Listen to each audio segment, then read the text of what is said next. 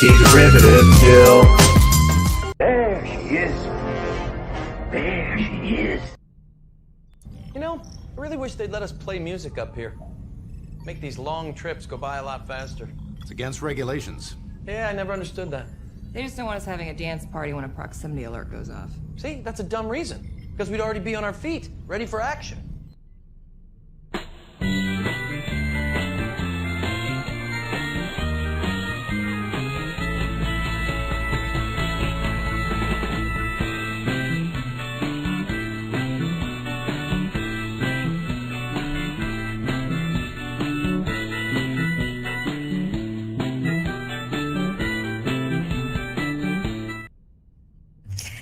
Hello and welcome to Shore Leave number 37, an open topic stream where both the channel and chat can direct the conversation in whatever pop culture angle they like. I do a ton of work on my Tuesday and Friday streams, collecting slides, writing notes, opinions, and trivia, and other assorted fun things to build the stream. So sometimes it's a little bit of a thrill for me to take a shore leave and learn from you and see what you have to say about the various movies and film and TV shows or whatever you like in general. We can talk about almost anything, so that the chat and panel can help direct that. And I've had this night planned a month ago, so I promise I'm not trying to stream over Pet for Hire's fun birthday party. He just got 900 subscribers. If you're not subscribed to Fet for Hire, please do so. He is awesome. Rest assured, I appreciate him very much, and he's doing great. And he rules. And happy birthday to Carla Burton.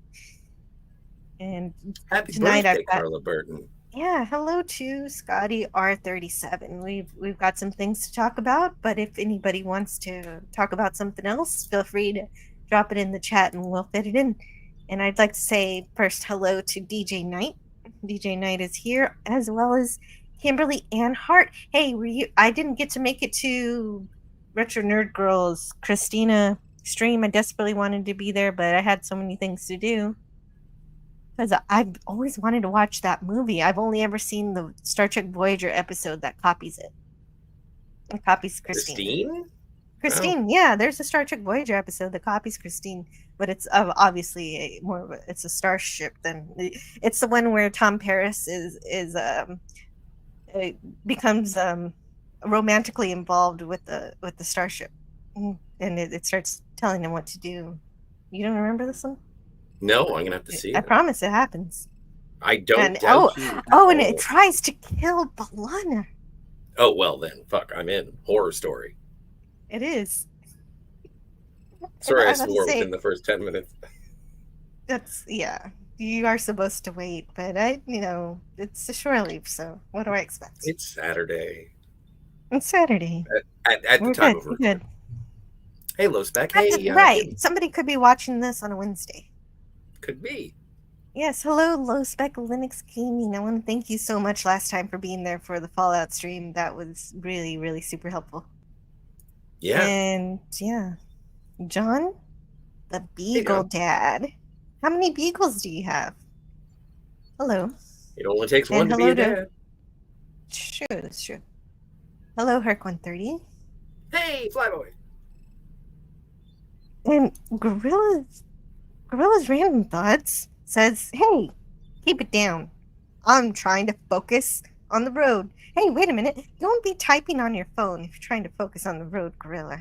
You better have been at a stoplight typing that. I assumed it was text-to-speech. That's why it's always on caps lock. Oh, you know what? That makes sense. I never thought about that. Thought about it that way. It's not the Gorilla's yelling at us. It's just that he doesn't know how to do text-to-speech without the text-to-speech app thinking he's trying to yell at people. You know when you're driving beside people and they're just like sort of talking and you assume that they're on their phone? Maybe they're doing text-to-speech or speech to text. I think it's that, or they're singing. Yeah, just one. Yeah. See, that's all it takes. That's true. That is all it takes to be a Beagle Dad, definitely. And so we're ready to talk about whatever it is we're going to talk about today. I think the topic was put together at the last minute. Basically, we want to talk about a discussion about movies that failed in the box office. They didn't make any money. They were a bomb in the box office, but they became a cult classic later, or became a movie everybody loves afterwards. And Hey, I guess Gavin. So if you got any movie like that you want to share, let's talk about that, or anything else you want to talk about. Hey, Gavin. Gavin says, I think you should all keep it down. It's 4:26 a.m. here in the UK. Oh, good morning, Gavin. I hope you're waking up and not gone to sleep. Oh, that's why Lance from the Outcast Creative said earlier. He said just like a few hours ago. He said, "I'm just getting in. I don't think I'm going to be making it to this." But yeah, because he always goes every Saturday. He goes to dance. He goes dancing, and I guess he just came in and was going to sleep because he's in the UK. And it's very late for him. Disco. The girl is, yeah. And I don't know if it's disco. No, it's well, more like but a some kind of discotheque is club. usually just a dance club. Oh. Grill's Random Thought says, only thing I have seen tonight was someone's cow got out, and a bull and a cow were doing it in the middle of the road. I hate walking in on my parents having sex. It's the worst. Yeah, well, I guess it would be similar to seeing two cows in the middle of the road. Yeah. Did you have to drive around the cows, Gorilla? Yes, gorilla, please. Oh, was it really? So Blade Runner is today considered one of the best science fiction films ever. Was it really a box office bomb when it came out? Both of them were. Not just Wow. Blade Runner, but Blade Runner 2049. No, it took many years and many cuts to make it. Like I have the box set. It was on my list. That's a good one. Let's start with that because I'm. Oh no, I don't. I didn't bring that one down. I pulled it down, but I didn't put it on the right pile. I'll get it later. But yeah, absolutely. Blade Runner, when it first came out, was the story. People didn't understand it. They got thumbs down, and it lost money. Like it was widely regarded as a failure, and it wasn't really until it was rediscovered later in the 80s, after the boon of cyberpunk, and because it helped pave the way to its own success. But initially, it was very poorly received, both critically and financially. Okay. Wow. I guess it just didn't appeal to people. No, I didn't know this. I had a whole live stream about it, and I studied the movie, and I had fun learning about it, and I didn't catch that. I didn't catch it that it is a cult classic. Yeah, it's widely regarded as one of the best science fiction movies of all time. And when it first came out, it landed like a lead balloon. Oh no. Okay. I thought it would have done well because of the production of it is amazing. So I thought that it would have done good. Well, no, at that point you had seen Harrison Ford as Han Solo twice, and then he was Indiana Jones, and everyone went, or not everyone went, because they found out it was like, okay, it's a Harrison Ford movie. We're gonna get punching and running and whatever. And then the reviews came out, and it's like, this is slow and paced, and even though it is beautifully shot and the production design is amazing, what's the story here? Harrison Ford, usually so very charismatic, he is a wet sandwich in this film. It's supposed to be. Exactly, and that's why a cold fish. Yes, that's what his ex-wife called him. So that takes a little bit of a narration, but what else? And that's the thing, and that's how people perceived it at the time, and that's why it is sort of blossomed with age in terms of being recut, and some people didn't like that narration, and they took that out, and Then they spruced up some of the special effects, and like there have been 5.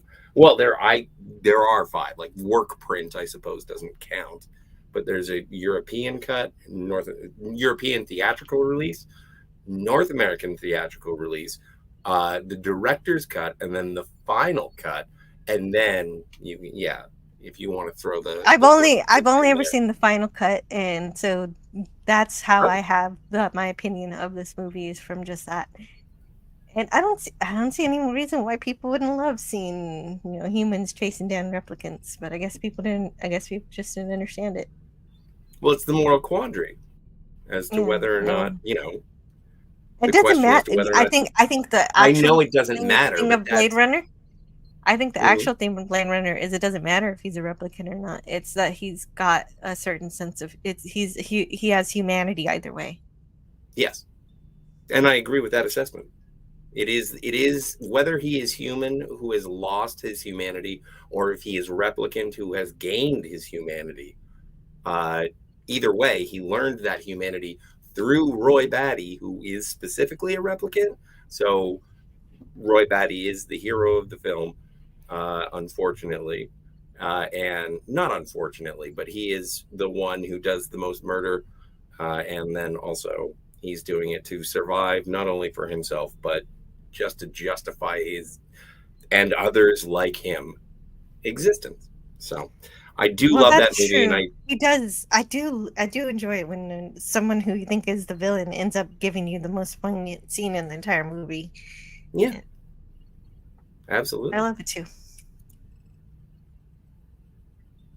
Girl's Random Thought says, only thing I've seen tonight. Oh yeah, I already read that. We just love cows fucking.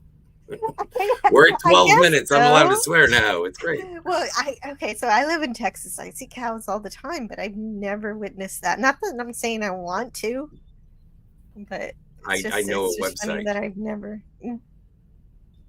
Actually, it's over on Gorilla's Random Thoughts. Don't forget to subscribe to Gorilla's Random Thoughts, where he will have bovine coitus on his channel. Well, at least he'll discuss it. At least he'll discuss it. Kimberly said, let's hope. Just going through the Stargate SG-1 DVDs. Awesome. Yes, I love Stargate. I need to talk about that, even if I just talk about it by myself. I have the first 3 seasons on DVD. I don't know how we would do that, but I enjoy it. Well, you probably have the whole series on your accessibility. So you sat and watched while laying down the horn, and did the horn get them to stop? The horn is what got them started. Yeah, darn. Oh, yeah, the special features are great in Stargate, for sure. Yes. Herc130 says, I really like Chronicles of Riddick. I didn't like Riddick that much. Pitch Black was good sci-fi horror. Pitch Black is my favorite. I love all 3 movies. Well, there are 3 of them, right? What's the third one called? I forget what it's called. It's the most recent one, I think. Yeah. There's Pitch Black, Chronicles of Riddick, and then yes. I want to say it's like Furiosa. Like I want to say it's like Fury Planet or something. I thought that was that's Mad Max Furiosa. Yeah, but that's Riddick why movies. There was also an anime. Like I'm surprised by how much Riddick. Oh. Like I'm surprised by how much Riddick has injected into the sci-fi zeitgeist or whatever, because it's not. When you talk badly about Riddick, people do get like back off, and I'm like, okay, I liked Pitch Black. I did see Chronicles of Riddick, and I thought it was pageantry that didn't make any sense considering the first movie. And then when the third one came out, I was like, you know what? I think I'm going to step away from this franchise. It's not that I'm angry. It's just that I don't want to get deeper. I didn't hate the most recent. It wasn't as good as the first 2, but it didn't. I didn't hate it. It was just a little flat compared to the first. First 2 had a lot more imagination. I love the second one, Chronicles of Riddick. It has my favorite death by teacup. Please explain. It's been so long. What? He kills somebody with the teacup. What, like John Wick kills people with pencils? Yes. Okay. I'm going to have to rewatch it. Yeah, and he's basically Dr. Doolittle with the way he deals with animals. And I like All right. the idea that they had to cross the planet without getting burned to death because the sun is murder. But the So it's thing like is, kind is of like, the opposite of Pitch Black, where it was dark. Yes. Now the sun's gonna kill you. it's all colorful. I understand. But this is why I never really cared for Chronicles of Riddick, is because I watched the first one and it was like, I don't know, it's Blade mixed with Alien 3 mixed with, no, just Alien 3, except more aliens. Way better than Alien 3. I don't know. A I lot haven't of seen fun. Pitch Black in a long time. I'm not going to make a judgment. But I'm just saying. I think someone in the chat going said it was going from horror, that and I into it- agree with that. Yeah, that's Herc 130. Sorry, what did Herc say? That it's good sci-fi horror, and I agree with that. Yeah. So I don't know. I just thinking like the reason that I wanted to sort of discuss this is that we just recently saw with the Joker, Folie à Deux, that a drastic change in tone can alienate an audience. And there's been, sort of a political slant towards that. But if you look between Chronicles of Riddick and Pitch Black, like in reverse order, strike that, reverse it. It's like those could not be more different if they tried. But people like that. I like them. I but like it- both of them. Well, the first one was more self-contained. It was like we're stuck on this Yeah. planet, and there's this killer kind of animal that wants to eat everybody. And then And the his next name was one Riddick. yeah. The scariest monster on the planet was Riddick, after all. But then the next one, it's actually I think Chronicles was more like Alien 3 because it was the prison. Oh, It that the was right. prison movie, I but don't it know. was more expansive. They tried to expand the universe in the second one. No, they didn't Love try. They blew it up like with helium. Like, isn't Judi Dench in that movie? It's Judi Dench. Dame Judi Dench. She was M in the James Bond series. I believe she's a very well-known actress. I don't know if she won an Oscar. She's an old lady. Yes, she is in Chronicles of Riddick. Right. She's in- And like that was a shoot, no pun intended. That was a shoot for the stars. We are building a franchise. well, we have a special guest. It looks like Dadman Walking is here to join us. Welcome, Dadman Walking. Hello, can you hear me okay? 5. Yeah. I hear you great. Oh, well, sorry late, but had a lot of stuff going on tonight and all. But thanks for inviting me on earlier, Jill. How are you tonight? You're welcome. It's an honor to have you on tonight. I'm doing well. How are you? It's day or night somewhere. It's day some places, night other places. Doing good. That's Been good. an I'd be interesting okay evening. saying good morning too. Yeah, been an interesting day of college football because that's my specialty. But University of Texas lost. Yay, go Dogs! I can't believe I said that, but yeah, I did. Okay. Yeah, I don't know. Yeah. I don't have really much of an opinion. I am Texan, but I'm not like gonna say Longhorns are better or Yeah, whatever. I just Well, yeah, I happen don't to know what they want your life. Sorry. yeah. Well, all That's the Roll best, Tide. That's the best Texas. Oh, Right Roll on. Tide got rolled up to today by Tennessee also, but hey, it's all good. So it's been a happy day. But hey, thanks for inviting me. I'm excited about Short Leave. Never actually had a chance to hang out at one of these before. Oh, that's true. Yeah, that's true. Yes, welcome for the first time on Short Leave. We just talk about whatever we like, and like I said, we had the topic of talking about movies that failed at the box office that were nevertheless good. And so far, we talked about Blade Runner and Chronicles of Riddick and Pitch Black. Okay. Well, I tell you, I'm always a Killer Clown from Outer Space fan, so Did It they make didn't a have a- sequel? Now I wish they They made a video game about it. I think that just came out in the last year. Oh, nice. Yeah. So I like those kind of movies that may not have been great in the box office, but that's where your special finds are. Those movies that didn't quite get all the hubbub and all the attention, but then you find it out later, and then sometimes they grow on you. Herc 130. What says- would Gavin Blackburn says? What would Scotty do if he saw a turtle trapped on its back? You mean a tortoise?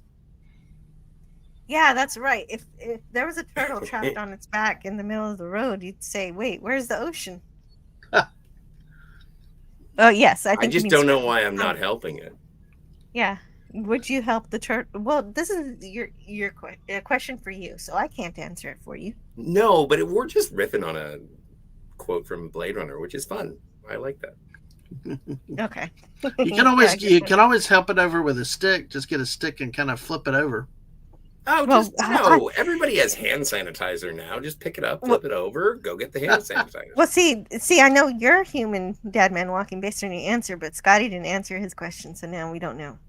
Oh no! Am I gonna have to shoot you through the? Does back wall? that mean he's a human, or does that mean he's a replicant then? We're all just trying to Yeah, figure that's it the out. question. Actually, the Killer Clowns from Outer Space I saw when I was 4 years old. And You saw I it? had, yeah, when I was 4. And I don't know if I was supposed to be watching it, but I ended up watching it anyway. And I had nightmares for clowns for weeks. Oh boy, that's my story with the Tiki Doll. ABC 1975. I was 5. It was a trilogy of terror, and somehow my dad, my sister were watching it, and I saw that stupid little Tiki Doll, and the rest was history. Oh, yeah, man. Yeah, Well, those that's nightmares stuck with what me until I was a happens. teenager, though. That's how long Wow. that stuck with me. Yeah. Mine eventually faded. That's pretty crazy that lasted with you for so long. Yeah, it did. Ugh. Oh, like- what Haven't- was Should you ever Go ahead. see some of those by complete accident, I was I went to show and tell in like 1984, I guess. Went to the library because they had the story picture book, like the 8x11 story picture book of Ghostbusters, and it had a 2-page spread of that initial librarian ghost when it turns into the monster. I remember opening the page and I was just like, I did sort of a large margin. I was like, and it looked like this. And I showed the ghost from the beginning of Ghostbusters. And no word of a lie, 2 of my fellow classmates just burst into tears. And they were just like, this is the most terrifying thing I've seen in my entire... And it was just a picture book. I loved it. And from there, I've just been so okay. Like, I look for the things that I can show my 5-year-old nieces. And I'm like, what's scary that will desensitize them to frightening things? I don't know if it can desensitize you, but I think it makes you Well, avoid a lot of it. no. See, Halloween has always freaked me out with the bloody, the pictures and the art with so many things. I just hate a lot of graphic stuff like that. So it didn't take much to get me freaked out with that. But it's amazing how much images like that can really hit you and haunt you and stick with you. Our kids were small when we tried to go around Halloween Horror Nights in Orlando. Just the prop stages that they have with axes and blood and all this stuff. We were like hiding the kids' eyes as we're walking past them. Visual representations can have a big impact when you're real young.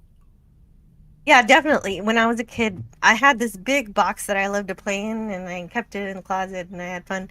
And then I had to give it up because the apartment complex needed boxes, and they were asking the people to give up boxes, and so my mom took mine. And then they said, "Oh, you'll get in free. You get in for free to the haunted house." I took one step in there. I was very young, less than 5 again. Yep. And the second I stepped in there was a man with blood wielding a chainsaw, and I was like, "Nope." I walked right back out.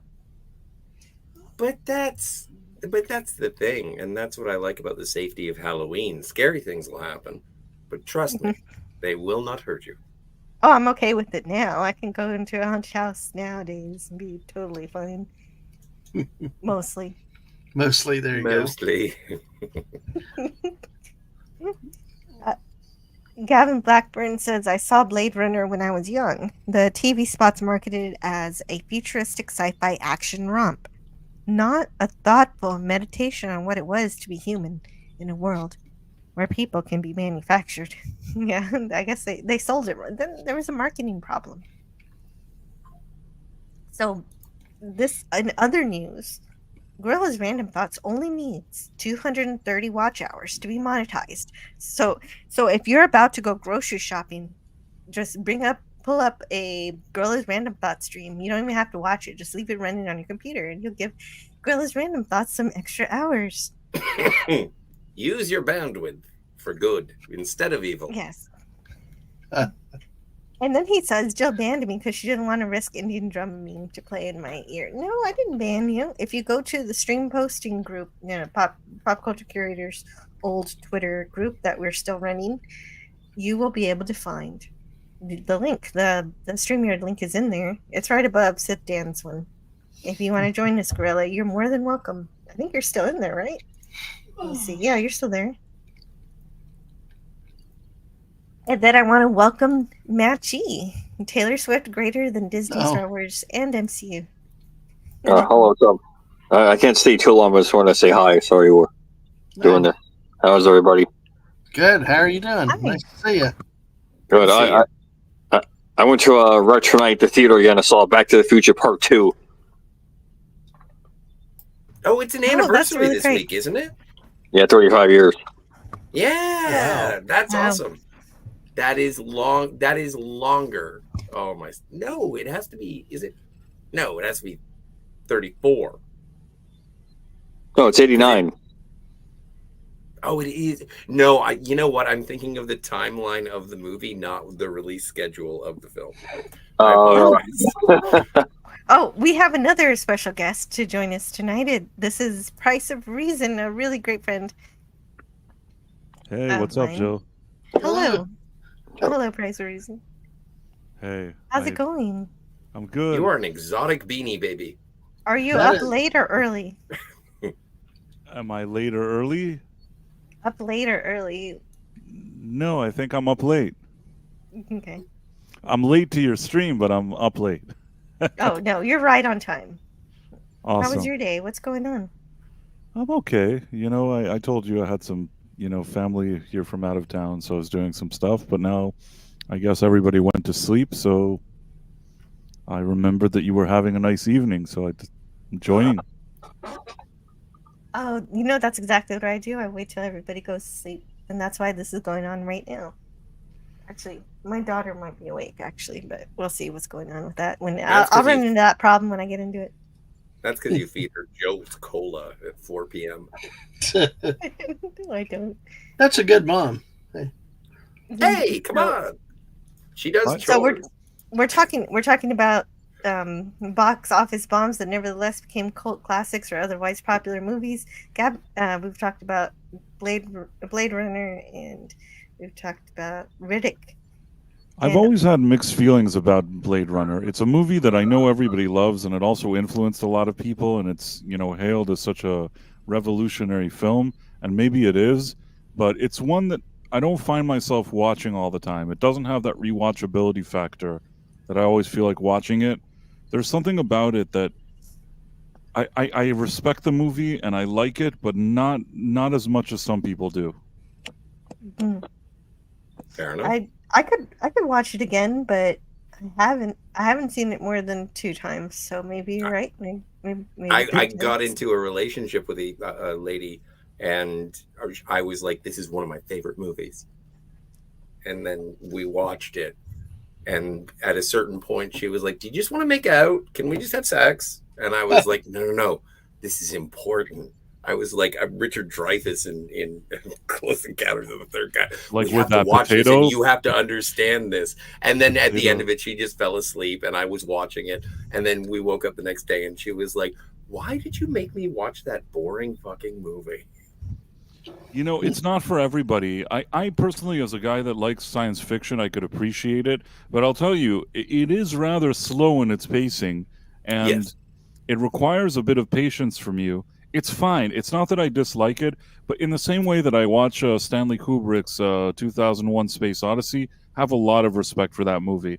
I'm not going to sit around and watch it again. You know what I'm saying? I know it's great. I've watched it. I respect it a lot. I saw it on a big screen. Was really Yeah, me amazed too. by what he Nice. was able to achieve. Don't really feel that I want to watch it more.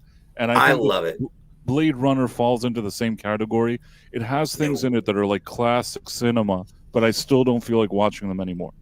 I would say 2001 is better than Blade Runner, just because when you sort of piece together what's going on in Blade Runner, then you can dismiss it or embrace it as you wish. But whenever you watch 2001, it is sufficiently mundane, intriguing, and confusing, depending on which act, that I'm still engaged. I watch, but again, I watch both of those once a year. So, I love both anyway. of those movies. Again, but sorry, go on. No, you can go ahead. No, I was saying it's not We're that I here. don't. I'm saying I'm agreeing with you, Jill, and with you, Scotty. I agree that these are great movies. It's just some great movies. For example, I don't know why Terminator 1. If I'm flipping through the channels and suddenly it's on, I'll enjoy watching it again. I don't know why I'll enjoy watching it. I have no explanation. I probably like seeing the first one more than the second one, and I don't know why. Blade Runner, if it comes on, I'll be like, well, I've seen this before. I'll probably change the channel. Not that I even I love the watch second one because I know I'm gonna cry at the end. Terminator. It's a robot. Yeah, well, he's dying in the boat lava. No, he's being deactivated. He can't self-terminate. In fact, I'm angry at John Connor for killing the fucker. I'm going to stop saying fuck. I apologize for the swears. And just to throw another movie in there, Gavin Blackburn says Star Trek V: The Final Frontier. Wasn't that a bomb too? Was that Yes. a box office bomb? Yeah, I guess it Yes. was because it almost killed Sir. Wait, wasn't 5 a pretty bad movie though? From what I think that 4 was decent. 5 was not so Five good, was and my then favorite. 4 was my Depends favorite. on who Not you 5. I like 6, but hey, what? Oh, 6 is great. I 6 love is fine. 6. 6 That is the undiscovered country or whatever. Yep, Is that the 6th yep. one? That Yeah, was fine. that's it. Yes. 5 is Star really Trek the 6, weakest The one. Hunt for Red October. I didn't actually see Blade Runner until, like, I just did seen Back to the Future Part 2 Retro Night tonight. I actually didn't see Blade Runner for the first time in any capacity till they ran in that Retro Night, and I went to go see it because of its reputation, and it just happened to be the year that the sequel came out. So 7 months later, I get to go back to the theater and see the sequel as if it was like, as if it had come out that year, like the first one that is. But no, it was 35 years later. Actually, I was thinking about this tonight. I don't know if this quite fits in because this was definitely not a financial bomb or anything. But the second Back to the Future, in some ways, has exceeded the first one because of all these extracurricular, miscellaneous things that have been attributed to it, and there's like a laundry list. And if I can try and name off the top of my head, well, first there's the Crispin Glover lawsuit because he didn't sign up to be in the movie, but they had someone dress up to look like him, and that they got sued for that. So that's the whole thing. There's the depiction of 2015, and obviously that didn't happen. Like almost none of it happened, but it was so grandiose and charming. We're gonna have hoverboards, we're gonna have flying cars. This is the future. And then there's the whole hoverboard thing, and people still thinking that's actually going to really happen. And then there's the fact that the alternate 85, because of somehow Biff Tannen is allowed to be like this dictator of this, at least this one town. And then if you see in the newspaper, it says Nixon seeks 5th term. It looks like it takes place in the Watchmen universe, and that's been like talked about. And then the movie's directly referenced in Avengers Endgame and sort of imitated. And then, like, well, all this for just the sequel. And even though the first movie's kind of better, because I feel like the second one has more, I don't know what the word is. Seems like it's more influential And also, there's a thing about predicting the Cubs winning the World Series is only off by 1 year, and that might be because that was a good prediction, though, wasn't it? Yeah, and then there's the fact that there's gonna be. Remember in the movie, the Cubs beat Miami. There was no Miami team when the movie came out, but there became the Miami Marlins or Florida Marlins after that. Like there's so many things that attached to this movie. Does anyone else agree? Does anybody feel like that? It seems to. Sure. One eats two for breakfast, but that's just my opinion. I think that Once, as a standalone movie, is just an all-time classic. Whereas the second and third one, I enjoy them as part of that trilogy. I was very enthusiastic when they came out, and I generally like those movies. But objectively, as a person that's like studied film, the first one is the real deal. The second and third one, many plot holes and issues and things, and it gets by on a lot of goodwill because it's so imaginative and there's so many great ideas, and it's well made, and you love the cast, and you're already invested in it. But the first one is way better than the second and third. Yeah, well, I could. Price of Reason, if I may, and sorry, but I want it like it's an issue of diminishing returns. The first one sets it up so perfectly, and it almost makes time travel an escape room, and the second one makes time travel a roller coaster, and then the third one basically makes it an escape room again, which, once you've felt the freedom of time travel and realize that was even more constricting, when you get back, it's just a matter of the time, the time that you are stuck in.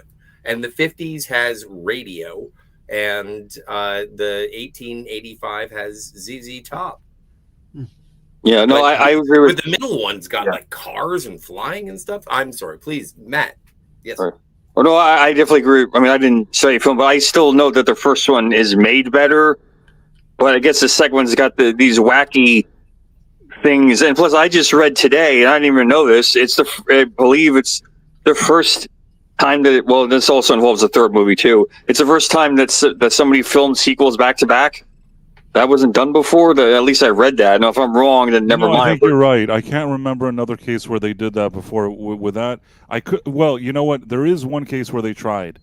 Superman. They actually filmed 1 and 2 together. But the reason why that doesn't take the crown away from Back to the Future is because those people that were producing it had a fight with the director, had a fight with Marlon Brando. Oh, yes. Why then they brought like Richard Lester to reshoot the movie. So then it becomes a problem. It's not really that they filmed both of them and released them. It's that they released both of them and then released only one of them and then revised the second one.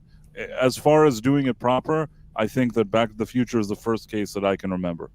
Yeah, and then another, much later case where they did that was Lord of the Rings. They filmed all 3.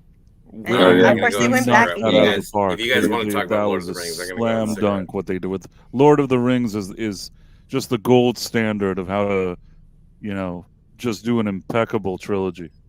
Yeah, I know. I do like Back to the Future 3, but I think it's not. I don't think it's just. I mean, I still like it, but it's probably not as good as the first two. It doesn't have any extra. It doesn't have any other things going on in it like the second one does, because the second one. It almost feels like if they had a budget for 2 and 3, they really put an emphasis on 2, and the third one they're like, "What if he's in the Wild West?" And they're like, "All right." I mean, at that point, Back to the Future was becoming a TV show. Let's go back to a certain time. Yeah, I still think all 3 were really good. It's just I think they diminish one after the other. I still like them. It's a trilogy that I really, really like, and I would happily watch. As opposed to what I was saying about Blade Runner, I've seen every one of those movies a good amount of times, all 3 of them. But still, I'll say that when it comes to screenplays and writing, the first Back to the Future, it's not just one of the best screenplays for like science fiction or sci-fi ever written. It's one of the best screenplays that I think that I've ever read in my life. I can see that. Yeah. Really, really good. Definitely, because people argue about it all the time about what it really means, and that's. Yeah, I could actually understand Scotty about the diminishing returns, but the thing that might save the second Back to the Future is all the things I just mentioned. So that might keep people from actually knocking. And even though, yeah, the first one's better, it's more cinematic. Like, it feels believable. Like, I really believe he traveled back in time and he's going to disappear. No, there are still a few. I mean, you can overlook them, but there's still.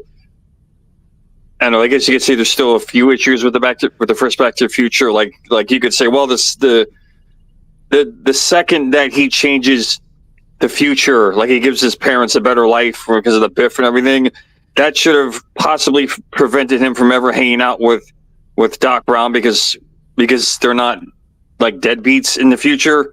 Like they're not living that miserable life that's in the first part of the film. It's in fact they shouldn't even be living in that house. Honestly, shouldn't he be in a better neighborhood if he's successful offered? Like, plus, why does he still remember that? Then, like, he shouldn't. That shouldn't. People said no. He would. It would instantaneously change to something else where he never even travels back in time. But then that cancels out. Yeah, that's what time travel is nutty. Because you can get into all these paradoxes. Yeah, you shouldn't do this, but you shouldn't do that. Some people say when you go back in time, you create an entirely different timeline, and so yeah. Well, I guess Endgame, which directly references Back to the Future too, and actually discusses it, and then they actually kind of, I think the general, I think there's different kind of casual fans. Like there's some casual movie fans that just watch something that goes in right in one ear and right out the other, but there are people that know some movie trivia who know Back to the Future Part 2 when they're watching Endgame. And they're watching the parts where they're interacting with their other selves from the other movies, including footage you've already seen. And because they actually mentioned the film, like don't bet on sporting events if you go to the like, oh, this is kind of like Back to the Future Part 2, except Avengers Endgame. What? Yeah, I mean, it was a rather amusing homage or whatever, tip of the hat or whatever. Not even homage. They reference it in the movie. But what I was trying to say about the first one. Think of how the movie, pretend you've never watched it before. The way that it builds, and the reason why I have this experience also, as a kid, I went to the theater to see it as a pretty young kid, but young but old enough to understand everything that's happening in the movie.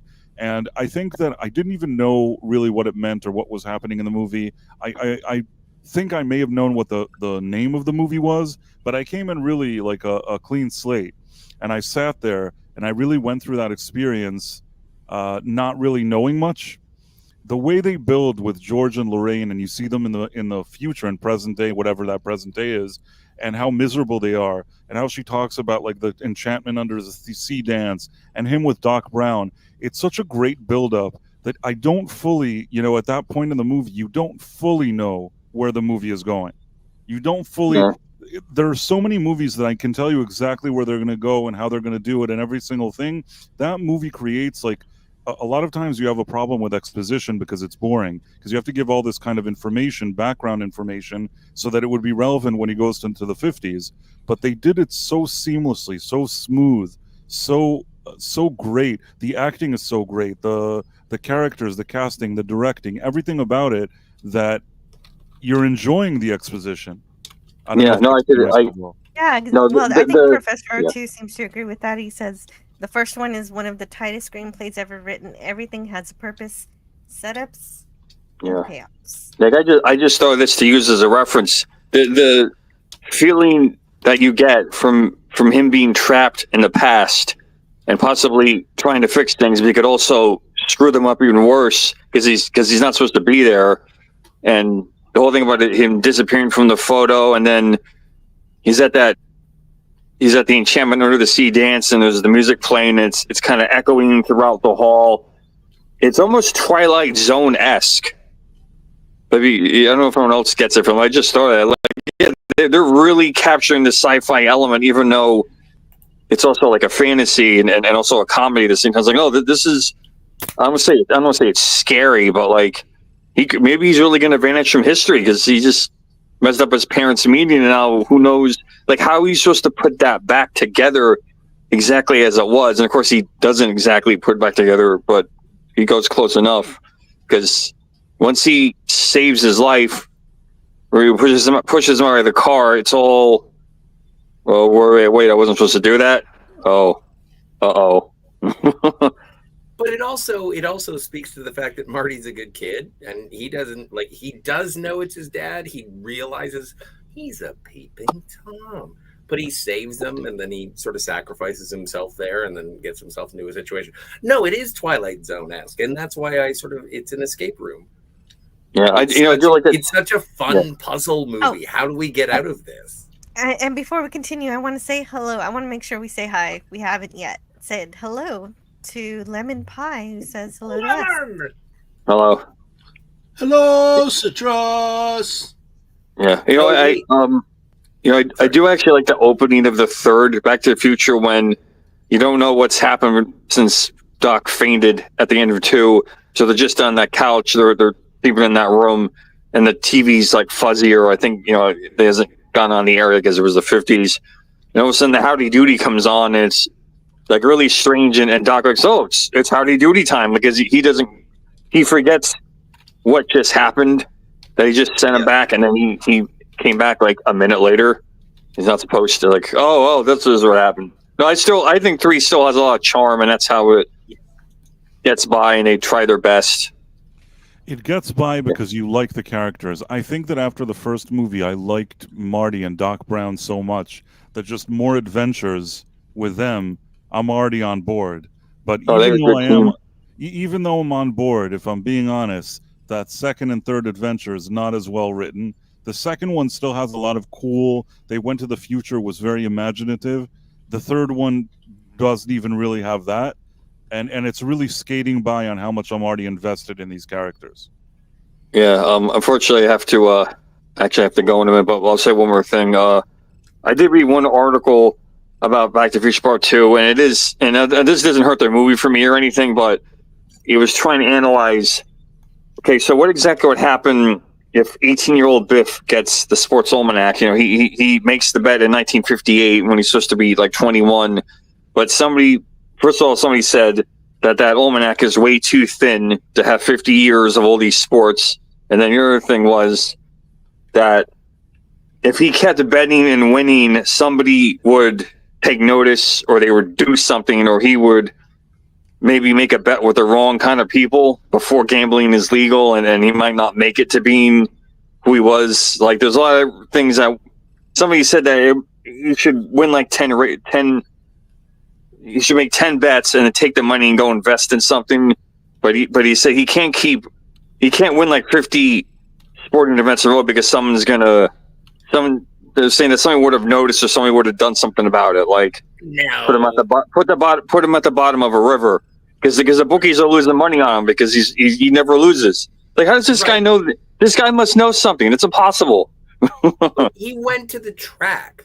The track, and from what I understand, that's a legal proposition.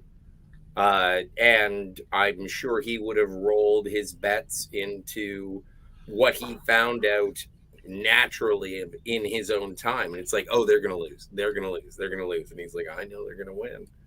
I think he would have picked his bets and rolled them because I think that Biff is innately a greedy, manipulative man. But also, one of the things that I find fascinating about the argument about the book's too small, and it's like, yeah, we're talking about a movie with time travel, and if the size of the book is where your suspension of disbelief goes away, all right, well then you enjoy your slide rule kind of thing. Yeah, well, the guy who wrote the article was more focused on he wouldn't just be able to keep making bet after bet and win it without somebody doing something to him or yeah.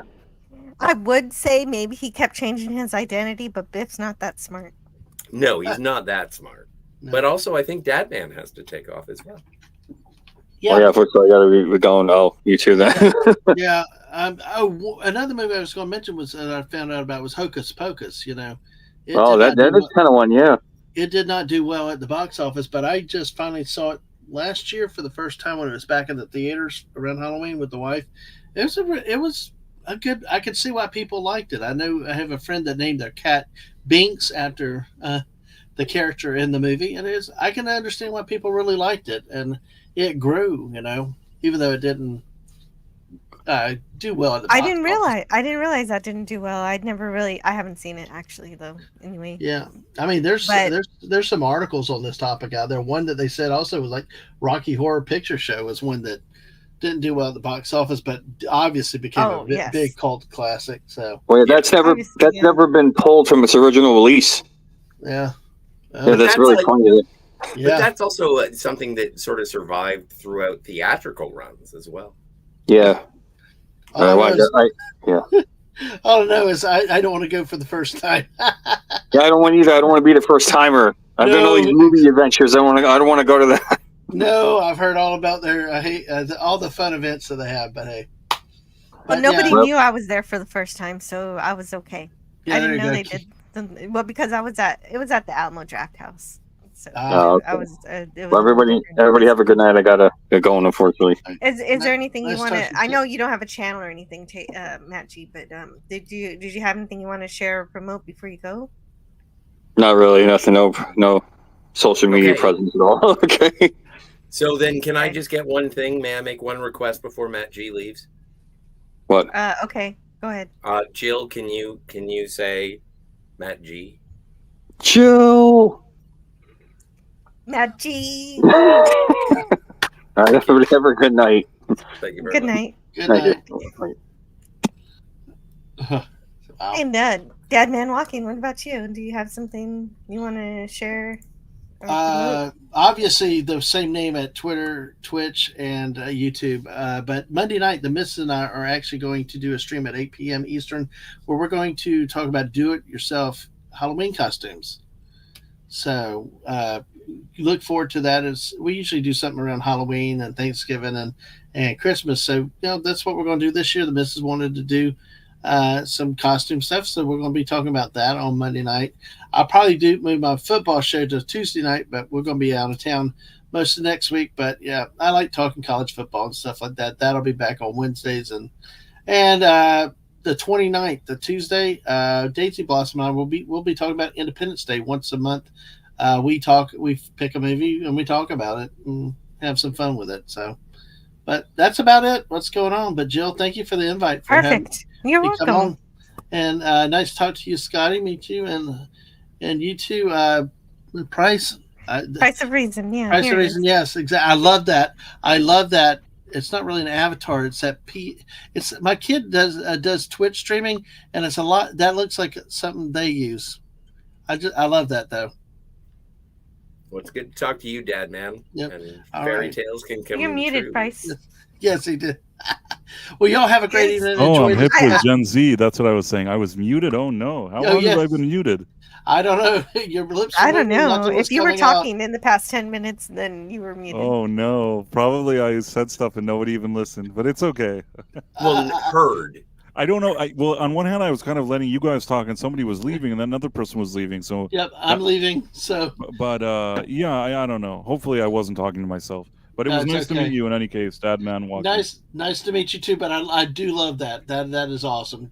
And y'all have a great Thank night. you, sir. So cool, too. Especially man. that little mouth moves. It's so cute. And, yeah, and earlier, Professor R2 was saying, my fuzzy late night buddy, and I'm pretty sure that's you. It's true. Yeah, I do a lot of streaming with Professor R2. Every Tuesday and Thursday, we have a stream called the Great Night Owl pumpkin. that we do. That's great. Yeah, What do you guys yeah. talk about? Topics of the day. It kind of changes. The weather? No, I mean a lot of time it's like very entertainment based. A lot of sometimes it's stuff with the mainstream media, gaming stuff. I would say that recently, especially over the past 2 weeks towards the election, we touched a little bit at least on media coverage of the elections because we're not overly political, but we did touch upon some things that have to do with the media. But in general, I think it's just a fun late night show where we kind of shoot the breeze, and some people seem to enjoy it. So we're very grateful for It's that. a good show. That's when I like to lurk sometimes, and I don't always go in the chat because I'm busy doing stuff. That's okay. I know there's people. It's a late hour. People tell me that sometimes that they kind of watch it and don't say anything. That's probably most of the It's just people that watch it. you Don't. you and the people on the panel always have like soothing voices, and I just stick them in. That's what we go for because somebody once told me that I have something that sounds like a late night voice. I don't really know why or what that means, but if they say it sounds late night, then I try to embrace it. I understand Kim- exactly what you mean, except I'm Kimberly- Canadian, so it's not as cool. Kimberly Ann's Heart says the Great Pumpkin was good. And yeah, it was. Actually, I put it on for my daughter just today. She loves it. She loves Charlie Brown. So I call that's it good. the OK Pumpkin. Well, he never showed up, so That's we're why. like- Not so great. And apparently, way back in the before time, Herc 130 said, by the way, IMDb says Riddick 4, Furia is in production. Not Furia. It's not going to be a bunch of cosplayers with fuzz. You know, and I'm not judging. I would like to have a furry experience, but what I'm saying is it's not called Furia, it's Furia. Furia is in production. I'm with sure that they will David change Twohy. that title based on the this recent success of Mad Max Furiosa. as writer and director. So I don't know who David Twohy is. David Twohy is the man. Like he and what's his name? The guy, the bald guy. The You know, the main star of the character? movie. The star of the movie. What's his Riddick. name again? I should know it. It's Who Vin plays Diesel. who plays Riddick? Vin Diesel. Vin Diesel. So David Twohy and Vin Diesel. This has been like a passion project for them, and so if they get the opportunity to make these movies, I give them all of the credit in the world. Absolutely. Sometimes I feel like he agrees to do one movie with the understanding that they'll agree to make another Riddick movie. He's the only guy who shows up for his character every time. Like video games, Vin Diesel. All the time. He's in the anime, Vin Diesel, all the That's time. pretty cool. Yeah. I've got to say hello to a few Edge of people Time. who have arrived. Do it. Edge of Time is here, and Lemon Pie is saying goodbye to Dadman, and Gorilla's Random Thoughts left about 4 minutes ago. Good night, Gorilla. Don't get involved in a bovine orgy. Yeah, he was honking his horn. I don't know. Yeah, I if bet he was that's what they call it encouraging in them. Texas. DK says earlier, Jill, my friend Retro Nerd Girl has a cold. Oh no, she's sick. Oh, poor Retro Nerd Girl. But she's going to feel Green better. tea. Of course she will. The answer is Retro green Nerd tea. Girl. If you just happen upon this live stream, Scotty R37 recommends green tea Yes. because of its vitamin C content. And caffeine. It'll open up your pores. It'll open up your olfactories. And it's got more vitamin C than an entire orange. And the Padawannabe says hello. All are you Indians in? No. Have I sent you a link? We If I just haven't, got started, Padawannabe. yeah, no, it hasn't even been an hour yet, so I don't think I'm getting sleepy just yet. I know when I'm ready to go, and it's not quite yet. Is that like Fury Road? Furry Road. Oh, Furry Road. Yes. I'm Furry Road. Yes. Riddick, It's, return what is to the that? rainforest. Zootopia. It's just being a pervert in Zootopia. Vim Petrol. Oh, I did invite you already. Welcome, Padawan B. If I How remember are you? correctly, Vin Diesel wasn't somebody trying to, make some accusations against him and cancel him, but it seemed to not work. Well, the man's a crazy person. What, Vin Diesel? Accusations? Yes. There's accusations? I don't know about any accusations. I mean, again, not to get too deep into this because I don't know how the things appear on these kind of YouTube, things. Search, you know what I'm trying to say. But I'll try to use code to explain it. There was some kind of thing that they said up until this date. If you remember that some guy did something bad, you can say it now. Like now, you can file a complaint or something like that. The statute of limitations kind of thing. Right. I always got the impression that Vin Diesel was just sort of like, he's a big guy who is artistic, and there had been speculation in regards to his sexuality, but I never found him to be on like a Steven Seagal list. No, but there was one woman that, like, you know, with like what they said, they allowed some law, and they're like, That kind of thing. until this date, you can try to remember if something happened. So she's like, I was his assistant, and he tried to do this and that, or something like that, like 10 years ago, 15 years. I don't know what they said, and it seemed Sounds like credible. yeah, I mean, it's so strange how that movement initially was like every person that somebody said something against them, like their life was over, even without any kind of due process or anybody bothering to check it out. And then now we're at a stage where like, so they're like, oh, on this day you can make like a complaint if you want, like it's only good until tomorrow. And then you see like a wave of like 100 complaints against people that most of the time there's like no evidence, and the people, it's not even getting reported, like nobody even cares. And that really shows what this movement really is, and how ridiculous at least some of it was. I'm not saying that there weren't bad people, and it's fine to you know, point out the ones that are truly bad, but so many got caught up in this just, you know, for no reason. And I don't know what the story with the Vin Diesel one, but I don't take it very seriously. I never heard the. Yeah, I mean, if it happened 13 years ago, why did it take so long for something? Yeah, Money.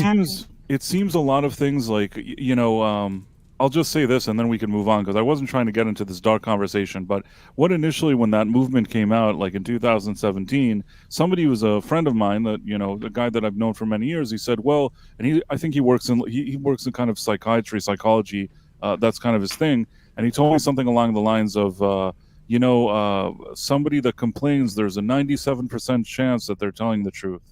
And I said, yes, in the real world, in the regular world, when it's just one person against another person, yeah, sure, that's probably true. But when there's a celebrity involved that suddenly has $100 million and you can try to get some of their millions, it really isn't the same thing anymore. I'm not saying that a celebrity can't do something bad. I'm just saying that I don't think that the law of the 97% of the people are all correct works when somebody is trying to get like millions out of some guy. Well, yeah, you know how much you can get for a slip and fall in a grocery store? $7,000. But those scam thing, yeah, they're everywhere. Everybody they'll do it in any and every different type. There is no honor amongst thieves when it comes to money. That's why when I take my kids to the trampoline park, we have to sign a waiver, and the waiver's like, you could die, and then you go play. So crazy. Well, like the trailer from Thanksgiving. Mm-hmm. Oh, I never saw Thanksgiving. What's that about? Did you ever see Grindhouse? Grindhouse? Also a box office bomb that I loved. Are you talking about Tarantino? Yeah, well, Robert Rodriguez and Tarantino, yeah. and in between the two films, there were a couple of trailers. And there is one directed by Eli Roth called Thanksgiving, and just recently he made it into a full-length movie. But there was a trampoline scene where a cheerleader jumps up and down on a trampoline, and then she does the splits and goes back to the club, and then just sticks a knife up through the trampoline while she's doing the splits. And I think it goes into her lady's genitals. It's no good. Yeah, no, that's not a good time. It's a horror movie. Yeah. And did that happen in the trailer or in the actual movie that they made out? In the trailer from Grindhouse, I think they sort of reeled it in when the theatrical. I never saw the theatrical, but I'm pretty sure they wouldn't knife a vagina in 2023. They would in 1997 if you've seen Seven, but I think that was 1997. Well,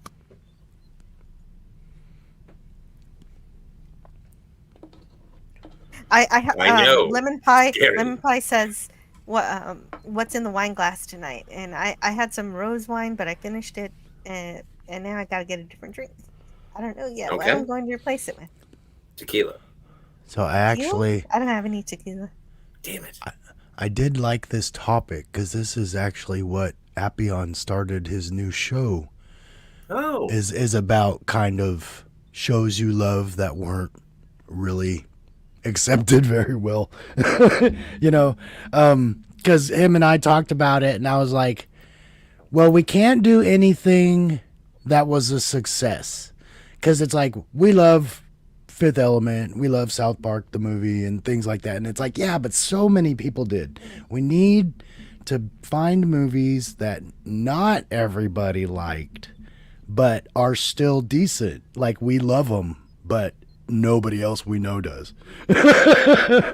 So we got, like, a really good one we just had a couple weeks ago. Vet for Hire, I believe it was, brought Escape from L.A. to us. Mm-hmm. And that was like a really good pick. Pacific 414. Oh, I want to see that. Well, no, I want to see Escape from LA because I love Escape from New York, but I know that LA is probably a little more. LA is substandard. But there's 15 years between them. If you want to see the spiritual end of that trilogy, I recommend the Guy Pearce movie Lockout. And I've seen that. That's the space saving somebody on a satellite prison. Or something. Yeah. Okay. Yeah. It's a space station prison, and Guy Pearce basically plays it. That's kind of funny. That is kind of what. And then he goes to try and rescue And that's funny. Yeah. It is almost the exact same movie as Escape from LA. That is funny. And I would say Lockout is better. Isn't that what? Just because of special effects and cheese. I mean, technically, The Rock is also that story on a different level. But it's let's use a criminal.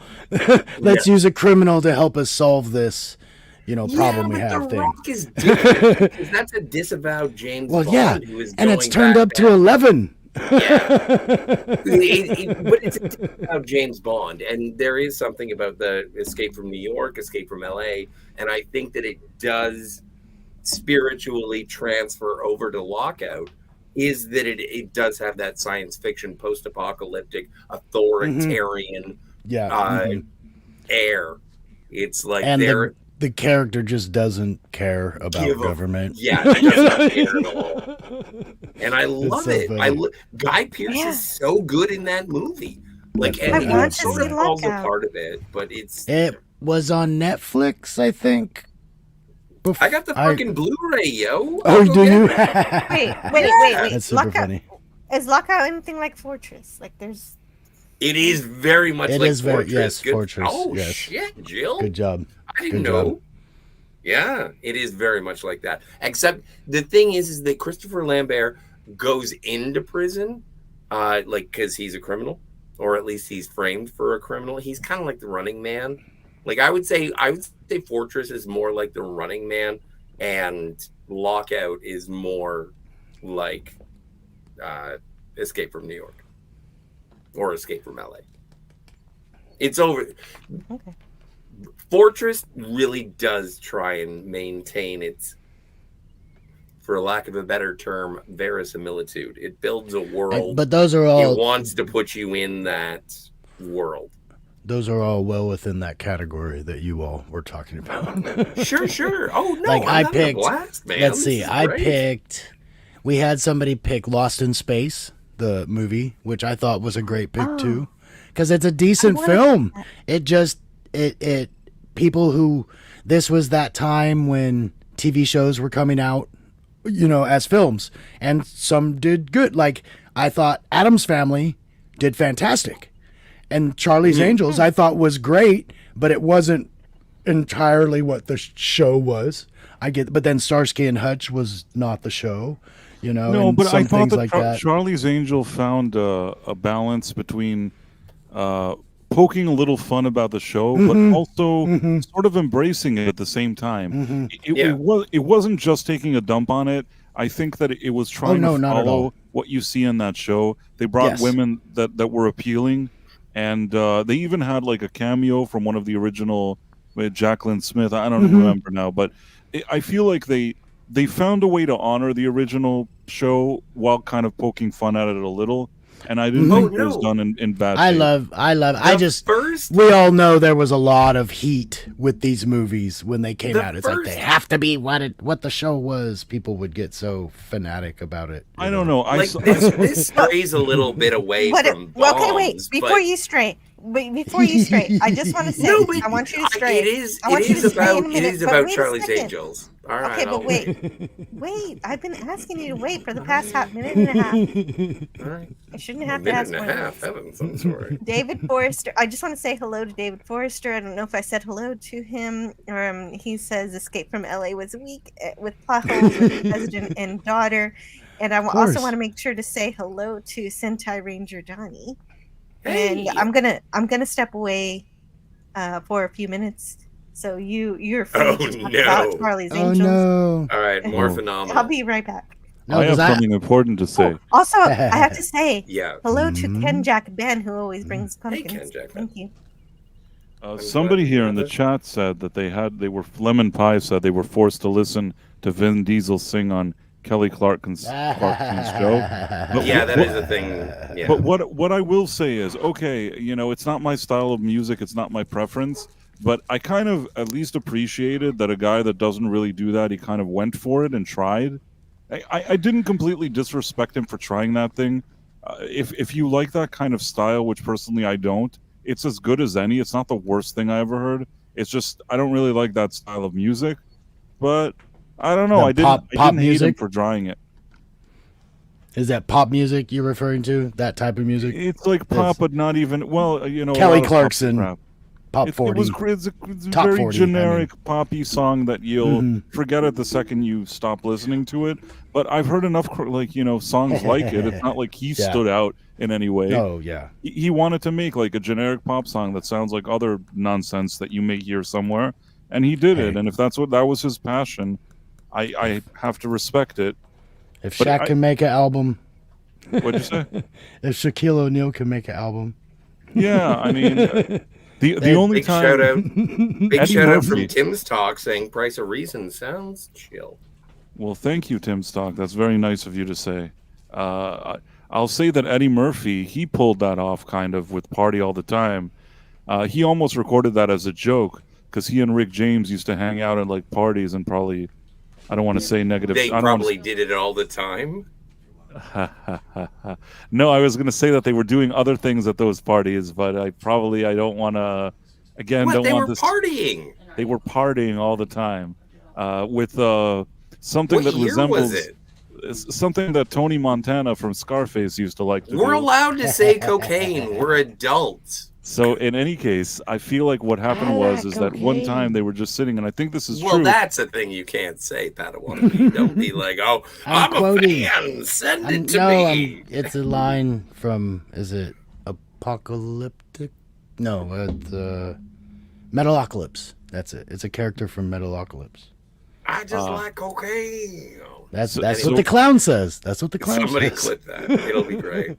So basically, I think Rick James in one of their partying situations, he said, "Hey, we could record a song, and everybody's gonna say you're great. You're such a big star now." And then they just like went into the studio, and I wonder if somebody even remembers that they did that song. They did it and released it, and it ended up actually being a hit. But you know what, Eddie Murphy, not the worst singer. I think that actually, if you listen to that song objectively. I think he's pretty good in it. He can sing very well, and he has an album. It wasn't just a single he released. He did make an album, although that song was like, oh, I'm gonna sing a song. Maybe I should write an album. But all through his early career, he sang, doing James Brown impersonations. Right, he's good at it. He's really good at that kind of stuff. And it's like, gosh, he sings so well when he's joking around. He would do his Michael Jackson impersonation and things like that. And he has a good voice. He has that resonance, and stuff like that. So he's a professional. Like, when did Party All the Time come out? That was like what, 87? Maybe 84, 85, something. Oh, was it really that early? Wow. Okay. So at that point, like he was on Saturday Night Live. He had done 48 Hours, Beverly Hills Cop, and then he puts out an album because he's the biggest star in the world. And I do think that part of the reason that people, I don't know, I'm a different demographic than his target base, Caucasian. But like it was like, this is fine, but it's nothing that's wowing my socks off. Like, do you think that the Eddie Murphy album, like speaking of box office bombs, like the Eddie Murphy Party All the Time album or whatever? Oh no, it was called Comedian. His album was called Comedian. And then he released his songs and everyone was like, yeah, this is too much. You're doing the Bartman. Well, I think that was 6 a time years before too. the Bartman came out. He would have been criticized a little bit. It's like, man, you can't do everything. Yeah. But he was Wayne Brady way before Wayne Brady. Like he could do it all. Acting and comedy and drama and I think he could because he could do TV and film. Name a dramatic movie that Wayne Brady has been in. Eddie Murphy's musical album was called How Could It Be? That was the debut musical album, and it was September 1985. And I think that he did a deal. That was when Doc went Back to the Future. I think that when it comes to Party All the Time, I think he did a decent job collaborating with Rick James. Rick James, as weird and crazy as that guy is, was a musical talent. And really, I think that was the song they worked on together. I don't think that Rick James worked with him on the rest of the album. I could be wrong, but it probably would have benefited him if he did work with Rick James on more songs. I feel like that collaboration was actually somewhat decent for like a pop song of the era. Want to give a big shout out to Fakuk 2005. Some called him Tim. Hey, Tim. Good to see you. David Fincher says, you're an adult. Say COVID-19. And that way we got both of us out of the way of the bus. Whenever that word is not David Fincher. Professor R2 says cocaine. No, wait, cocaine is that of a drug. That's the other line that comes up when I hear that word. Yeah, man. Oh no, I don't know. I just think of that Rick James. It's the clown. I forget the clown's bitches name. Leave when people are like, no, I know exactly how to talk. Fakok says, demonized after saying COVID. I suppose. Maybe. I don't know. We'll ask Jill when she gets back. Maybe I'll get booted from the channel. Didn't they cancel that word? What? COVID? I mean, they made us not use it, right? I don't even know. Well, no, it's a very common form of the flu. So I know that there was a very that's anyway, true. Do we really want to talk about this? I don't. Nope. Don't care. So, but I did have I had a couple that I thought were in terms of box office bombs that I think should be sort of looked upon more fairly. Number one with a bullet is The Rocketeer, box office bomb. Everybody I know. Go ahead. Sorry. Loves it. But yeah, everybody I know that's seen it loves it. Yeah. And I feel it's a legitimate argument. A lot of movies in the 90s got kind of rolled under the carpet because we were spoiled and so much came out. Mm-hmm. Look what comes out the year Rocketeer comes out. Is there even a month where they might have thought they could make money? I don't really think so. Those mid-90s are flooded with blockbuster hits. Every week, every month, all the time. Weren't you getting wasn't it like The Phantom, The Shadow, Darkman, and The Rocketeer all in the same year? And they were all just trying to ride the coattails. What year? Well, yeah, and it's but what year was it? Because I want to say I looked this up before, and I was like, "Oh, The Rocketeer." Because I want to say I looked it up because one time for some other movie, and I was like, "Oh, The Rocketeer came out that year too." So 1991. So yeah, that's right. Great. Okay, so 1991 movies. But okay, look. No, don't even go for the list of the you. Oh, actually, you know what? You're a grown man. I mean, I used to look at just the month it came out, and it's like, okay, that doesn't give me enough, because it's like, did you guys want to release this around October or Christmas, and there was too many good Christmas movies releasing, so you pushed it forward, or because there's so many things that happen. Oh, funny. This is not a killer year. This is actually a pretty interesting year. I will remember your presence, and I will introduce your exit to Jill. And if you are back on the rerun, I'm sure she will say, "Oh, I'm sorry I missed you, Edge of Time," and I apologize to everyone in the chat and on the panel when I role play what Jill would say. It's weird. Oh no, she left. She's so offended. Professor R2 says it was June 1991. You're perfectly right to say goodnight to Edge of Time. I'm glad I got back in time to say goodnight to the Edge of Time. Good night, all. Have a great sleep. Edge of Time. See you next time. Jill, you like Rocketeer? I do. Rocketeer was really great, and I did not realize it was a box office bomb, and so that's fascinating. Great movie. But, like swelled my heart. You were saying, I guess we were spoiled for good movies. Oh, okay. I was looking at the list here. It wouldn't give me just movies, but popular movies came up, and it's like Addams Family, Sleep with the Enemy comes out that year. Sleeping with the Enemy, never seen it. Backdraft comes out that year. I saw Sleeping with the Enemy. It's overrated. Other People's Money comes out. Mobsters comes out. Mobsters. Nothing but trouble. Tell me about Mobsters. Mobsters was when Christian Slater was trying to be Lucky Luciano, and Richard Grieco Booker from 21 Jump Street was like. But there were two other people. There were four mobsters.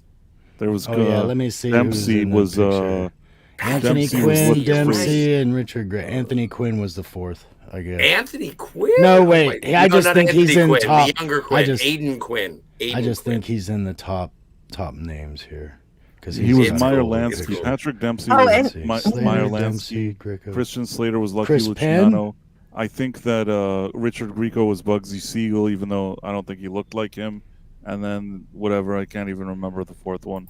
Chris Penn, maybe. He's in it for cast. I don't know if he would be there. And funny, Michael Gambon. Hey, Dumbledore. Yeah, Dumbledore. Hey, cool. I thought that was interesting. But then Nothing But Trouble. What About Bob came out that year. Everybody remembers What About Bob in the theater. And then I start seeing, Silence of the Lambs came out that year. Oh, Frank Costello. Costello, that was the fourth one. JFK came out that year. Jungle Fever came out. The Doors came out that year.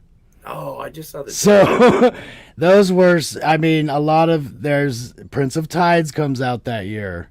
Regarding Henry comes out that year. But those were all very written popular by J.J. movies. Abrams. Very dramatic, award-winning roles. Wow, Addams Family. Yeah. J.J. Abrams is a hack. He's always been a hack. He still is. But Regarding Henry was written by J.J. Abrams. Oh, Cape Fear comes out that year. Robert De Niro. And I wanted to make sure. That I said hello to Tim's talk. I don't know if we said hi to him. I did. You did. Good work. Left. Good work. On your left. I guess we're on your right if we are on our left. I'm glad you're here. I don't know. It's an election season. I don't know if we're allowed to say that. I can say what I like. You can. There's someone else also, FKHC 2005. Hello. I've been mispronouncing Jill. that. This looks good. I've been mispronouncing that for a long time. Yeah. That's What's this new avatar, Jill? It's interesting. It's supposed to be a trill. I asked someone to make me a trill, like a picture that they already made for me. It was this picture here. I asked them to take this.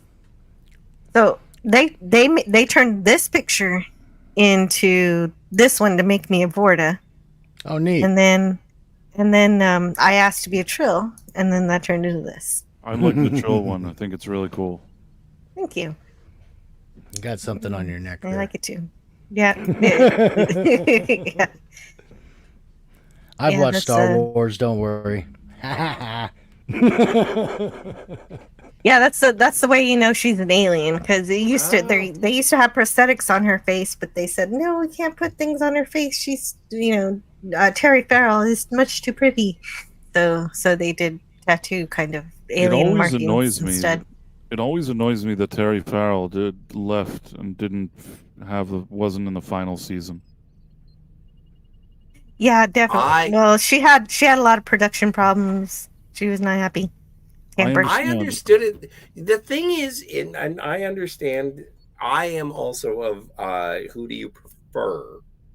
I like Jadzia. I think that Jadzia dealing with Sisko's exodus would have been more emotionally satisfying at the end of the series. But production-wise, when Jadzia goes, I miss her the entire time. Yeah. But the thing that I really appreciated about season 7 was Ezri missed Jadzia. Yeah. And there was, she was not replacing her. In fact, Worf fucking berates her and says, "You are not Jadzia. You will never be Jadzia. She had the heart of a warrior, and you are a frightened child." I thought Ezri was annoying. Holy shit. And then they fuck. Hey. Yeah, they do. They're not supposed to, because she's not supposed to be with any relationships from previous. We're season 7. Let's just go with the fucking. No, but this is like a big rule. They made it such a big, crazy deal. Do they? I'm pretty sure Trill has been devastated by the Dominion. Ezri and Worf do. Yeah, they do. Yeah, they do. They get stuck on it. She goes off to try to save Worf. Worf got stuck in the Badlands or something. Yes. Now something is coming back. But there is. I don't like Ezri. I don't like her. And Terry Farrell was perfect. She was perfect as Jadzia. I wanted to see more of her. She was awesome. But that was the thing, and I think that it enriched the Trill culture. Like, just everything about it. You got and it was kind of a fuck you to Terry Farrell in the 7th season, because she was like, why can I not at least find out about my family? Like, my character's family. I want to see Jadzia's mom and dad and brother and sister and whatever. And they were like, get out. And then they give Ezri all of the storylines. Right, they gave her all the storylines. It felt awkward, like the one that there was the alternate universe thing, the mirror universe, whatever you call it, and suddenly she was like, she was in the mix. It just annoyed me. She just arrived, and I felt like they were too quickly trying to bring her into the fold, and I didn't like her. And I never. They didn't have a lot of time with her, but they shoved her in just as much as they could. Right, but I never really warmed up to her. Like, I didn't like her when she came and replaced Jadzia. It's nothing personal against the actress Nicole DeBoer, whatever her name is. I don't have anything. I don't have anything personal. Oh no, she's an absolute sweetheart. And if you go to a Star Trek convention, she'll sit with the fans and everything. So she's wonderful in person. I'm not, saying anything negative about her whatsoever. I'm just saying that I like the Jadzia character so much, and the actress that plays her. I don't know if she was difficult behind the scenes. I don't know if she, had fights with Rick Berman, whatever people are saying in the chat. None of this matters to me. All it matters is that I'm a viewer, and I really liked her. I liked her in the role. And if there was one final season, I wanted her to be her, and I didn't want Ezri Dax. And I still feel that way. Well, I think the thing is that Terry Farrell is a fantastic, wonderful actress, but the problem was she wasn't ever really much of a Star Trek fan, so she wasn't dedicated to it. And when there were things in the production that she didn't like, or the way she was treated, and she didn't like being treated a certain way, or she God, you ever even watch an episode? All she needed to do was hang in there for one more season, and they should have treated her better. And whatever it is that they needed to do, they should have done it. Because not having her, I think, That's a weakness.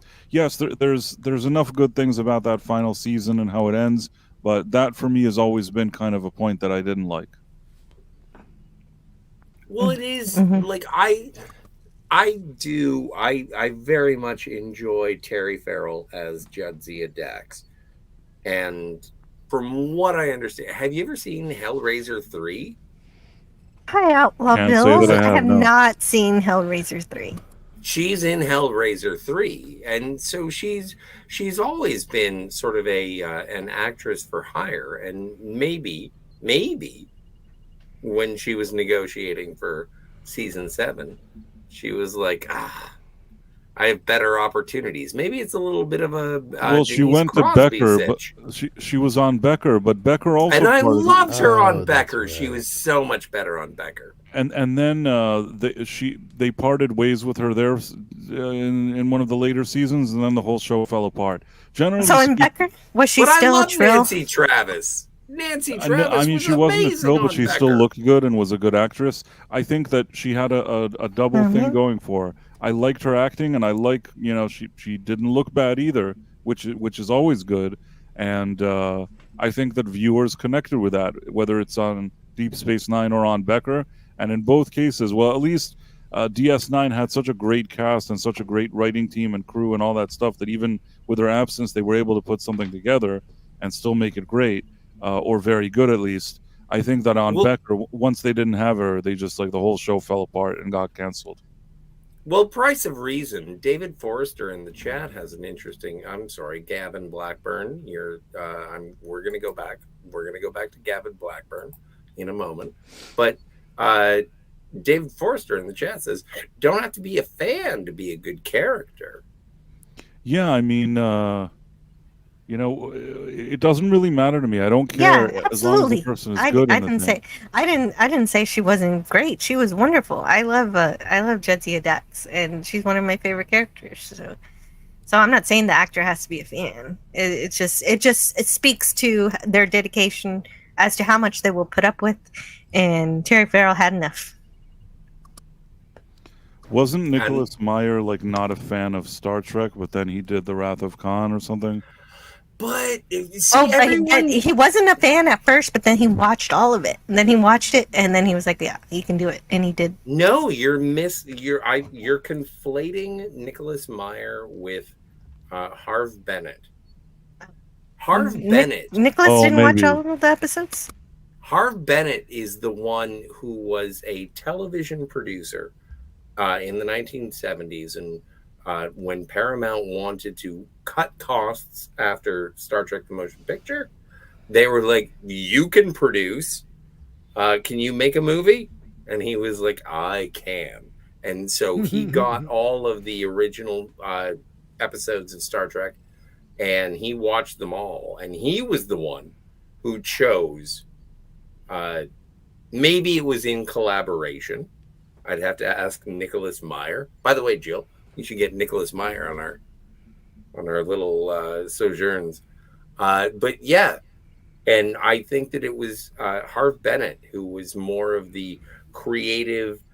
He was, for lack of a better term, as I am wont to say, he was the Rick Berman of the early 80s.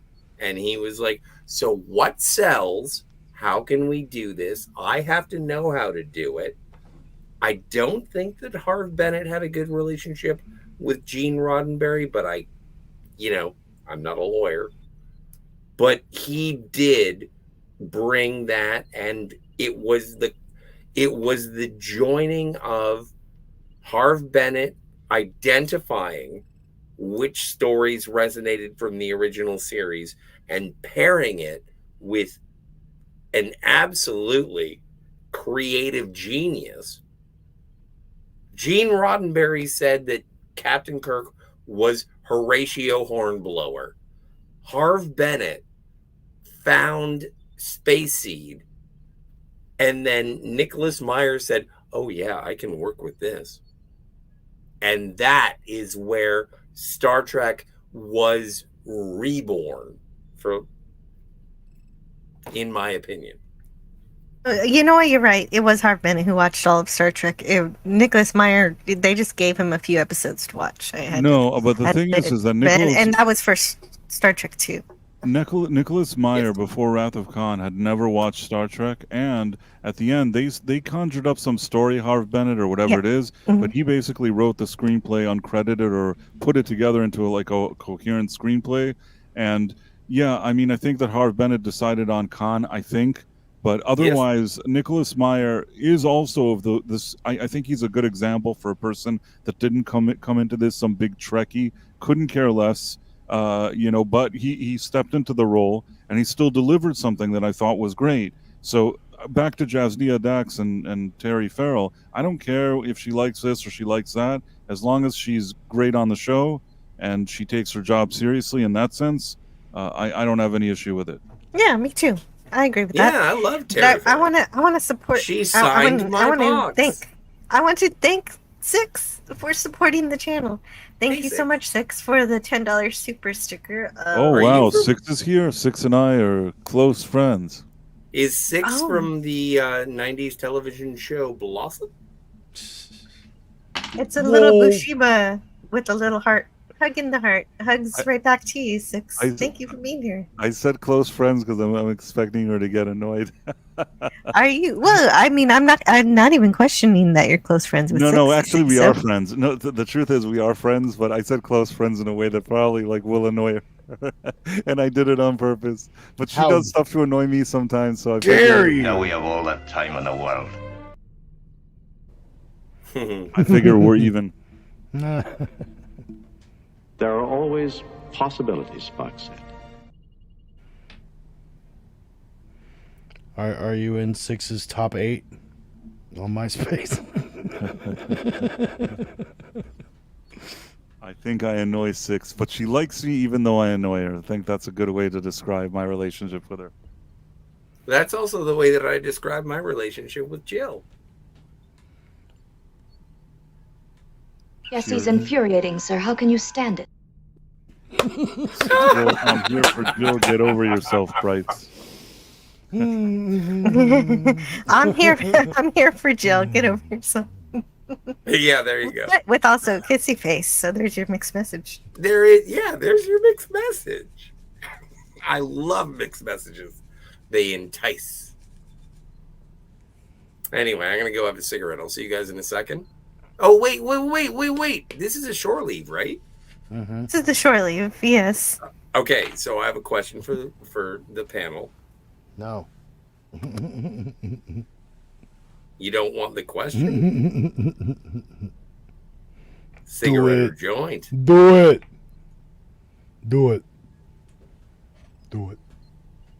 Well, no, I'm asking. Cigarette or joint? I'm teasing. Oh, her. The joint, yeah. Anybody, everybody. Okay, so I got one joint. Cigarettes for you. So Padawannabe said joint. What do you got, Bryce? What'd you say?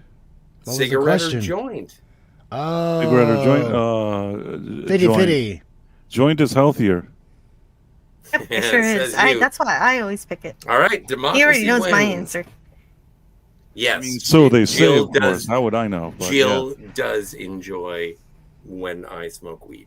So I will One of these days, I'm going to forget all my built-in protective circuits and zap him. Just one zap. By the way, Go smoke now. No. But the thing is, can you just do me one quick favor? Can you say thank heavens he's gone? Oh, sure, but you've got to be gone first. Yeah, you can't. Play it You now. can't respond. Play it after now and I'll she says leave. it. Play it now and I'll leave. Thank heavens he's gone.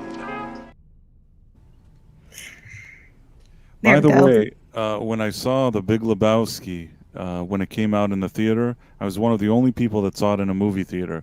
And I liked it so much, and I went twice, and both times I sat almost by myself, and I thought to myself, this is one of the best movies that I've ever seen, especially in terms of this kind of offbeat, quirky comedy situation. And years later, it became a cult hit, and everybody pretends like they always liked it and they always went to see it, but I know that that's not the case. When it came out, most Really? people didn't see it. Big Lebowski's yours. There's 3 for me. Big Lebowski, Napoleon Dynamite, and oh gosh, I'm not gonna remember the other one now. Team America World Police. I also sat pretty much by myself in the theater twice watching it. Oh, Nobody wow. liked it. I bought and then that immediately. and then it turned out like, oh, it's like a cult, as if everybody's always loved it. I mean, I'm kind of a jerk. It's fine that people discover it later. That happens sometimes, but I feel like all the signs were there that these were great movies when they came out, but people were just really dumb, and the mainstream media was dumb, and the way they gave criticisms, whatever, people took it very seriously, which maybe they still do today. But I think that people didn't go and give it a chance on their own, and they just paid attention to some dumb critics that didn't know what they were talking about. The same critics that later reversed their criticism and say now that the Big Lebowski is great, for example. Oh, well, there's the big, really well-known one when Siskel and Ebert gave Ace Ventura 2 thumbs down. Yeah. Yeah, and then myself as a kid, I watched that movie anytime I saw it on TV. I want to say hello to Mick Cropper, who says, beer and joint for drunk Scotty R37 on this shore leave, number 37. And 6 says, well, it's too late now. Scotty's already gone for his joint. But 6 says, I vote for a carrot stick and to walk around the block for some fresh air. That is the healthiest answer.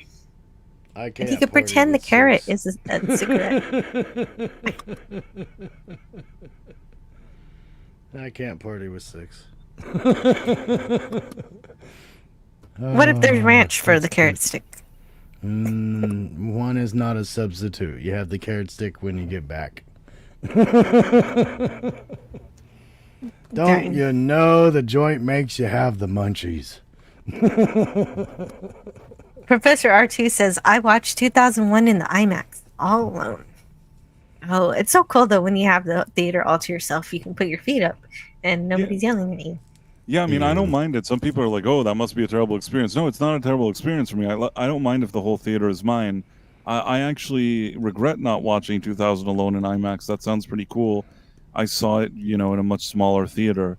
But it's still nice that I was able to see it on a big screen, even in a little theater. Mm-hmm. Let's see. How about no, Scott? Okay. How about no? And what's a Christmas movie? I missed what you said. Is Die Hard, even though it released in July. Agreed. Absolutely, it's a Christmas movie. I agree with you, Professor R2. That's when I watch it. I mean, I don't care when it came out. I know when I watch it. Mm-hmm. In Britain, hating a replacement character is called New Doctor Syndrome. Oh goodness! It says Gavin. Actually, I think it first happened on Three's Company.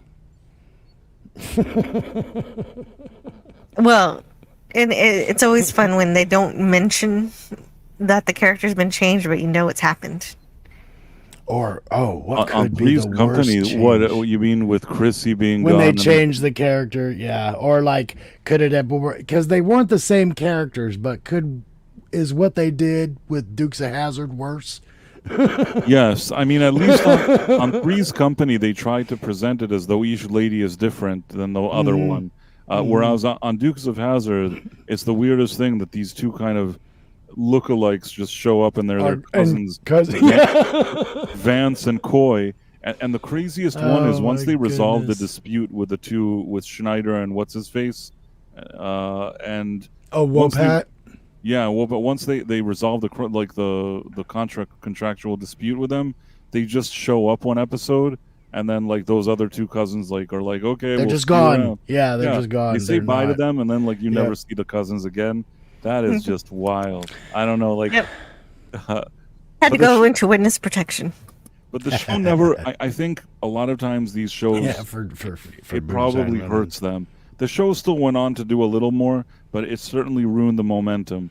It was at the end a lose-lose for everybody. They should have paid them from the beginning. They should have probably given them a raise or whatever. And at the same time, them storming out probably didn't help them either. Well, none of it does. Yeah, none of it. At the end, it's a lose-lose. It's all egos. When egos get into it, you lose. You look and back I feel at like it now and you lose. we have a situation like that with Yellowstone and Kevin Costner. Well, we've always had it. There's always somebody wanting, I mean, that's kind of like the Harrison Ford compared to Mark Hamill in the day. It's like Harrison Ford didn't want to have anything to do with it, and Mark Hamill totally accepted. He's like, if this is how I'm known for the rest of my life, I will be fine. I mean, it happens. Everywhere. Yeah, well, another example is Harriet in the final season of Family Matters, but also Vivian in Fresh Prince of Bel-Air, and in that show they do have a transition sequence where they mention how she's different. Oh, Right. that's And they make some jokes. Yeah. The truth is that the first, this is just my humble opinion, the first actress that played Vivian acted that other one under the table, meaning Oh, yes. the first actress, she was like a triple threat. I think like she was a singer, a dancer, and like she had so much kind of character. And it's not that the second one was likable. I thought she seemed like a likable lady, but didn't have that kind of spice that the original one had. Not the same thing, yeah. And the problem is that the first one, with all of her conflicts and the way she walks in and intimidates Uncle Phil, I think once you remove that from the equation, Uncle Phil didn't seem as intimidated anymore. Yeah, and then that's an important dynamic. Well, and she had a presence. It's I agree. exactly.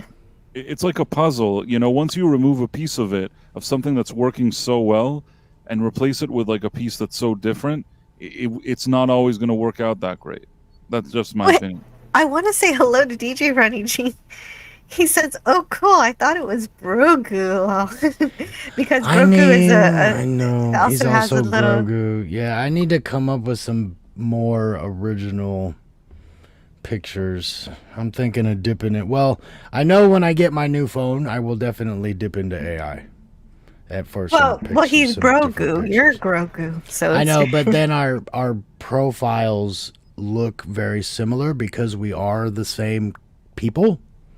Because we're the same avatar. Yes, and that's what DJ Ronnie G thought. Also, Mega Cropper says NCIS when they replace Abby with Black Abby. Well, NCIS, they replaced everybody with somebody else, which is annoying. I mean, that show is really like a shell. It's been a shell for many years. I think that the early seasons of it had some merit, but over time it became somewhat of a guilty pleasure just because you were used to that cast. And today, if you watch it, you probably don't know any of the cast members. It all just feels like, going through the motions. Well, that has become a comfort show for people. Like, they'll turn it on in the background, and it's like, how many shows do we have? We're like, oh, I'll put this on no matter what, like anytime of day, whatever day, rain or shine. But then there's still new episodes coming out. But that's the thing, I feel like the writing room for NCIS is just people sitting around, and whoever has an idea, that idea is automatically selected for the episode. If you'll be there, But I want the Blu-rays for NCIS New Orleans because I love Captain Archer. I want a Scott Bakula show. If I can see Scott I am a Bakula, big fan of Quantum Leap, and I'm a big fan of Enterprise because of Scott Bakula. But NCIS New Orleans, that was really, really difficult for me to get into. Really? As much as I like him. First of all, I feel like they made him talk with this annoying accent. Also, it's like, you have Scott Bakula in your production, and like this is what you do with him. It was a bummer for me. It's like, why don't you put him in a good show? Like, this is annoying. It's like some redundant crap like from that original show, which even the original one is already crap at this point. So NCIS couldn't get. Yeah, it had some. Did it have CCH Pounder in it or something like that? Well, no, and NCIS was the one with Mark Harmon, wasn't it? No, I'm saying the New Orleans one was Scott Bakula. Was CCH Pounder in that or no? Oh, I don't know. The only thing I know about it is that Scott Bakula was in it. Never mind. I guess what I'm saying is that there were a few good actors on that show, and Scott Bakula, I really like him as an actor. It wasn't enough for me to still want to watch NCIS New Orleans. It's like it's where I draw the line. I'm happy for Scott that he made a good paycheck. Really, really happy for him. At that point in your career, they offer you that kind of money, you take it. But I'm sure that Scott Bakula himself knows that show isn't that great. Pounder was but also Scott Bakula is one of the hardest working, from what I understand, and this is just from sort of cast recounting from both Quantum Leap and Enterprise. He's a tremendous talent and a hard worker for sure. Absolutely. Like someone who is so grateful to be a working actor and a recognizable star. Well, you know what? If I were Scott Bakula and I were putting my head to pillow, and it's like, everyone thinks I'm a great actor, but no one thinks I'm a star. And then I would nod off to sleep. Well, Scott Bakula, because of what he did, and like, it's not a great movie, but Necessary Roughness. I love Necessary Roughness. Holds a place in my heart. Me too. Dude, Padawannabe, we did that over on the Phantasmagorium on a Super Bowl Sunday because I would rather watch Necessary Roughness than the Super Bowl. So we did that. We did a review of that. And also, there's a movie that I got. Kathy Ireland. The Informant. No, not The Informant. Okay, there are two. Okay, so, Lord of Illusions. He plays a magician in New Orleans again, oddly enough. But I don't think he has the accent, but I haven't seen it all the way through. And so Lord of Illusions with Famke Johnson, directed by Clive Barker, written and directed by Clive Barker. That's a movie that I want to see with Scott Bakula. Welcome to the Scott Bakula Show. Why? Because I like Scots. I'm okay with you talking about Scott Bakula. Please continue. And then, but no, I love Necessary Roughness. And then, but there's one where he plays a private detective, and it has nothing to do with witchcraft or magic. But there's one where he does that.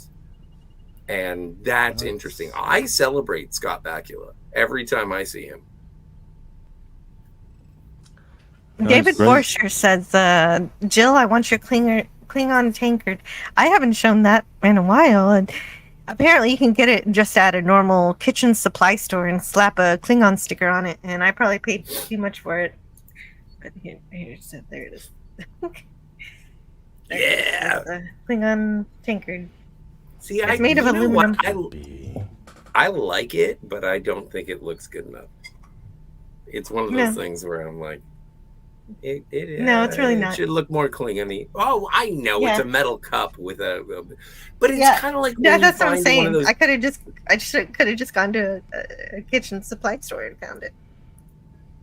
It doesn't feel Klingon. I agree. It's not heavy enough. Do you have an acetylene torch? Can you mold it? No. Are you saying I can make it more Klingon? If you don't cut yourself while grabbing it, it's not Klingon. There you go. Hey, not Sentai Ranger Johnny. He says Jonathan Archer is his #1 character, but I wanted to click on Chasamoso. Have you guys ever watched Yoda Retires? Yeah, I saw Empire Strikes Back. Well, Return of the Jedi is really when he retired. That's a different word. No, I don't know what you're referring to. If there's like there's an internet video that says Yoda retires, I'd be curious. I've seen. I don't know either. I was hoping someone else would know. Someone in Paramount should make old man Admiral Archer, a drunk Admiral Archer, recounting the Romulan Wars. Actually, Gavin, you know who would be great for that? No, it would not. No, it would not. Axanar could do it though. Axanar is good at that. I want to plant a flag right now and say Paramount. I'm going to read this back. Paramount should make an old man Archer, kind of like an old Luke Skywalker. A drunk Admiral Archer recounting the Romulan Wars, which sounds like a boring, sad old man.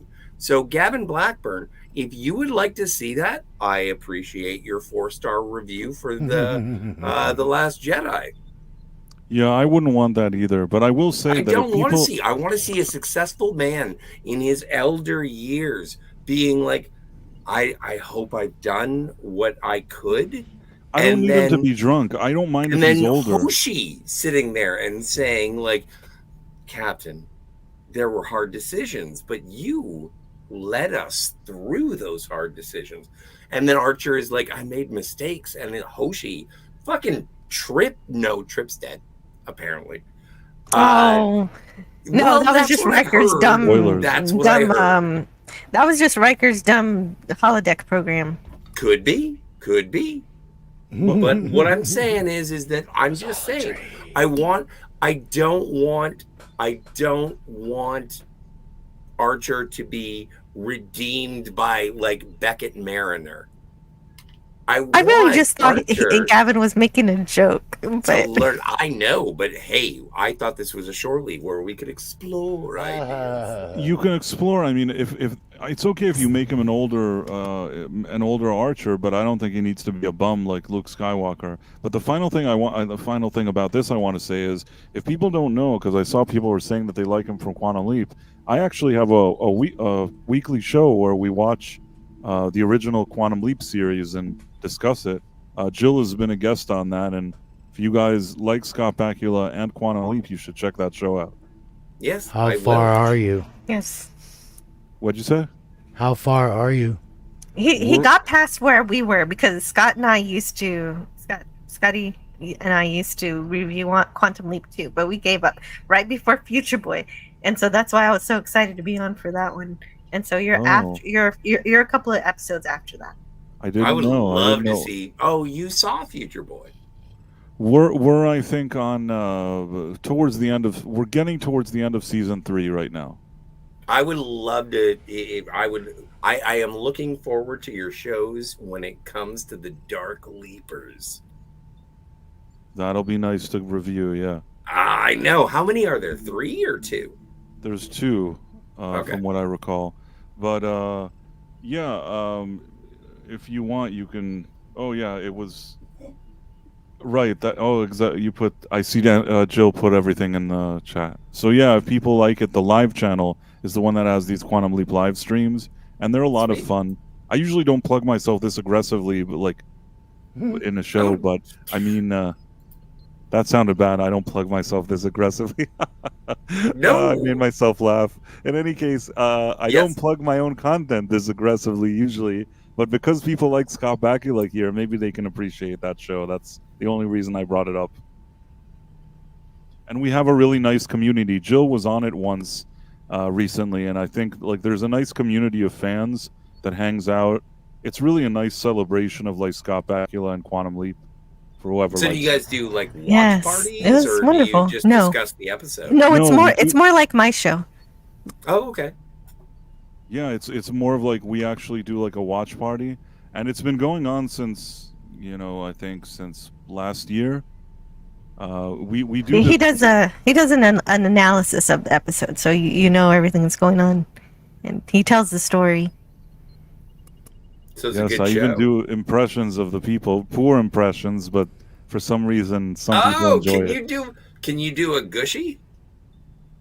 No, I don't think I've really reached a point that I've needed to do a Gushy. I have to think about that one. But usually I do but he's Gushy. I love Gushy. But can you do an Al? Sam, you gotta do it. Like I don't know. I always do this because like talk to him like that. No, it's okay. In any I'm case, not gonna make fun of your impression. we do impressions. Obviously, they don't really sound like the people, but it's kind of funny for whatever it is. So It sounded like Fozzie.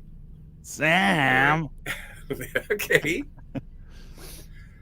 I think it's good. It's Billy Okay. Crystal as I have an low- elderly Jewish woman. Here's the Yoda retires video. If anybody was interested in that, for maybe sure. I'll rewind this later and check this out. No, Can't watch it I'll right click on now. it. I Get all the viruses. Yeah, you get the viruses for me, and then you tell me what kind of viruses you got, and I'll help you clean up your computer.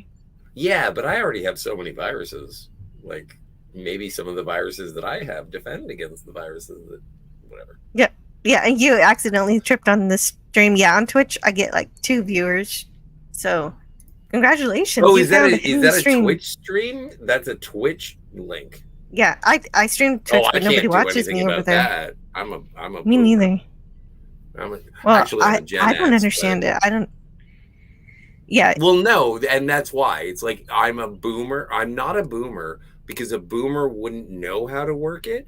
I'm a Gen X. I just don't care. Yeah, he just, oh, this is a Star Trek podcast type stream. Yes. Everything I make is a Star Trek podcast type stream, unless I'm talking about Harry Potter. So Well, that'll that's be only when been it's different. recent. It's been a mini series. It's been a special. I'm so happy with it. I've been so happy with talking about Harry Potter. If you want to check out the Harry Potter too. streams, It makes me so happy to find a I place was where I so can talk about that because it's surprised. so different from my normal fare. and I was so surprised that I liked it. Yeah. I was like, oh, this is going to be a And slog. yeah, we're almost done. And there was only one movie that was a slog, and that was The Prisoner of Azkaban. Oh man, you hated it so much. Hated you it drove so one of my much. panelists away. Yep. Well, there you go.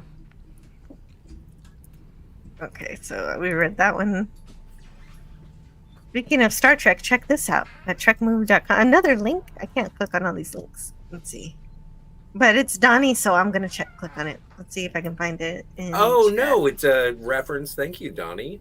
Just speaking of the fact that they had recently taken off all the Star Trek movies, most of the Star Trek movies. There was a whole thing where they took the Star Trek movies off. If they took off the 10 Star Trek movies, then they took off all the Star Trek movies. Depends on your Yeah. lane. Mhm. Well, you know Hey, my man, lane. I know your lane, but that doesn't make it necessarily factual. It is for I me, like, so I can pronounce it. Yeah, as such. but I'm allowed to push back. I'm allowed to say I like 2009. I'm allowed to like to be enjoying of What? You're allowed to like Beyond. things. Yeah, thank you very You much. agreed earlier you weren't allowed. Oh shit. Oh, I'm sorry. Only 12 years a slave. No, it's fine, but those are bad movies. But you're allowed to like them. Yes. Yeah, that's fine. You like Lord of the Rings. Yeah, but those won I always awards, dude. drop that. I always feel like that's my ace. And I'm just like, I'm allowed to like bullshit because you like bullshit. But it those was won awards. written by- I don't give a good fucking goddamn. Well, I'm just saying you can't say that. Sure I can. I You can say can. that I don't like something that everyone else No, likes. that Star Trek didn't win an award. That's all I mean. I like them too. Sure it did. It won an Academy Award. Star Trek Beyond won an Academy Award in makeup. what? Really? Oh yeah, because that girl who's in the alien. I thought it was more about girl. what they did to Idris Elba. And I really Maybe liked that how too. Star Trek Beyond tied it back to Enterprise. It was the first time that a movie had referenced, like every other sort of 735 had referenced itself, but there had never been a reference to Enterprise era. Because up until that point, up until we got to Star Trek Into Darkness, everyone was embarrassed of Enterprise. But then Star Trek Into Darkness came out, and everyone loved Enterprise again. And then when Star Trek Beyond came out, and they talked about the Makos, and they did the uniforms, and they had the it was kind of an NX-01. That was, and it was like, holy shit, this is justification for Enterprise. And that is why I love Star Trek Beyond, is because it was the first time in cinematic representation. I don't like it because I don't want to say canon. I disagree. But I want to say representation. Go ahead. And I want to say that was like, finally, someone likes Enterprise. I And think that you're was wrong, a though. rallying cry for me. I think Star Trek Into Darkness and Beyond felt so far from what Star Trek is that people looked at Enterprise and said, hey, you know what? Maybe that show wasn't so bad.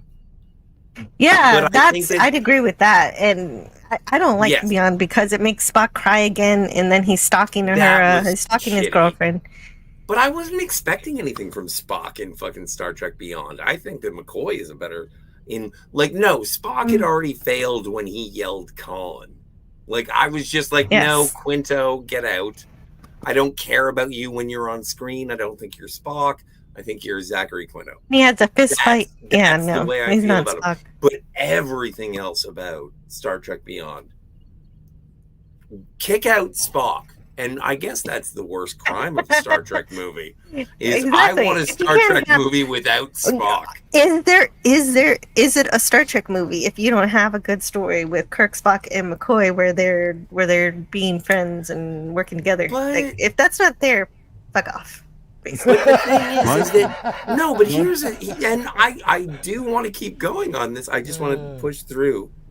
Is putting Spock with McCoy, the more emotional character, does that make Spock harder or looser? Would you like it? And Yeah, I know this it does. You would Because it lets his human side come out a bit, but they do it too much in the JJ movies. They completely forget that he's Vulcan in By the JJ way, in Kurtzman. Did I tell you guys that at a New York Comic Con, I was just there the other day, and I went to some panel with Adam Nimoy, Leonard Nimoy's yeah. son. yeah. And I was so disappointed with that panel. Talk about a downer. Oh.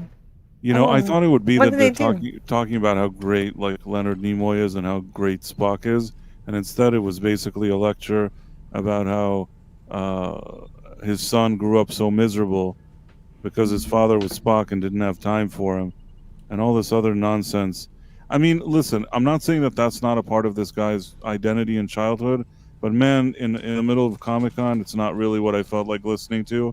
If there's a panel that's going to be seemingly, you know, honoring Leonard Nimoy as Spock, really don't need. I feel bad for the kid. I understand that his father spent a lot of time entertaining us, and it cost him his relationship with his father. But you know what? At Comic-Con, really don't feel like I know I'm going to sound like a dick now. I know that I'm going to sound like a dick. No, What do you mean I now? hear you. I hear you. I don't You feel like need- listening to it. You gotta keep No, that stuff you're on right. Oprah, not at a Comic Con. Yeah, Yeah, keep it's a it bit on- of a bummer. Yeah. Yeah, go talk about it with your friends or something. If you're here and it's like a panel about Spock, this better be some cool shit that I want to hear. I don't want to hear about that thing. And there was one part, and I said this somewhere else. I don't know if I was talking with Tom Connor's Midnight Edge and Professor R2, I think, maybe Robot Head. The thing is that Name this guy. drop. What were you saying? Name I drop. said name drop. No, I was on a panel with, I was on a stream. Yeah, with him no, the other I day. know with it. Was I just Tom didn't Cruise. want to leave anybody else out because I don't like if I have a conversation with people and then I don't Whatever, it's include. fine. Say Just the what were you wrong one. talking about? I wasn't trying to name drop it. It was the truth. No, so- you weren't teasing. trying. You were We're succeeding. teasing. What We're were you teasing. talking about? It's okay. It's okay. Let's get over that. All right. Teasing. So All fun. what I was saying was that. Oh, okay. Now I remember. He basically said at one point in this lecture that Leonard Nimoy was jealous of him, of his son, because his son went to college, and apparently Leonard Nimoy was bitter because Leonard Nimoy didn't go to college, so he was upset that his son went to college and was jealous of him. And man, did this story not ring true to me at all? I mean, I guess it's possible.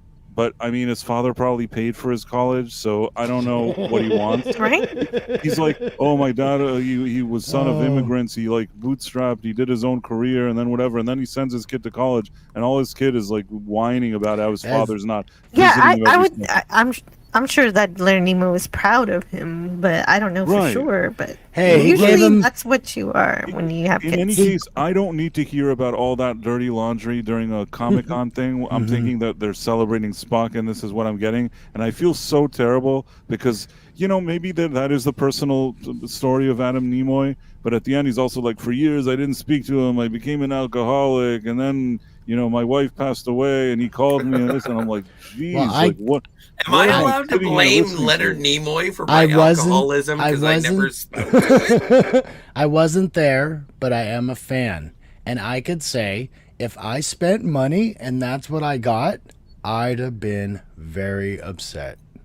I would have raised my hand. So lot. don't feel too bad. You can feel bad because you have the emotions for somebody's life, and that's understandable. But don't feel bad you paid money and that was a left field bum rush. Nobody was expecting that.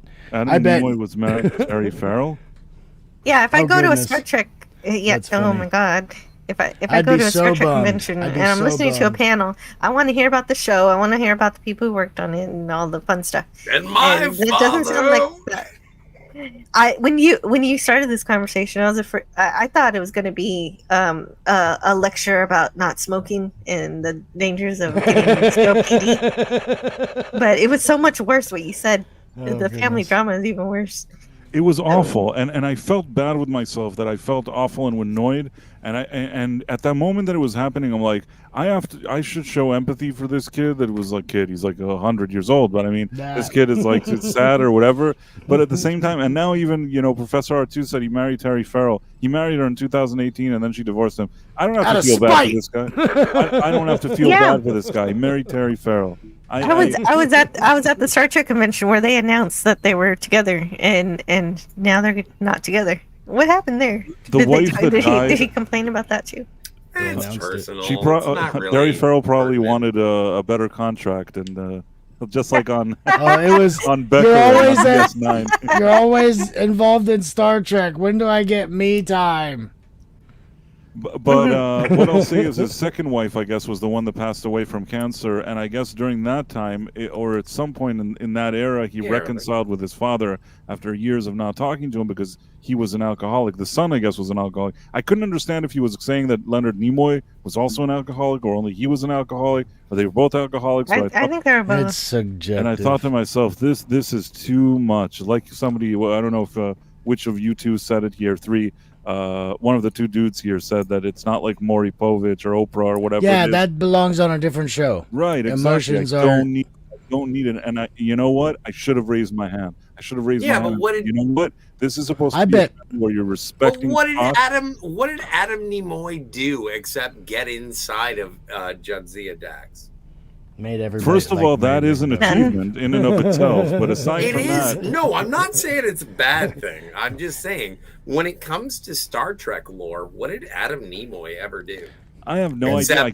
He directed episodes. He is the Rod Roddenberry, but he's like the monkeys of Didn't he direct Roddenberry. episodes of TNG, or they let him do something because he was Leonard Nimoy's son or something? Something he did, and I guess he mentioned it during the panel. Didn't he direct Timescape? You guys probably know better than Yes. Also, Rascals. He directed Rascals? Okay, so I'm going to give him a pass. He should have talked about those two episodes more than him being like, oh, my dad. I always lived in the shadow of my dad. And it's like, he's so Frank upset. Sinatra Jr. Shut up. He's so upset at his dad, and yet his dad wanted him to direct Unification 2, but that never worked out. On top of that, Jill, somebody mentioned it earlier, like his dad probably provided him his education. His dad gave him such a good life that he was able to go to a convention and bitch about him and make money. So, don't forget, we're talking about artists. We are talking about people who are very in touch with their emotions. I agree with you. If they you. want to air their emotions in public, I guess that's their business.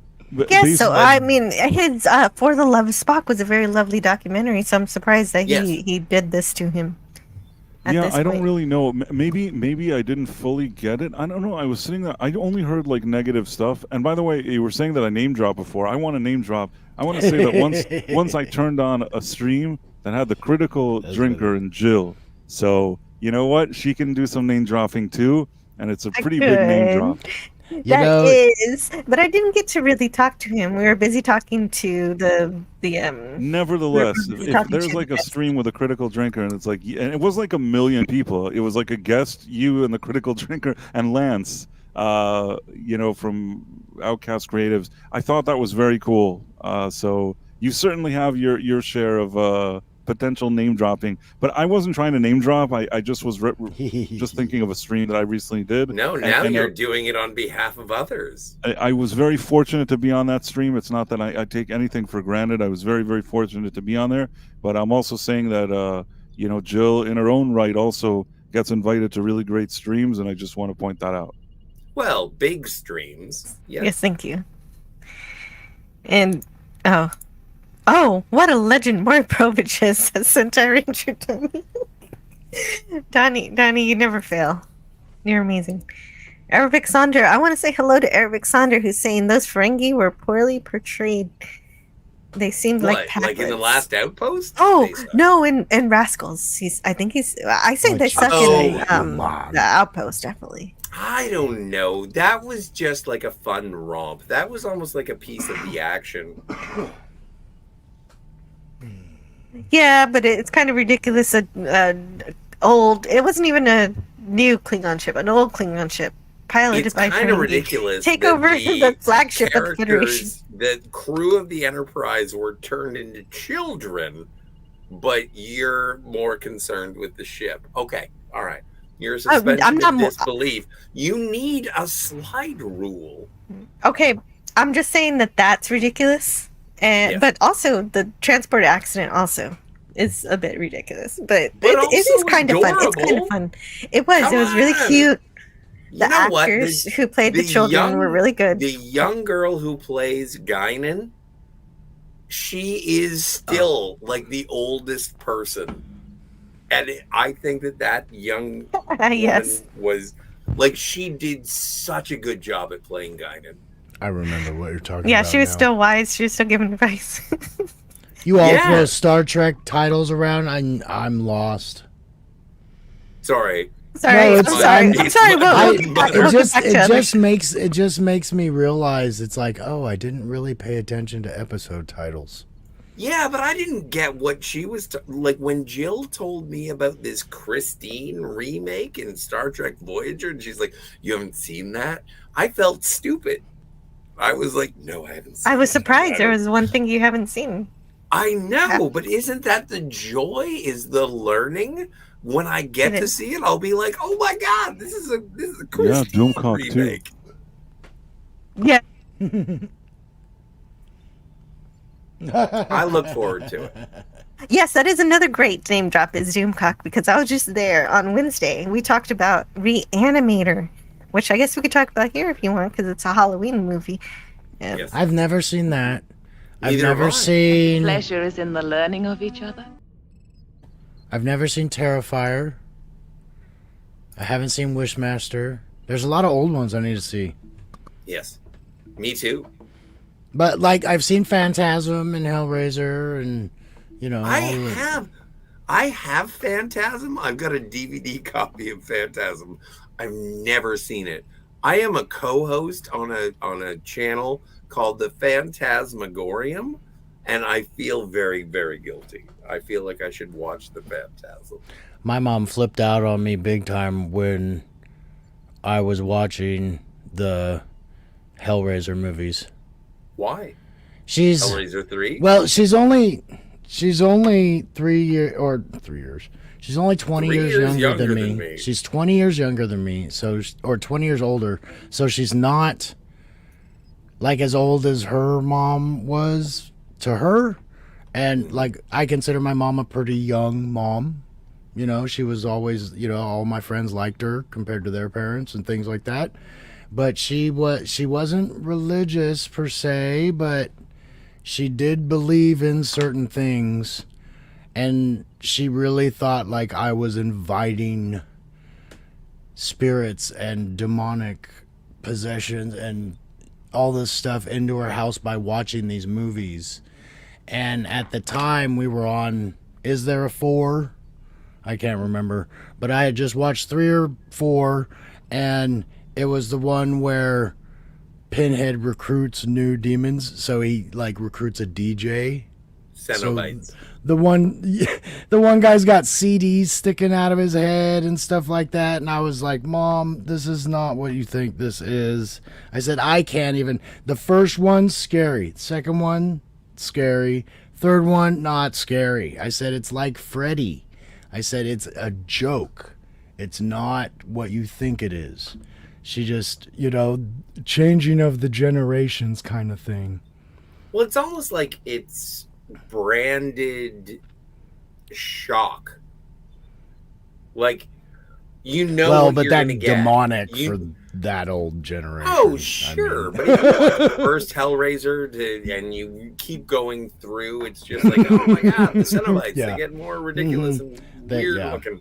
I mean, and they all did it. Eventually, you're just like, you know what? This isn't creative anymore. This is just really, really uncomfortable. I don't know why I have to see like razor blade penis faces. Okay, let's all say good. Well, let's get away from that and say good night to Professor R2. Time for bed. Yeah, Professor. Friends. Night. Oh, hello, good night. Good night, Professor. Professor R2, why don't you go stay with the ship? Beep boop. I speak droid. Good night, Professor. Mom, it's not what you think. It's demons. Oh, wait, it is.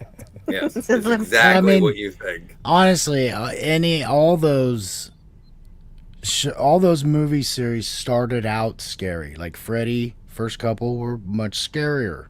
First one probably the is the Friday the 13th, much scarier. And then Jason Takes Manhattan, and I was like, God, they're reaching for Muppet titles now. I mean, they all kind of went that direction, and then we get classics like Maximum Overdrive, and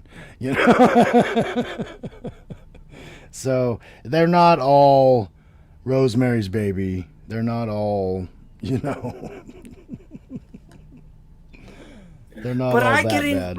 and I've said this before on my friend's channel, CinemaGo, is that the Name ones drop. that really, really scare me are like fucking and I shouldn't use fucking as a comma. Well, Like, okay. no, but it's like it's Mulholland Drive. It's Oh man, we lost Tiger Sharp. She came in and she left. Damn it. Oh no. Well, I was just about to bring her in. I wanted you to finish what you were saying, and then I was going to bring her up. But maybe she made a mistake and she'll be back. Come back, Tiger. Well, I just waited half a second. Someone should shut me up. I was trying to. I saw the derivative sign said Polybeater Gamer, and what I thought said Hill. New Silent Hill is coming out. Silent Hill F or antiderivative F. So we might see antiderivative Jill play antiderivative Silent Hill. Oh, okay. Yeah, that's my in the corner you'll see my little logo is an integral Jill, but he thought it was Hill. Yeah, I still have things that they I do didn't in boot horror Tiger. movies that scare me. That's not true. She left. Come back, Tiger. Come back. I booted Tiger, and if she has any cojones, she'll come back and face me. I know. I was so excited to see her. I didn't Also, know she it's was Star here. Trek. Yeah, I didn't she was see, here for I didn't half hear a second. I didn't hear the baby. There was a boop. There was a boop. I didn't hear the boom. It was a matter of poor customer service, I suppose. I think a lot of us can say horror movies don't really scare us the same way they used to. Everybody gets jump scared, but I still things like literally send chills down my spine when you see like a ghost or a spirit or whatever, and they're transporting through the shadow. Like the lights go off and they're closer, and the lights go off and they're closer still, and it's like, oh, that really creeps me out very bad. And then anytime they do like blurred motions, like when the person's shaking their head real fast but their body's moving normal, like that always gives me the creeps. And then like Zhuang, was it Zhuang? The one that the original one what did the God, Freddie Prinze's wife? The Grudge. That's what I was trying to think of. The Grudge, that remake. That one really creeped me out because they had the spirit moving like on tracks. So like they're getting closer to you, but you can't see them like they're walking. That stuff really creeps me out. Like a motion that you can't mentally explain. Oh yeah, definitely psychological horror is my kind of thing. Like even those like the Paranormal Activity, when the children, you'll see them playing on the ceiling and it's like, oh whoa. Like for a split second you get little heart jumps. But not typical. I wouldn't say that's typical scares though. I just recently became enamored with Michael Cimino's Heaven's Gate. And so I got the Criterion collection of it. And I watched it today. And it's 3 hours and 37 minutes long. And I was thoroughly enthralled the entire time. It did not feel like a long movie, despite its runtime. But there was one moment, and I was like, that is the most terrifying thing that I have ever seen. So the year is 1890. And a man has like a wagon wheel crush both his shins.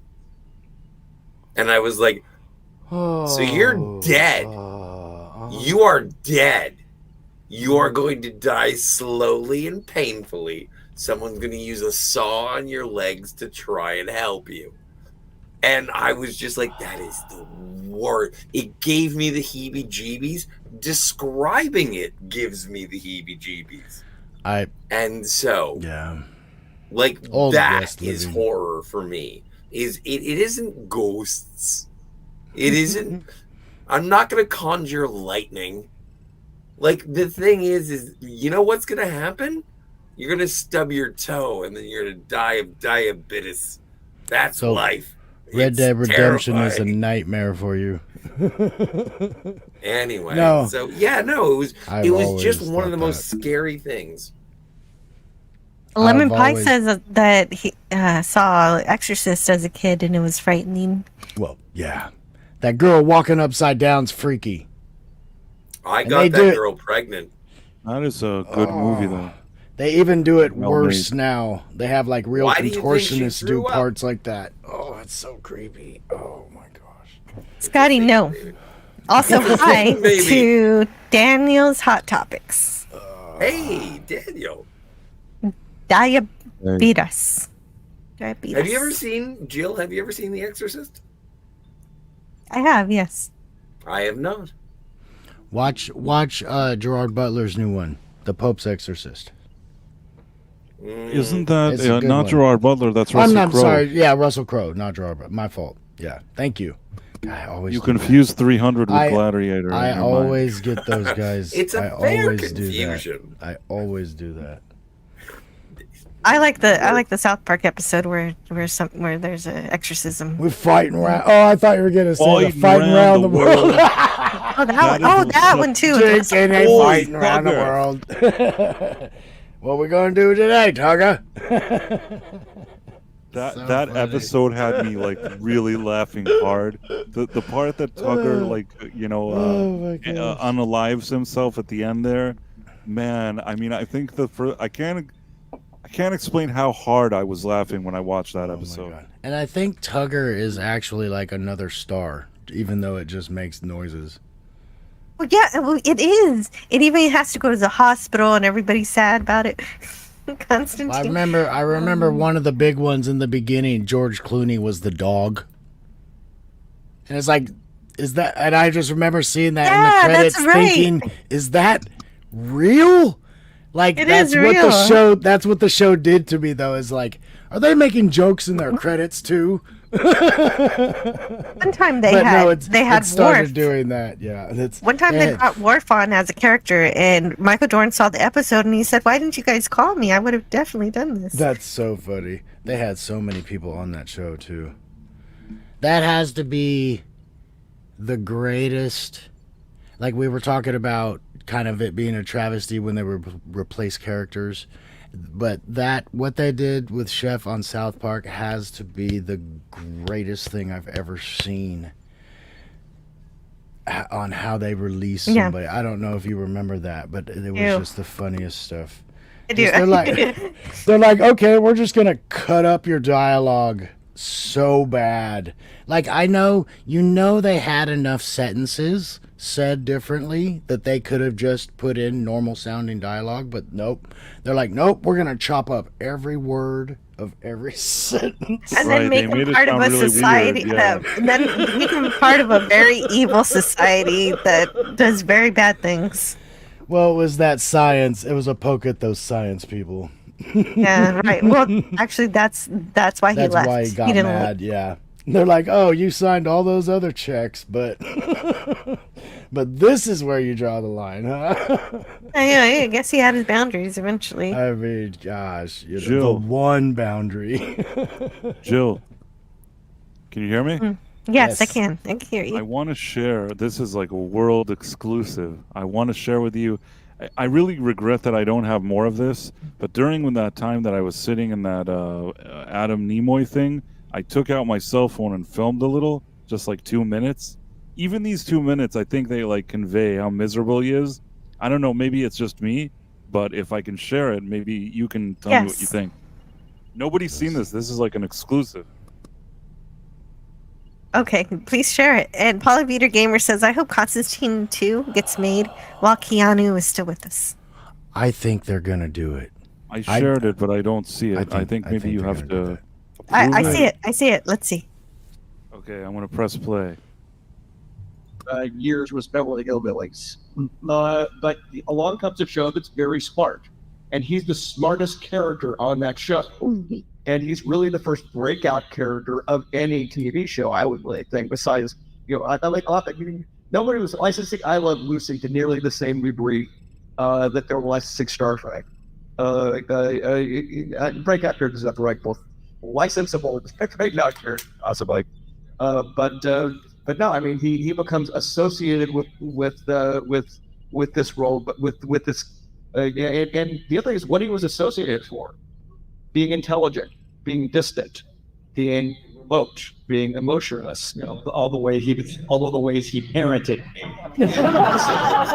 So I mean, if you look for the next people like that, like the next characters like that, Archie Bunker, Fonzie, J.R. Ewing, they were not known for those things. So it seems like it's a much tougher thing you have to deal with. And he was a method actor as well, so he's kind of bringing that film, I suppose. Was the problem, it's a double remedy. The fact of the matter is that he was distant and introverted and very, kind of an isolating type of person to begin with. Then you have him as Buck character. And he talked about this quite often, that it was very difficult for him to get in and out of character. So now I'm not just living with Leonard, I'm living with Leonard and Spock. Even more remote, even more difficult to get through to. And just the fact that he was simply not available. I mean, it's so interesting. I was looking. There's a fan out there who's collected all these fanzines, and it just blows my mind because she keeps sending me stuff, and I keep seeing like photo spreads of the family that I don't remember. So it's wonderful to see. But there's a couple of them in there where you can see that he is wasted. He's wasted. I mean, not from alcoholism. I mean, from work. Yeah, he is overworked. Because he's just tired. And that was kind of, what we had to deal with. My sister corroborated on this between Star Trek, and just in Star Trek 3 seasons of that, right in the Mission Impossible 3 seasons, with all this, errors. It's a brief clip, but what I was trying to say is that I felt like for an hour I was just hearing this guy's psychological problems and how miserable he is. And for me, I didn't enjoy it. I don't think that the Comic-Con is a place for this. No, and the moderator seemed to be wanting to honor Leonard Nimoy. Right. He's like, And- he's so great. They finally licensed. He was so popular and he was smart and he was sharp. He's like, not to me, he wasn't. I'm like, dude, shut up. Either you're here to honor him or you're not. Like, and I felt like such a jerk. Like I had a conflict with myself because I wanted to be empathetic towards this guy, but at the same time, like, how can I be? I think like you know, he grew up. His father was a star and he had money and he paid for all this stuff. The fact that the kid felt bad and then wanted to drink alcohol, it's not my business. You know what I mean? Can't solve the world's problem. He ended up marrying Terry Farrell. Seems like he did okay. I can't sit around and Well, but he also had to go tear through for him the every second. insufferable heartbreak of breaking up with Terry Farrell. Yeah, I wonder. Yeah. Yeah, you And know what? If you neither haven't- it's Comic-Con. I would be okay with having that on my resume, even if it's like in the past tense, like between this Yeah, year and but that year, Terry still. Farrell. I think that is a No. good thing on your resume. I kind of don't feel yet. for the interviewer guy. He was upbeat, almost sound like George Lucas with a personality. I mean, I kind of Poor feel guy for him was trying because to he's have a fun conversation. exactly. And then it's like I could only imagine how he felt too after. He's like, God, dude, I tried. So- I don't know what else to do.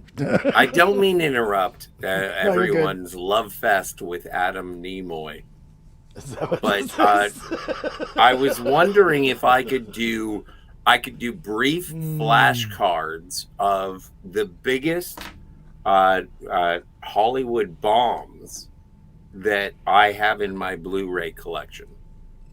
Sure. I just want to do that for DJ Ronnie G. No, do it again. Oh, you want me to do? One more time. Got to do it in threes. Delightful. Oh yeah, you know what? You're right. It was perfect with 3 times.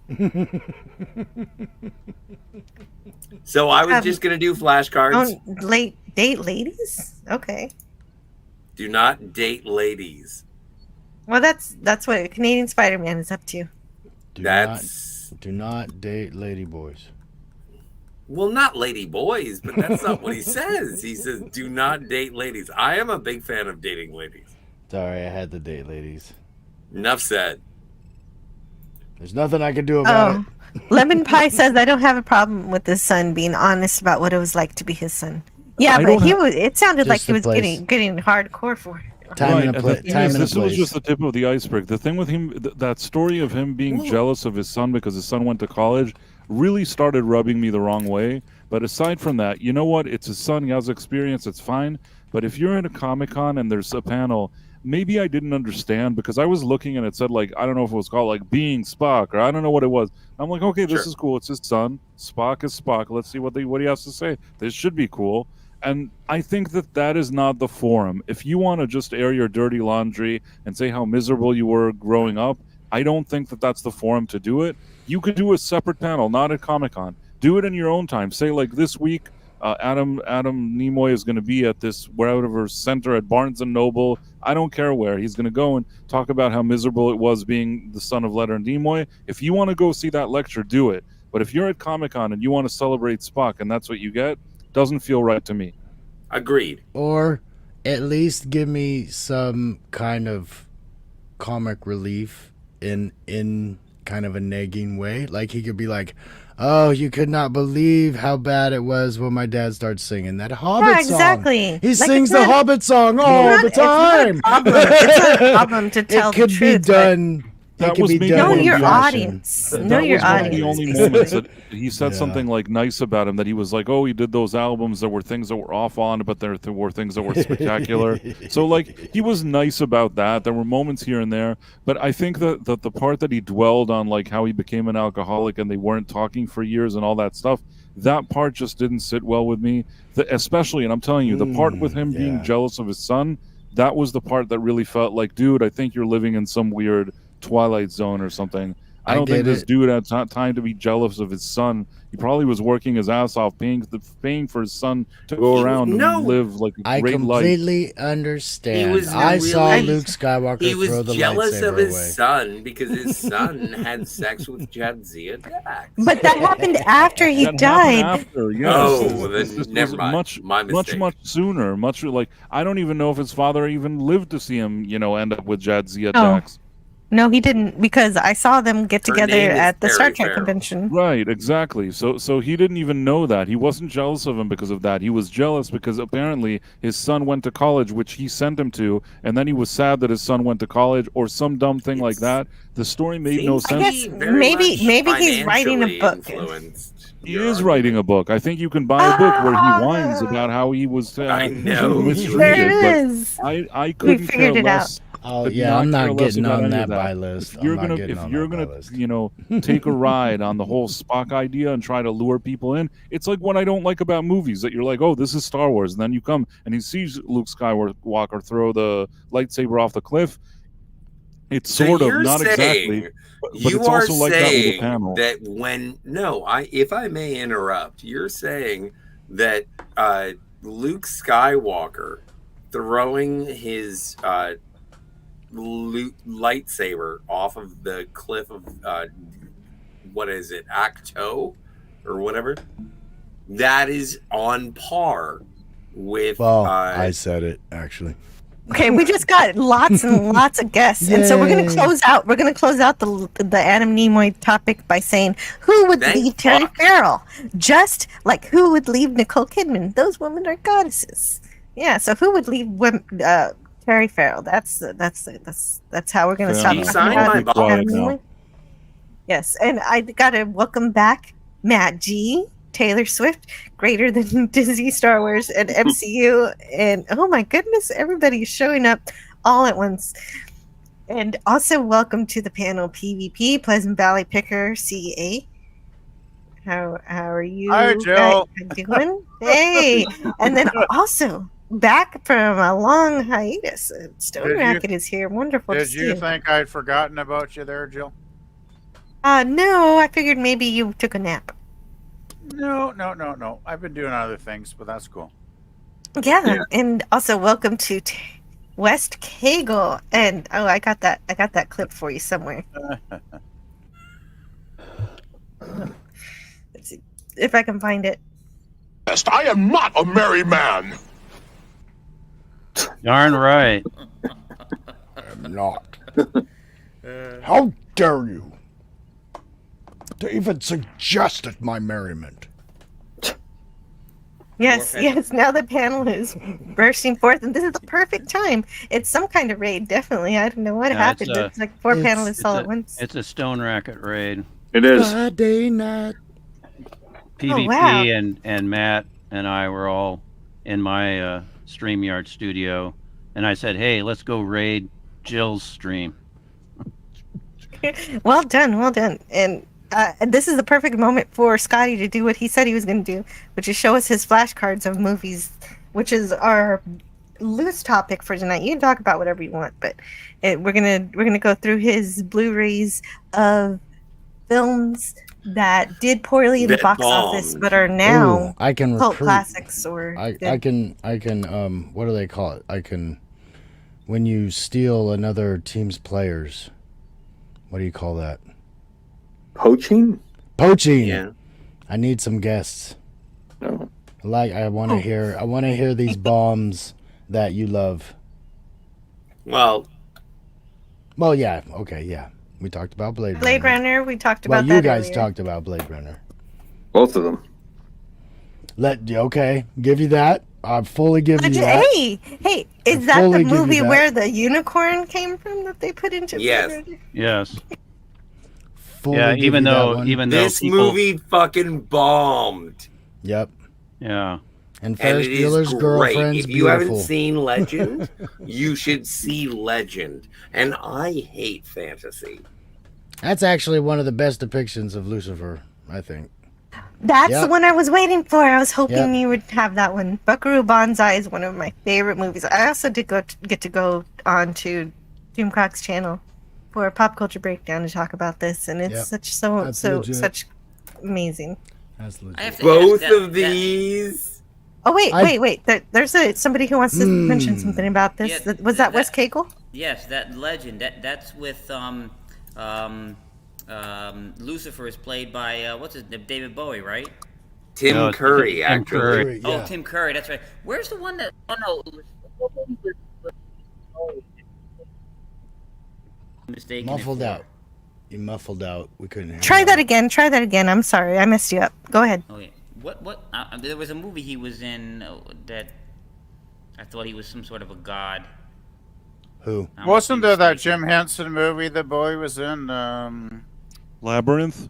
Labyrinth. Yeah, that's the one I'm okay. thinking I'm of. mixing Yeah. them up. I'm mixing them up. Yeah. Okay. Yeah. Never mind.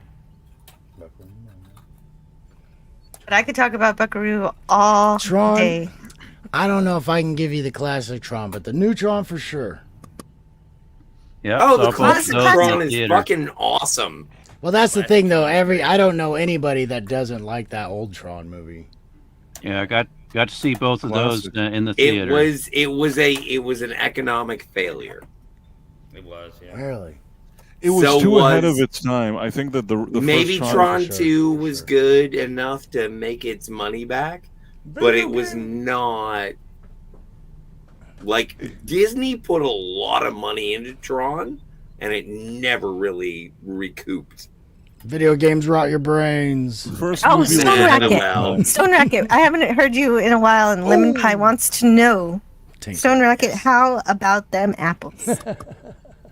Yeah, I still want to Totally know Tank Girl. when it was in a chat, and I was being a wise guy against with Lemon Pie, and I said, "What do you think of them apples?" And he has never forgotten that I did that. So it's always, well, how about them apples? So Yeah, Yeah, it how was, it about was on them? Pop Culture Curator stream. Yep, oh, I'll it was. totally do. Oh, cool. 100% for Tank Girl. Ice-T was in that movie? I like That, Yep, actually, Ice-T. that makes sense. Yeah, it the makes sense that Rocketeer. Tank Girl bombed. That's a great movie. I love that movie. Ice-T's one of the kangaroo people in Tank Girl. Wow. Rocketeer we mentioned earlier. But Rocketeer really is certainly great. not least. Though, yeah, the thing, yeah. Oh, that is Before Well, that's its a time. classic. Before Don't its even have to time. say anything about that. It's so Before good. its What? time. PvP, why are you echoing so much? This was one of the worst. This came out on the same Sure. day as Blade Runner, and this thing fucking tanked. Yeah, both of them tanked at the box office, yeah? People Yeah, that was not the ready that for was that. the Both same did. year as ET. So ET kind of owned, and Wrath of Khan. I think all those movies came out that same Yeah, it was same like summer. 82, I Yeah, think, 82. I wanna welcome Tiger Stripes to the panel. We just got an influx of several people, and this is Yay, amazing. Tiger Stripes is back. I can brag a Yay. bit. What are you when talking I- about? When I saw The Thing, I think I Please. saw it at a screening. I was sitting next to Larry Niven, who held my hand. I screamed a lot. And in the row in front of us was Harlan, and Harlan was laughing his ass off the whole movie.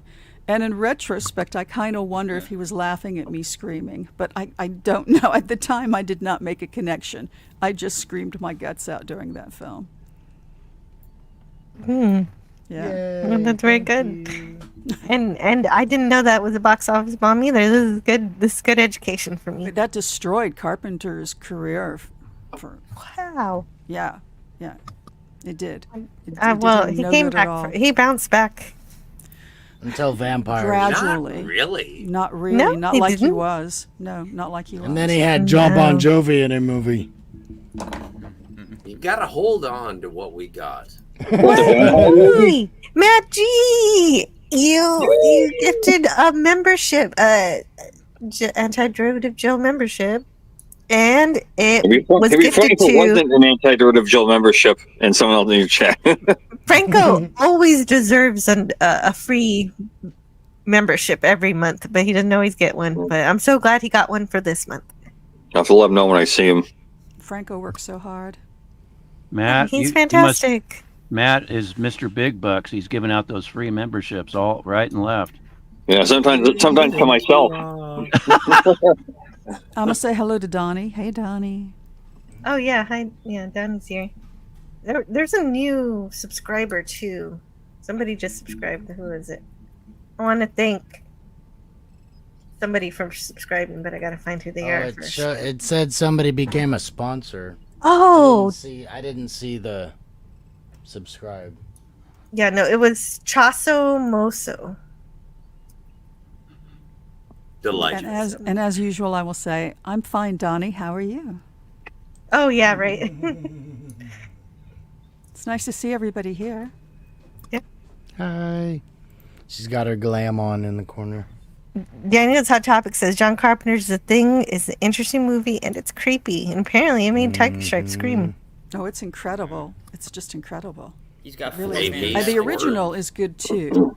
The Howard Hawks, but Carpenter's The Thing is just amazing. It's spectacular as a horror movie, and mostly practical effects. I think almost entirely practical effects. Yeah, and they still which is hold up today. uncanny. Oh yeah, they sure as shit do.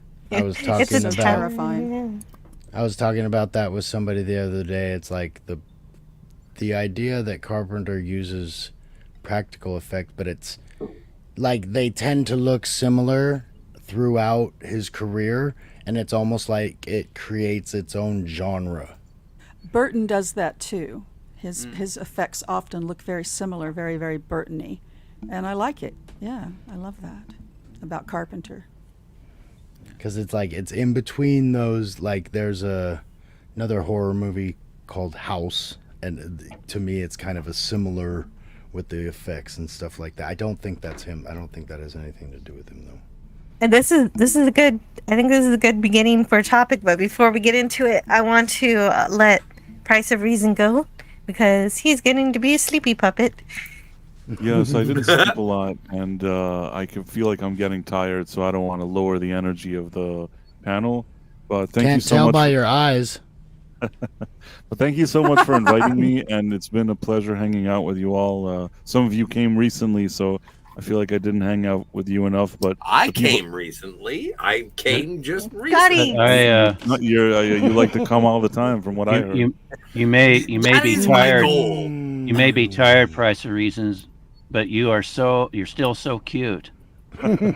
You're super cute. Well, thank you. I appreciate that, and You are kawaii. appreciate everybody You are the in very the chat and definition on the of panels. And kawaii. Jill, as usual, thank you. Love your streams, and hopefully Oh, I love your streams too. Please promote whatever you would like. My main channel is Price of Reason. That's the main YouTube channel, and then there's a live one, which is Price of Reason Live. I think people watching this stream will enjoy probably the Price of Reason Live channel even more, even though it's more experimental because it has Quantum Leap reviews and other stuff like that where we talk about shows and pop culture, and I think people would enjoy it, hopefully. Yeah, definitely. I enjoy them, and you have great energy, and you tell the story well, and it's a lot of fun. And I you feel the bring on same good way guests. about you and your channel, and I'm always happy to see, how you're sort of going to a lot of cool places, and it doesn't surprise me that people are receiving you warmly because you work hard, and you're always very, very fun and pleasant to watch. Thank you. I appreciate that. And I don't want to keep you too long, but I appreciate you too, and I can't wait till we can talk again about something else. I'm sure that'll happen soon. That just organically happens, and I'm sure that's going to happen sooner rather than later. So everybody here, including you, have a great night, and I'll see you all soon. Polybeater Gamer also says, "Have a great night. See you soon." Thank you. Bye. Okay. Bye. All right. It'd be funny. It'd be funny before you left. Jill said, "I don't want to keep you much longer, but real quickly, just give me your top 200 movies of all time."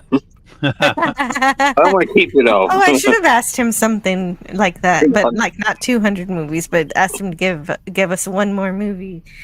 No, he sent me a private message. I'm gonna go hang out in the back of a 1956 Buick, and we're gonna watch a drive-in movie and cuddle.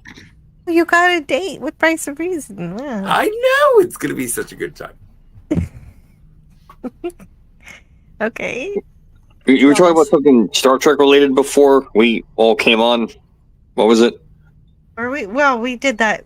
This is my channel, so that happens a lot. So we have to be more specific. Well, no, before the three of us came on, that when you suddenly got 5 people at once. There's something about Nimoy, or did I mishear that? Yeah. Nimoy. Yeah, Price of Reason I was don't talking want to about talk about he Adam went. Nimoy. I don't want to talk about Adam Nimoy. Yeah, basically, It Adam is Nimoy was retarded just to talk saying about Adam terrible Nimoy. things about. Yeah, exactly. He's like, I don't like my dad sometimes. He was being a brat. And it's like, I get it. That's not a big deal. It is so stupid to talk about. And if you paid money to hear somebody say, I don't like my dad sometimes, then I would ask for your money back. I think I missed something. Unfortunately, you can't do that. Well, you'll have to rewind later. It was a whole thing that but good. Thanks, guys. Good night. Mission Impossible years. I'm gonna what? Can we talk about Gaunt Skeleton Spock, though? What? No, there's an talking about? episode of Lower Decks where Oh no, have not the that skeleton one. of the giant Spock. You made me growl. So- Sorry about that. No, that makes me so mad because they just crawl over him, and they don't even talk about it. It's just like crawl he's not over even him. there. But they didn't even. It wasn't They the didn't real even Spock. mention Jill. it. But it was a clone of Spock, and he did So the what? live long So it and was a prosper fucking sign. dinosaur. Oh, that's. And It was a dinosaur skeleton. Jill, you know what you're talking about? TJ Hooker.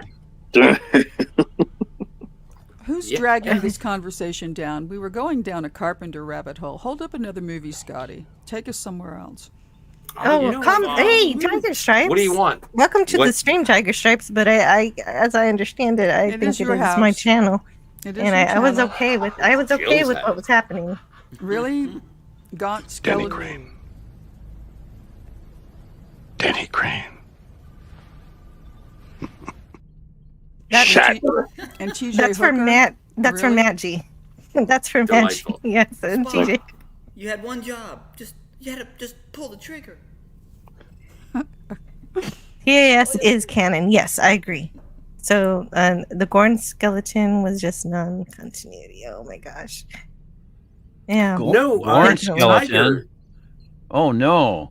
Well, I can't really speak to it because I don't watch any of that new track. And I don't just know wanted anything about to it. address the chat before we get back to the horror. I do want to talk about the horror stuff again. I do want to circle back to that, but first I wanted to make Horrors? sure to thank horror. No, okay, my mistake. And he not said that that kind was of horror. being. I come from the Twitch stream. Oh, okay. Oh, right. You were talking to us earlier about Yoda. Chasso Maso. That's a great Retired name. Yoda. I like to say it. Yeah, and thank you for subscribing. Clem Fandango. Yeah, definitely. And Chasso Maso. there we go. Okay, now I caught up. So now we can go back to the horror stuff that you guys were talking about earlier, and any more of the movies. Have you gone through all your movies yet, Scotty? I think so. Oh, you did. Oh, okay. So there was no more flashcards. That was it. Well, flashcards happen very quickly. I apologize. Yeah, that was pretty Well, quick. I thought you had more too. And you got to remember though, those were bombs that we own. You know, Yeah. we don't. We all have some, but I don't like collect them.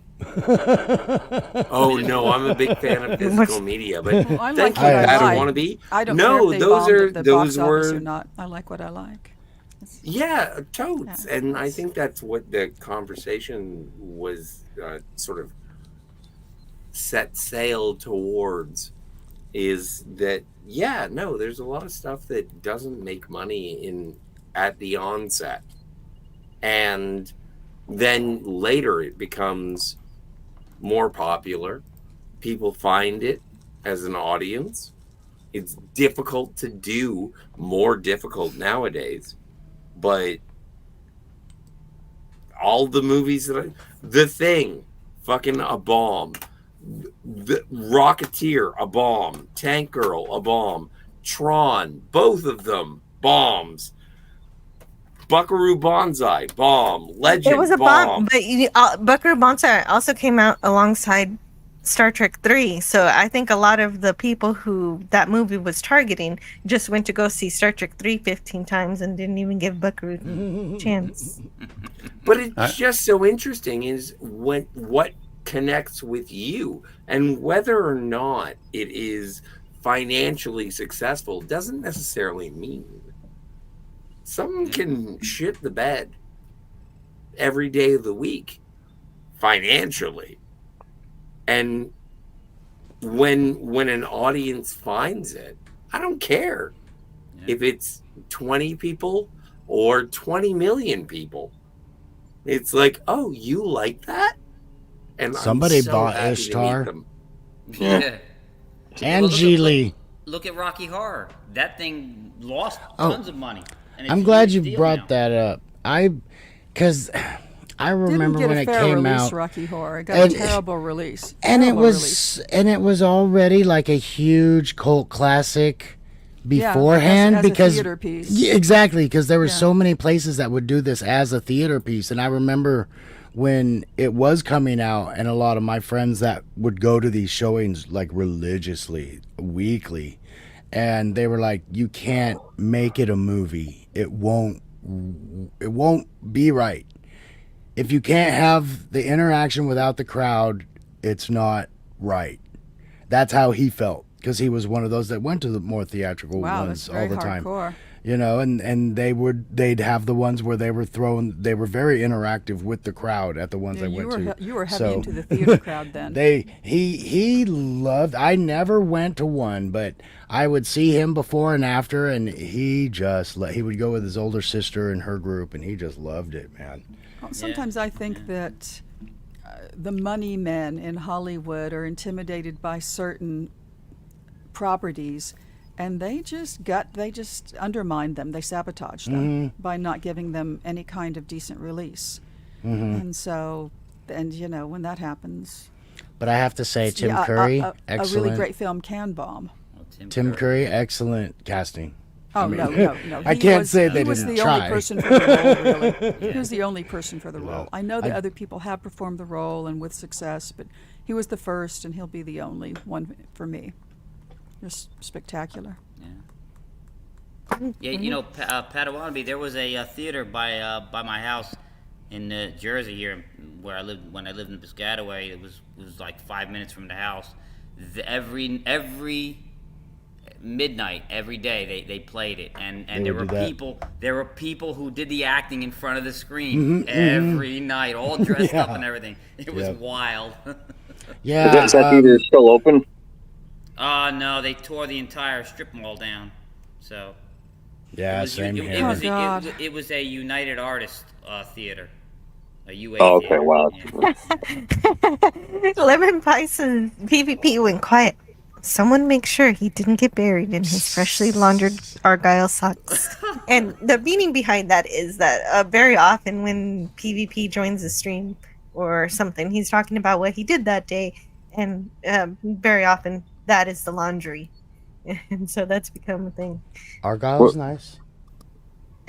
Argyle is nice. There have been some films that have been the opposite of like a movie that bombed financially, but then got a following, got appreciated after the fact. The opposite would be a movie that did financially great, and then nobody cares about it later. And that kind of feels like it's the Avatar movies. Like I heard somebody comment, "This thing just did $2 billion plus dollars," and the second it was out of the theater, nobody talked about it again. That's funny. Oh, did Avatar come out? Oh yeah. That's Yeah, nobody was. Yeah, I agree with that. But did PvP use fabric softener? Oh, that is. I don't even know if he actually did his laundry. It was just. Because there's a bit of joke. couple that I bought, and I've always liked, and to me, I know they didn't do well in the theater, but I've never met anybody that didn't like them. But the movies Priest and Legion, they both have the same lead actor, but I actually really enjoy both those movies, and there's not many people that I know that crap on them. You know, I mean, they're decent enough I saw movies. Legion in the theater. That's the one with the angel, right? The fallen angel. Did you say Legion? Yeah, Legion. Yeah.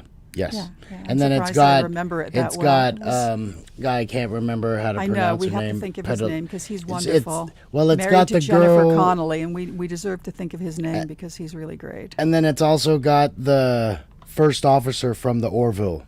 Pilecki, is that her name? I only Oh. remember him in that film, and I remember him largely because was that the first time I ever saw him buffed out? He also played, Scarlet Witch's husband. He's in the Vision, yeah. Avengers. Yeah, he's I'm Vision. looking it up now. But you know, 'cause- before he was always Kelly just kind Grayson. of he was just kind of a Yes. weedy guy, you know, Mhm, kind of a mhm. scrawny guy. And so when I saw him, you know, when I saw that chest and buffed out, I'm like, okay, is this CGI? Because he does not look like the same person. But even Yeah, no, Dennis Quaid clearly- is in that one too with them too, interesting. and it's like that's a decent. I actually It like wasn't. it. I liked it, but I didn't feel drawn to see it again. So I really guess I Mhm. need to because Well, that- I remember liking it. That one's to me one of those movies like I could put on in the background because it's got a story, it's driven, but it all happens in one location. Paul Bettany. So That's who we're trying to think right of. there, Paul Bettany. Yes, Paul Bettany. I Oh, can't believe I man, didn't say hubba, his hubba, name hubba. when I looked up the stuff. And look but, at that. What is that? But yeah, Paul 12 Bettany. pack? Let's count them. Adrian One, Palicki, 2, 3, Dennis 4, Quaid, 5 Tyrese Gibson's in it. I mean, it's got Charles S. Dutton's in it. It's got a decent cast, and it's a Yeah, no, great decent enough cast. movie. But yeah, it didn't do well. It didn't do well in the box office at all. It's you know, that's too bad. Doug Jones, love Doug Jones. Adrian Palicki, love her. Yeah, I do love her in the Orville. She was That's big what in it is. Friday Night Lights, which is I mean, I saw her in this before I saw Mhm. Friday Night. It is a tremendous cast. I recognize everybody. Oh yeah, really and do then I have to see forget that again. the mechanic kid's name too. But he was in NCIS New Orleans. We'd mentioned it earlier. He's also in this. God, what else is he in? I don't know. This is the interesting. Lucas oh, okay. Black. It's- Lucas Black's that other guy's name. And Kevin Durant plays Gabriel. Yeah, he comes down at the end. Kevin Durant, like I didn't know his name, and then I got more familiar with this. Like Adrian Palicki, I knew her from something else, and then this movie was like, oh, I have to remember her name now. Yeah, Bettany was in A Knight's Tale, the Heath Ledger film. Oh, he's so Yeah, playing, good in playing that. Chaucer, I believe, He which is is pretty so tremendous. good. That's Yeah. God, but he was that's- very kind of scrawny and weedy in that, or so he Oh, seemed he's to me. so thin. He's so And thin. and then I see him all, you know, clearly the guy was pumping for quite a Mhm. while to get there and Yeah. eating a lot of protein. He seems like he's one of those guys that would get physically in the role too, because he's kind of a homeless vagrant, you know, bouncing from here to there in that job. In The first time they Knight's see him, the first time Yeah, they it's see him, he's hilarious. naked. He lost all his clothes. But then he's also in another Oh, no. vampire movie Hey. called Priest, and I like that one a lot PvP. too. PvP has to go, and I would like to say goodnight to Yes. him. Good night, PvP. Yeah, good night, Thanks for guys. stopping by. Yeah, hope just you wanted hope to you have say a good hi. night. Yeah. Yeah, hi. I just got supper in the oven, so I'm gonna go eat soon. So. Yeah, okay, you can go, but there's a question for you in the chat, and I was waiting for you to get back so I could answer it. Okay. Because you like to talk about doing laundry a lot, and so Arabic Sandra wants to know: do you use fabric softener or a dryer sheet? I use dryer sheets Yeah, me too. because it's convenient, right? I use wool balls. Well, Oh, wool balls! I've never heard of using that. You can get them at the supermarket. that's fabulous. But the only balls I got are down my pants, so I won't be buying those anytime soon. But you Sorry. can They buy don't help some you if with you your need to laundry. buy them at the supermarket. Okay, that's nice. I'm Thank sorry, you. I just Thank you for dropped the in advice. here that I'm gonna head out something now. was down PvP's pants, Yeah, and I was like, Scotty will Woolly go off woolly on balls. for half an hour Okay, about okay. that, so go for All it, right. Scotty. No, See you no, later, PvP's guys. gotta let's just go. move on. Let's just keep No, going. well, say goodnight to PvP because he's got to go. Oh, Good night, PvP. and bless Happy your Halloween. balls. And I say if you do your towels, don't use fabric softener. Only use dryer sheets with towels. I don't like any kind of softeners. That's why I bought the woolly balls. I use those also. Yeah. I've never tried these woolly balls. I didn't even know they existed. They're a Oh thing. my god. I'm sorry, guys. Well, this was You a don't fan have to be question. sorry. Look, There's see, double PvP entendres all over the place. Go PvP right has ahead. fans. Oh, my too. stars. I'm gonna have to put on the There's your icon. There was Yeah, a there it is. a specific question for PvP. I wanted to make sure that it got answered. Well, I He hope these answered for us. balls are, and the towels. PvP, don't fall asleep with lasagna on your chest. Ouch. Oh, ouch. That yeah. sounds like Ouch, something damn. Scotty would do, actually. I would love to fall asleep with a lasagna on my Oh chest. no, that hot cheese will like soak into your chest hair, and then when you I go to love pull it hot off, cheese. it's I like a am wax. so into Oh. hot cheese. It's a hot shower. Ouch. I don't have much chest hair, by the way. Sounds risky. Well, it sounds like you'll it lose does all of sound it with this risky. lasagna. It sounds risky, but I think I could dare it. Okay, so I also want to say hello to Miskatonic Madman and Philip Gaming. Hey, Miskatonic. hmm And there was one more thing. Wes Cagle says, "You know you want to talk about Spock," and then there was, and I have it, so I might as well play it. Where is it, though? Spock punching. Brain, Yeah. brain, what is brain? But Spock punches in first season Star Trek. He punches the shit out of Kirk twice. Well, you got to know the context, though, of Spock punching. Uh-huh. But it's because Spock didn't. When Leonard Nimoy realized that Spock wouldn't punch, that's when he comes up with the Vulcan neck pinch, and so it is important to know. A lot of people have said quite accurately that Leonard Nimoy does the best Vulcan interpretation, and I would say that this it's arguable. If It's arguable, but you'd be when wrong. it comes to Jolene Blaylock and Tim Russ as being second best. Yeah. Russ Oh, is yeah. good, but I think Jolene's Nimoy better. paved the way. He wrote the book, literally. Leonard He did. wrote the book, and Yeah, definitely. so I'm Yeah.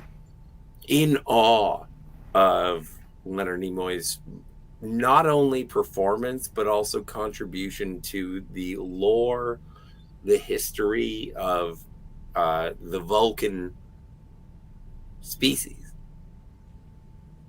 people. And the other one that I prefer is Dorothy Fontana. Yeah, Dorothy Fontana and Leonard Nimoy created Vulcans together. Oh, Joe, just know Nimoy did punch Shatner on T.J. Hooker, where he did get On the appearance. T.J. Hooker. Oh, my That's right. goodness. Oh my god! And I want to say hello to Nix. I love Heather Locklear. Hi, Nix. Nix. Yeah, Nix is here. How are you? I haven't seen Avatar, Donnie, says Eric Sonder. The Uncanny Valley bothers me too much.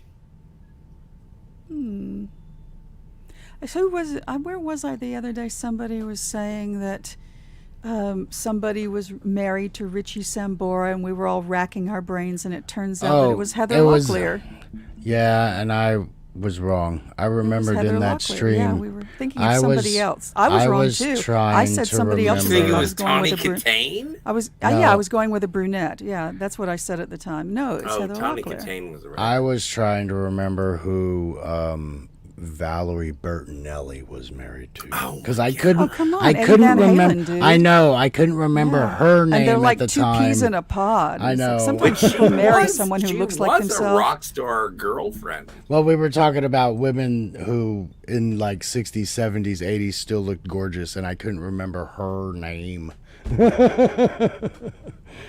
She still looks fantastic, Valerie Bertinelli. But she was like cover girl model. I mean, What? What? Wasn't she like a cover girl model, like magazines? No, honey. Oh, I honey. thought she did. She was almost a child actress. She started. Well, I acting know as she a did that. teenager, I know one, she did one that day at too. a time. But I thought she was one of Well, those she might have women been a that. teen model, but not a runway model. Oh no, no, I think I you meant may like have- like I think you may magazine have covers, rediscovered her later. but not runway. She's lovely. Yeah. There's no Yes. doubt about Yeah. that. Yes. All right. Jill, do you know one- who Valerie Bertinelli is? No, I do not know who Valerie Bertinelli Do you know? is. Do you One know bit. who Edward Van Halen is? Yeah, I do know who Edward Thank Van God. Halen is. Do you know who wrote Tom Sawyer? I do know who wrote Tom Sawyer, Mark Twain or Samuel Clemens. Bing, bing, I bing, thought it was bing. Rush. Oh. Sorry, that's a recent meme. I'm taking I didn't- advantage of it. Yeah, I forgot about the songs called Tom Sawyer. I like the books though. Those are good. But we were talking about movies. I can't read. I know. So- I tried to get you to read just like a paragraph of Harry Potter, and you're like, I'm not even do that. Yes. Yeah. You're not I'm not- illiterate, I are you? didn't- Sorry, what? Well, you're not illiterate, are you? I mean, you can No, read. he's not really. He's not really illiterate. No, he reads books. He does. You just don't enjoy it. Some people don't like to read. I had a Well, boss once who yeah. was quite proud that he didn't like to read. Well, we were talking about movies that failed, and some of my favorite movies didn't do well in the box office. There's two of them right here in the first list that I found. Scott Pilgrim versus the World, which I might talk about on my birthday. Oh, that's a good one. I saw that in theater. It was great, and yet I have not Me seen too. it again. And I love the director, Edgar Wright. That's correct. Yeah, I adore him. And yeah, it was fantastic, and I've seen it several times since then. It's one of my favorites. I love the soundtrack. Obviously, they got actual artists to invent these songs for the movie, which is why it works so well. And I have the it's just- 8-bit video game. Yeah, it is. I it is a love video any game. story that has the word Scott. Well, and this one just luckily happened to be yeah. a really good one. Yes. And it was a budget of 60 million, but only raked in 47 million, which is pretty sad. But That's a bomb. Ooh, that's not good. one That's a bomb. widely considered to be the greatest film ever also bombed at the box office, and that was The Shawshank Redemption, which is also one of my top 10 movies. Bombed. Yep. It It's did. I also a can't believe really- it bombed. It's a great written work too. That's from Stephen King's. He's got 4 believe it's novellas, pronounced and the title Stefan. of all of them together is Different Seasons, and 3 of them have become movies. There's only one that still hasn't been made into a film, but they're all remarkable to read. Yeah, it was Rita Hayworth and The Shawshank Shawshank Redemption. Redemption, yeah.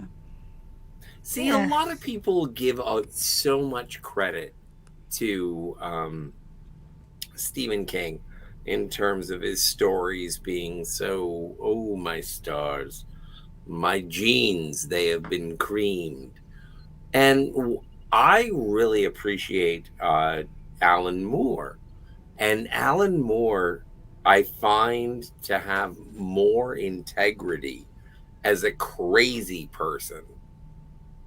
Because I think that Stephen King and Alan Moore are pretty much in the same time zone of crazy. And it's like, but Alan Moore is so much more honest about his crazy. And I think that Oh, Alan Moore is a wizard. I think that, Alan Moore is a literal wizard. He's a wizard well, from the that's north. what I heard. That's what I Yeah, heard. yeah. I just But recently finished what a I'm saying rewatch. is that Stephen King is like sort of a fraud in terms of he's obviously doing it for riches. He's like a leprechaun. Well, and just because Whereas- he's successful doesn't make him a fraud. No, Well, I think no, I think, but what I I'm think saying Stephen is King that- writes to the is best that of his ability. Stephen King pursues riches, whereas Alan Well, he Moore knows he's good enough to get his books pursues turned into the movies. wizardry. Ooh. I mean, honestly, I think King's stronger work is his shorter fiction. He writes an incredible short story, and the novellas that I just recommended are all They're top both notch. talented. But when he really starts just write his massive novels, so the characterization is not there. It's not strong. I can barely remember who anybody is. I can sort of remember names, but I can't really remember characters. Does Alan Moore only write comic books, or does he write novels? That is a He good does question. write novels. He has a novel coming out soon. But he does not commonly write novels. He commonly writes graphic novels. I believe that Alan Moore is more of an artist than Stephen King. Well, yeah, because he draws. No, he doesn't doesn't. No, Doesn't he's a draw? writer. He doesn't do any of No. the draws? No, he's Oh, a okay. writer. He's He just doesn't writing do it. any of the draws. But he's also literally a wizard from the north. Yeah, but okay, but they're And different what mediums, is though. what Why are is you Stephen comparing a graphic King? artist But a to cokehead novel? from Maine. I don't think that Stephen King God. has been a cokehead for a long time. That seems cruel. And No, he has but- admitted that he had a problem. Well, and also, let's be fair. I mean, some people I'm say once a pretty sure cokehead, that always Alan a Moore cokehead, but did that's kind cocaine. of cruel. Okay, I don't, so I don't I know. don't know Alan Moore's about. never I admitted don't to know. it that I know. I don't know of. if I want to Not talk that I about know, but I'm what- pretty sure what he would. If authors- you asked him, he would say, "Fuck off." I don't. Yeah, we don't need to worry about I what don't know kind of about that. self-medication Alan Moore or, Yeah. or Stephen King did. But I do want to say Matt G evaporated, says Lemon Pie, and he's Oh, Matt G. says, yeah, Matt G, his internet is being fussy with him, so he's going to be here in the chat. He's got internet issues, but he'll be here. He's still here, so don't fret. He's still here. You got something to say to him. He's alive. Yeah, he survived. Donnie says the final two Space Odyssey novels from the late Sir Arthur Clarke were never adopted into movies either. Oh. Well, I mean, I wasn't 2001 a short story initially? Yes, the Sentinel. Yeah, and so then and you want to talk about a money grab, people who sort of stretch things thin in order to merchandise the film version of whatever they've written. I mean, there's nothing wrong with that, but I mean, everybody got to make their money, Scotty. Everybody got to make their money.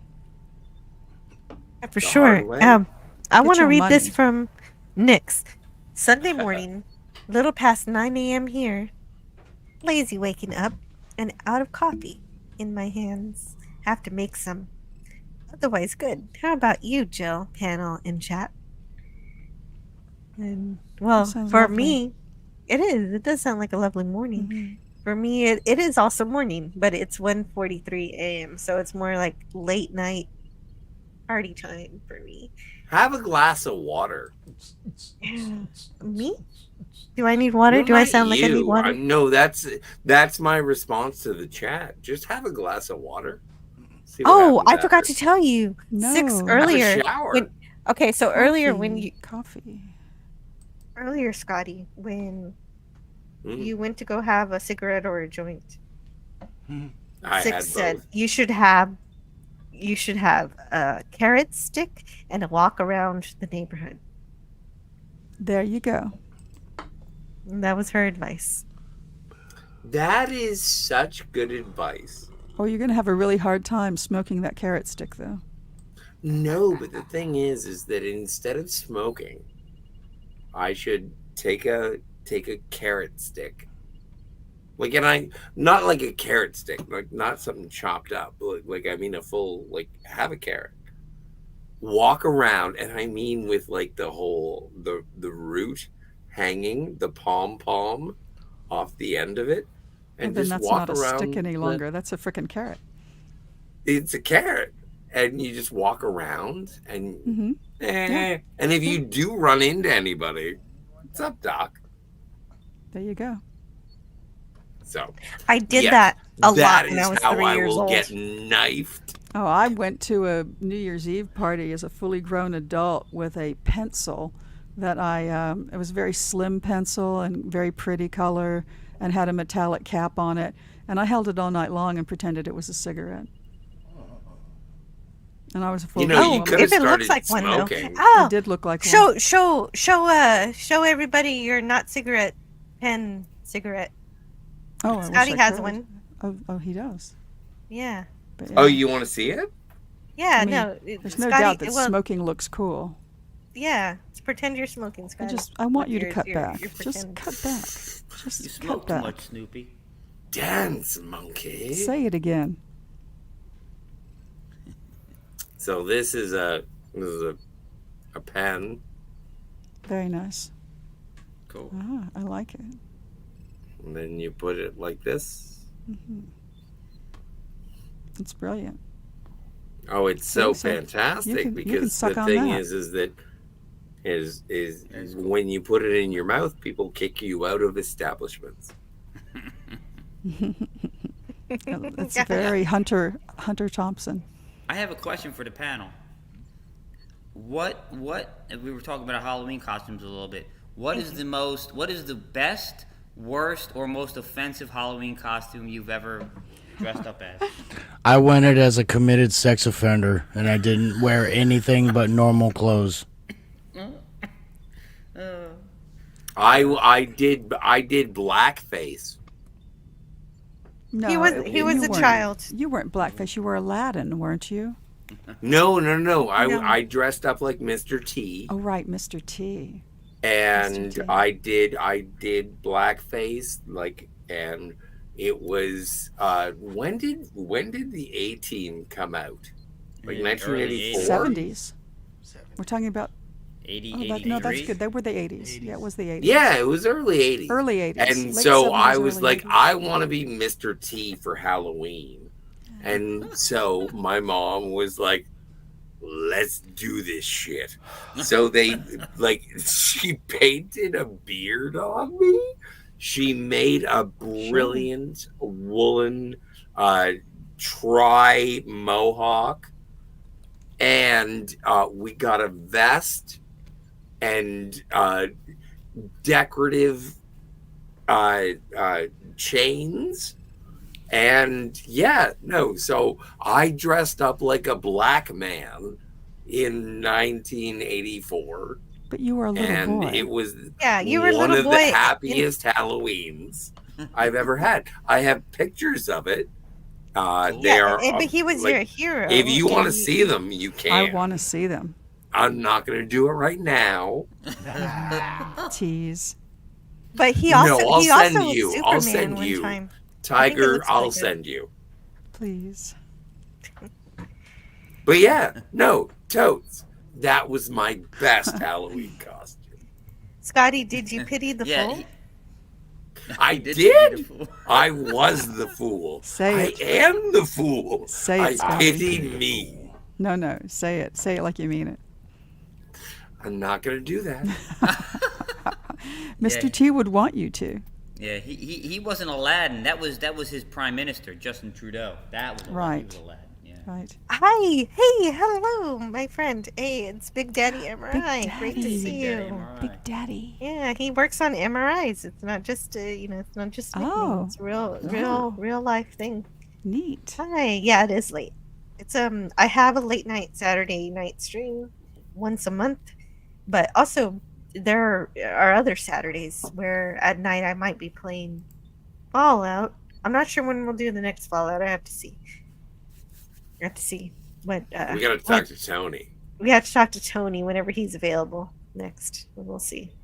He's always available. The Yeah, man's a no. showboat. Sometimes he likes to do other things. I always got goggles and a yellow Oh, shirt. he's Oh, saying a minion? he's being forced to A be a minion minion? at work. A yes. minion. I knew it immediately. He's being forced to go into Yellowface. All right, so we got Scotty's. what is everybody else here? I want to hear everybody else's either best, worst, or most offensive Halloween. Well, costume. West, I want to hear yours first. Mine. Well, Yes. I have two. 'Cause you're offensive asking the ones. question. Well, I had two offensive ones. Not best or worst. When I was 6 years old, I thought the Nazis were the most snazziest dressers on the planet, so I dressed up as an SS warrior. That was didn't go over well. I know, but I like they looked good. Yes, they looked very good. Oh, they absolutely have the best Yes, fashion, no yes. doubt But about that. I wasn't allowed to go trick or treating. That was just Leave in it the to house. Germans to have 90-degree angles in their uniforms. Yes. Well, it was And Hugo Boss, wasn't it? Yes, it was. I Hugo guess. Boss. Yes. The other offensive costume was in 1994. That reminds me of a Star Trek episode called Patterns of Force, where yes, Kirk says yes. something about how good his costume is, and then or his uniform is, and Spock says, "You make a very convincing Nazi." And Kirk's Shatner's face when he says that is classic. I think that is one of the most bold episodes of television. It was good. It wasn't Is how having long? two Jewish men dressed up like Nazis. How long? It was only like 20 years after World War II. Yeah, it was. It was really soon. It was like. Well, we were allowed to laugh at too Nazis soon, for a and- while there. Oh yeah, we were. Yeah, come on. Look at Hogan's Heroes. Yeah. The other offensive costume I had was 1994. I dressed up just in a grungy outfit, and I had a blonde wig with a whole bunch of blood on the one side. And I told everybody I was Kurt Cobain. So. No, that's fine. Yeah. How that was did it not- received? Not well. Not well. Given the fact that the type of people that were at the parties that I was at, so. They were all people who had killed themselves with shotguns. Yes, they were all emo, very much. Oh my goodness! Grunge, wow. yo! But Nirvana did is you- grunge. Did you have a guitar though? No, just one of those, just like one of those striped sweaters that he had on, and just jeans, just a shaggy blonde wig, and I sprayed with red, dye all over the one side. That reminds me of that also reminds me of a South Park episode where Satan is having a party, and it was a costume party, and Steve Irwin shows up just with the stingray poking out of his chest. And he was like, "I didn't need a costume because I already have it." He was like, "No, it was," and everybody was offended, and they said Too it's soon. too soon. Yeah, it was too soon. It had just happened. Yeah, but why did Steve Irwin go to hell? I don't know. You know He why. would. You know what? That's right. Steve Irwin doesn't belong in hell. I don't know. Sometimes people do things like try to climb up to the top of Mount Everest, and a lot of people don't make it, Ah, And Mr. I kind of Green figure if you have kids, you shouldn't That's a be good doing point. stuff like that. What? You should are rethink your named. life. Your entire business is called the Crocodile Hunter. And what are you gonna do? Stop No. hunting crocodiles? Well, no, he's fine. No, Steve Irwin's wonderful. I love him. And I think Steve Irwin We is all in love heaven. Steve No, Irwin, but there's that footage of maybe- him where he's standing inside the crocodile pit, and he's got a big raw chicken in one hand And and his one of his baby, babies in yes. the other. And Yeah. you kind of just think, if he decides to hold on to that chicken and throw the baby instead, that kid's life is over. Yeah. I'm just saying, you got to rethink things sometimes. Yeah, but I- what?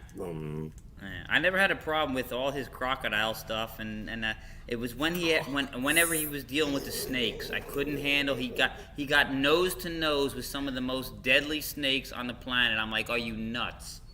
And we're Can you imagine? Can you honestly imagine talking about one of your close friends and saying, "You know what? I understand your crocodile endeavors." Like, the way that you're describing it is that you're looking at it as a celebrity. But if it was your friend, you would be like, "You know what?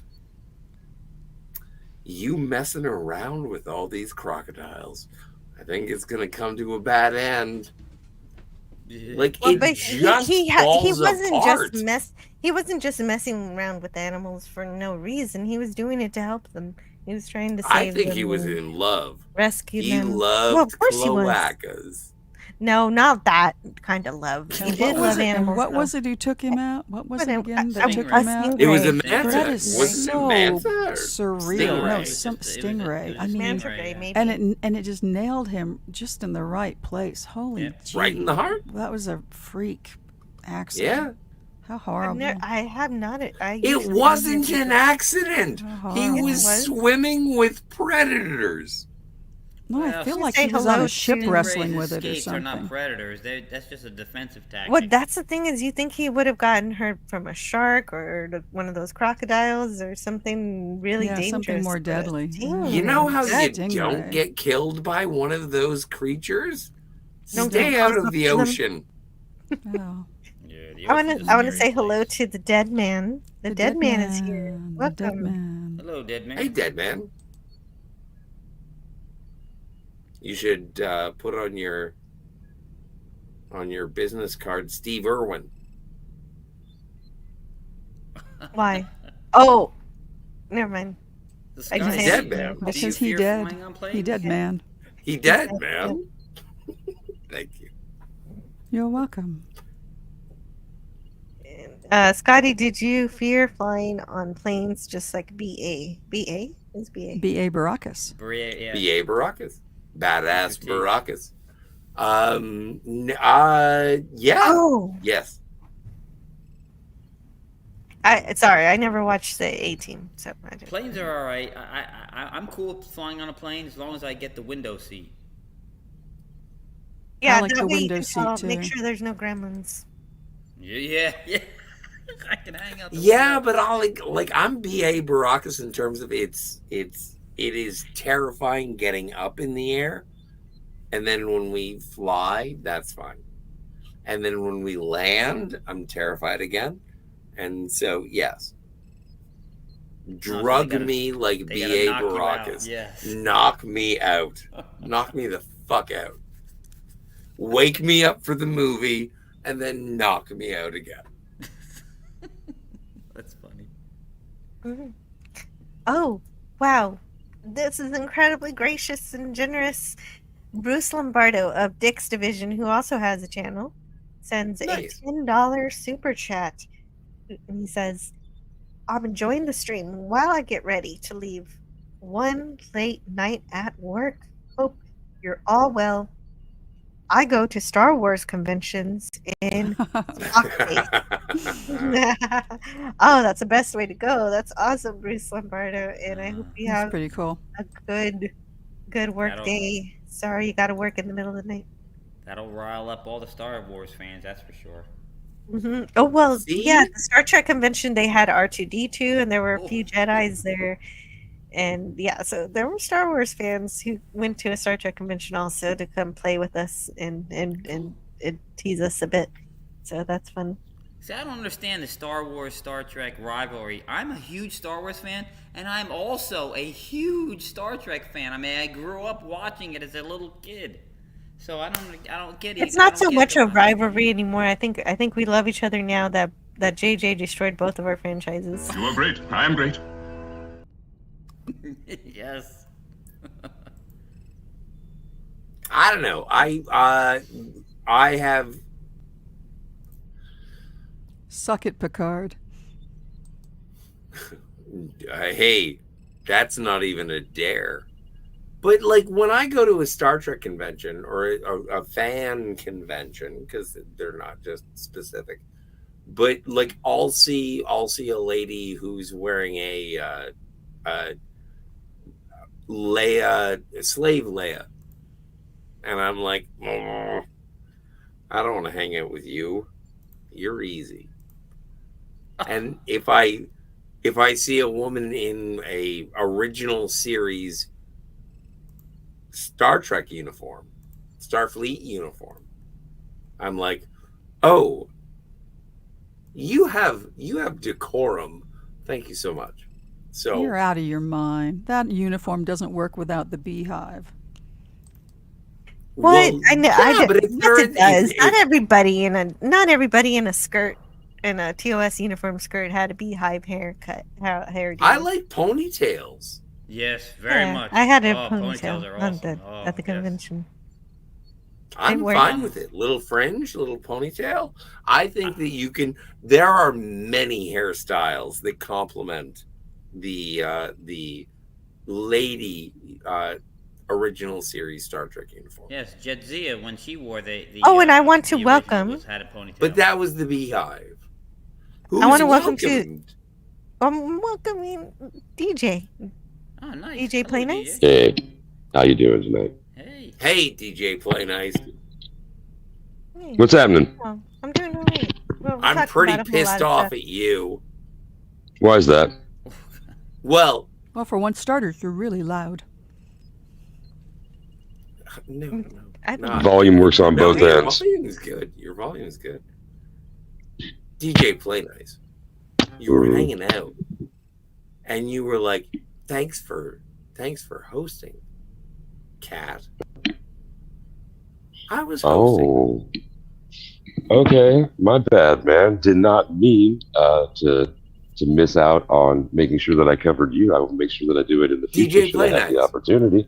Yeah. The only reason I bring it up is because I want you to know I'm a sensitive bitch. All right, man. I'm sorry if I tapped a little bit of that by missing out on the opportunity. It's okay. To It's praise, okay. to praise go you as cry well. in the corner. I'm just gonna wait. But, Well, it apparently you had a lot of fun on that last stream, right? What were you guys talking about? The last one? I wasn't there.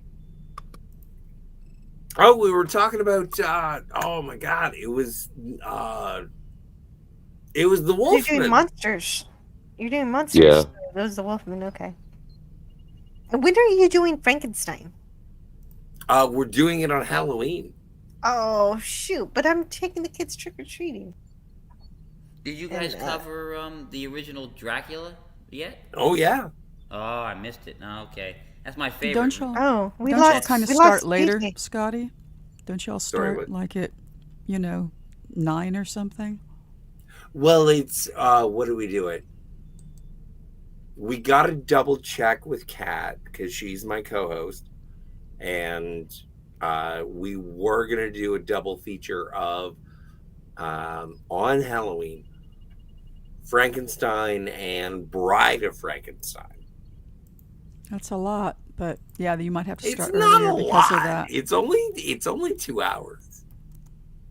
Oh no! Oh, Bruce Lombardo sends another super chat. Thank you so much. That is Yay! that is really good of you. Thank you so much for you. That really supports the channel. Really encourages me to keep going and doing stuff. So let me It find makes a the monkeys juggle. yeah. Well, actually, I can't juggle. I can.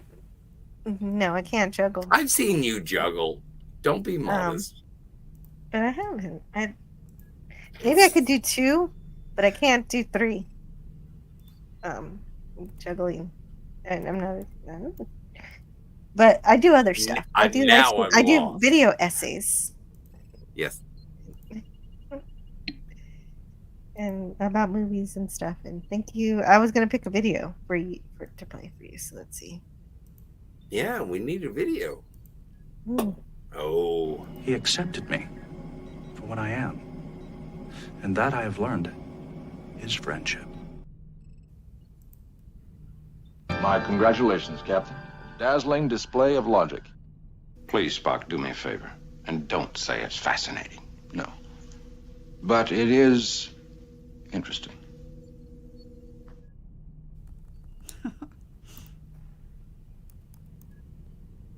And Bruce. I am only for Diamato. Oh yeah, I like that one too. Oh, That Which Survives. I'm so happy I know all the Star Trek episodes. I want to Figures. know more stuff. And so that's what we're here for on Brain Shirley. and brain. What is brain? Brain and brain. What is brain? See, it's better when Somebody- you say it. Really? Oh yeah. Yes. I thought I recognized Tiger Stripes. Jill is not a yeoman, Bruce. That's right. I'm a lieutenant.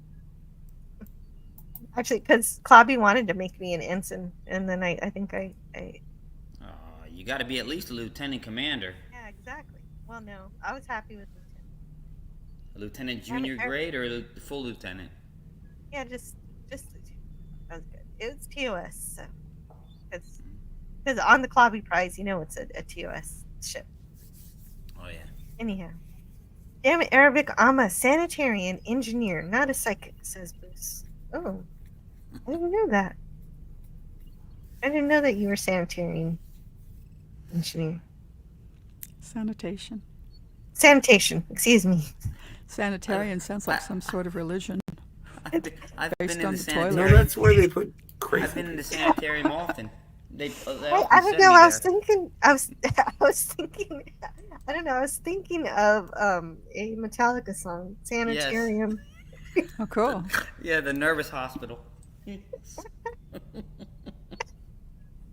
Good try. 9 out of 10 for effort. Oh, that's a great clip for what just happened. I did. Yeah. David's Hot Topic says I watched Frankenstein, wonderful movie, but I never saw Bride of Frankenstein. Every bit as My good. favorite Just is different. Young Frankenstein.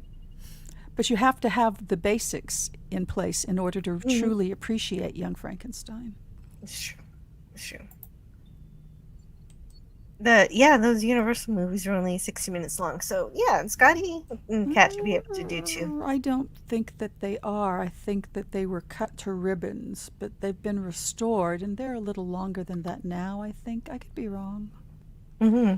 And we got more support for the channel from the Dead Man. This is amazing. Thank you so much for the $1.99 super chat. You say, I will give SBW credit for the best TOS music.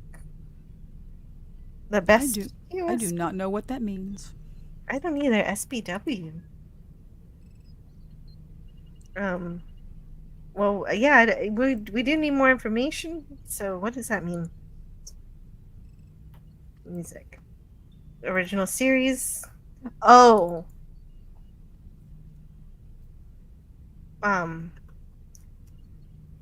No, I don't know what that means either. I'm sorry. I don't know what SBW is. So, you got me there. I would like to know about that. But I guess I gotta play something for you. Let's play this. There are certain things men must do to remain men. The needs of the many outweigh the needs of the few. Risk is our business. Needs of the many. Do you have a B'Elanna Torres? Oh no, I don't have no. a lot of Voyager. Do you have a particular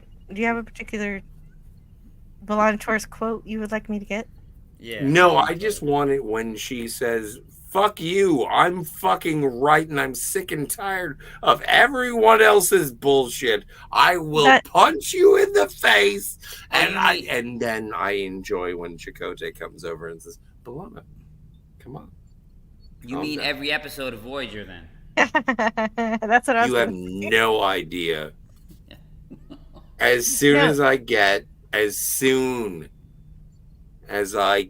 She-Hulk doll, I am going to ask for a B'Elanna Torres doll. Of course, yes. So,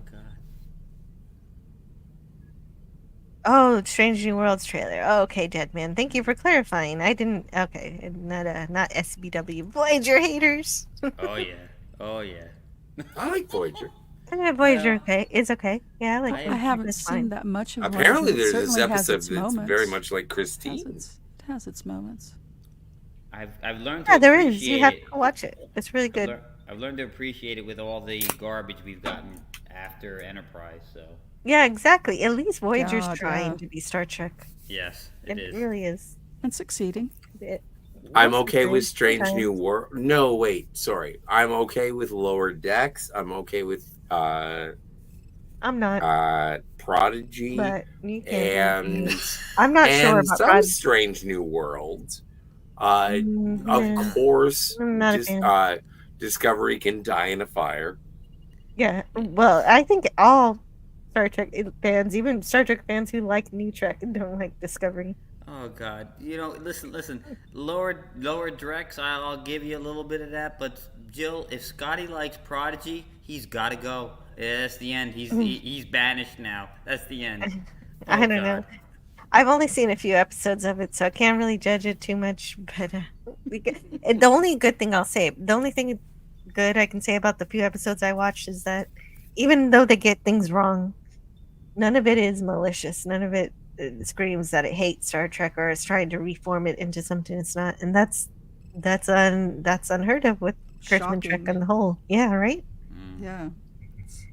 So And I'd be willing.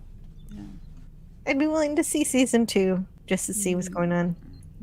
Well, it's kind of funny in terms of my perception of Star Trek Prodigy is because I do have two categories on things that I have not seen. One of them is haven't seen it, don't like it. The other one is want to see it, or no, sorry, haven't seen it, want to love it. So I've seen like 2 episodes of Prodigy, and I've heard it gets really good, but I've only seen 2 episodes. Yeah, but it has Wesley. Is not fucking finale. If you're gonna be so like Will Wheaton allergic, because I can't calm down. Like you really gotta calm down. I'm still open to watching it. It's because it's the furthest thing. Like it's the furthest from Kurtzman as you could possibly. You are aware of the character Wesley Crusher, yes? Yeah, his mom is Of course. hot. Yeah, Beverly Crusher. And you know that Wesley Crusher can show up at any moment. Yeah, He he's is a traveler. practically, he's practically a Q. Yeah, he went off with that guy. Get used You to just it have to. and stop bitching about it like What? you have a What? rash. I can bitch all I want about it. You I'll can bitch all you want, No, Wesley but was you can't universally sit there hated. and say, "Oh no, Wesley's here," The show and it's was like, new. "Of course he is." Wesley was universally hated. Yes, he. Sir, I know this may finish me as an acting ensign, but shut up, Wesley. Best Picard I line don't ever. think that's fair for the character. I remember going to a local convention in Los Angeles. So it was a fairly large convention. And Wesley Probably Crusher a was giving WrestleCon. blowjobs. Okay, wait. they had Tiger's a- telling the story. I want They to hear had the a story. Yes. Yes, they had a panel scheduled, the Wesley problem. You know, I mean, and the show was like brand new. He showed up and went to that panel, and he walked the floor afterward. And I was, you know, he was just a kid at the time, and I was very impressed. I thought that was very brave. Just, you know, I don't know that much about him as a person, but, you know, at that moment in time, I was quite impressed. And that's the thing, is that I don't like to admonish. I do. I know who he Understood. is. I know his thoughts, like his political perspectives that he's Did you know projected that onto the Wesley internet. was Roddenberry's middle name? Oh Yeah. yes, I did know that, and that they actually were going to make the character Leslie, but it turned into Wesley. Yes. But it was Also a always a surprise for self-insert me. character, which is part of the Wesley problem. That But I family- like but I like Wesley as a character more than I like Will Wheaton as a performer. Oh, Nick says what? show us where Wesley touched you and how much did you like it? That's a dangerous question. No, I think Wesley's usually asking that question, not. He's the bottom. Basically, Arabic. when I saw Wesley Crusher, because he is a traveler, he showed up and he was like, "Dude, high five," and I was like, "Sure, high five," and we high five, and then he just like vanished into the trans-dimensional portal that the trans, all right. travelers do. Thank heavens he's gone.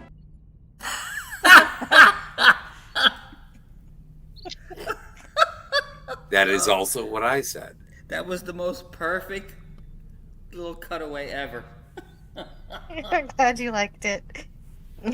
Wait, what? Huh? Who are you talking about, Arabic?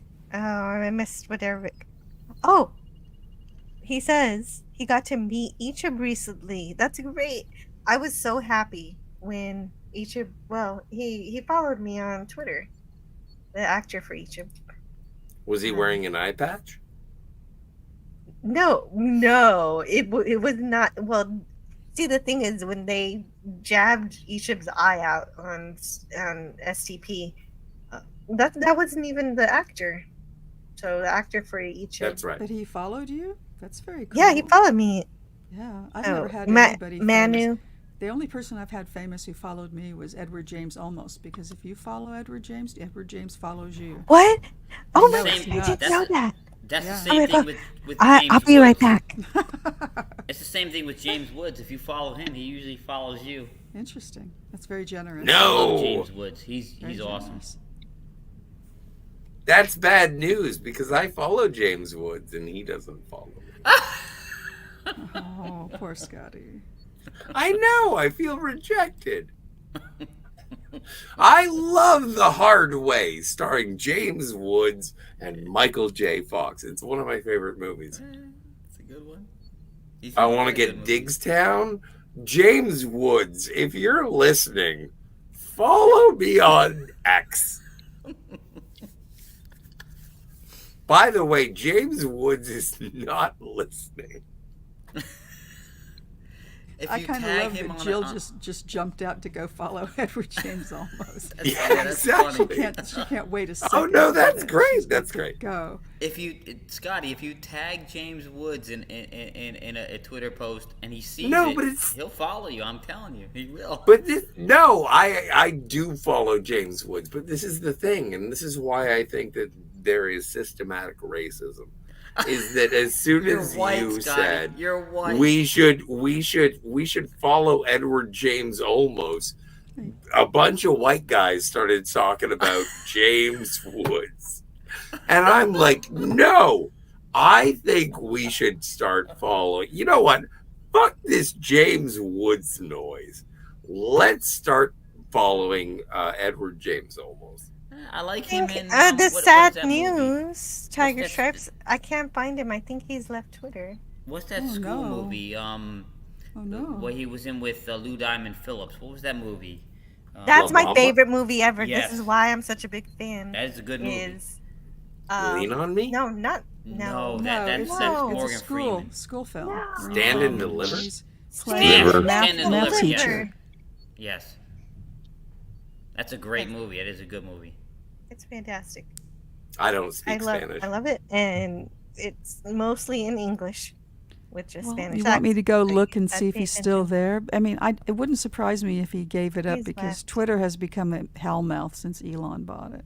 Yeah, it looks Best like thing he's ever left. happened was Elon buying it. You know, Well, I know we're gonna. it was kind of a hellmouth before, but now I'd it's buy that for $1. it's into the jaws of hell now. The best Come thing, on. the best thing that It I is. ever read on Twitter was when Mark Cuban said, Elon Musk has ruined Twitter. I think I might buy it. And Elon Musk posted, "You're about $40 billion short."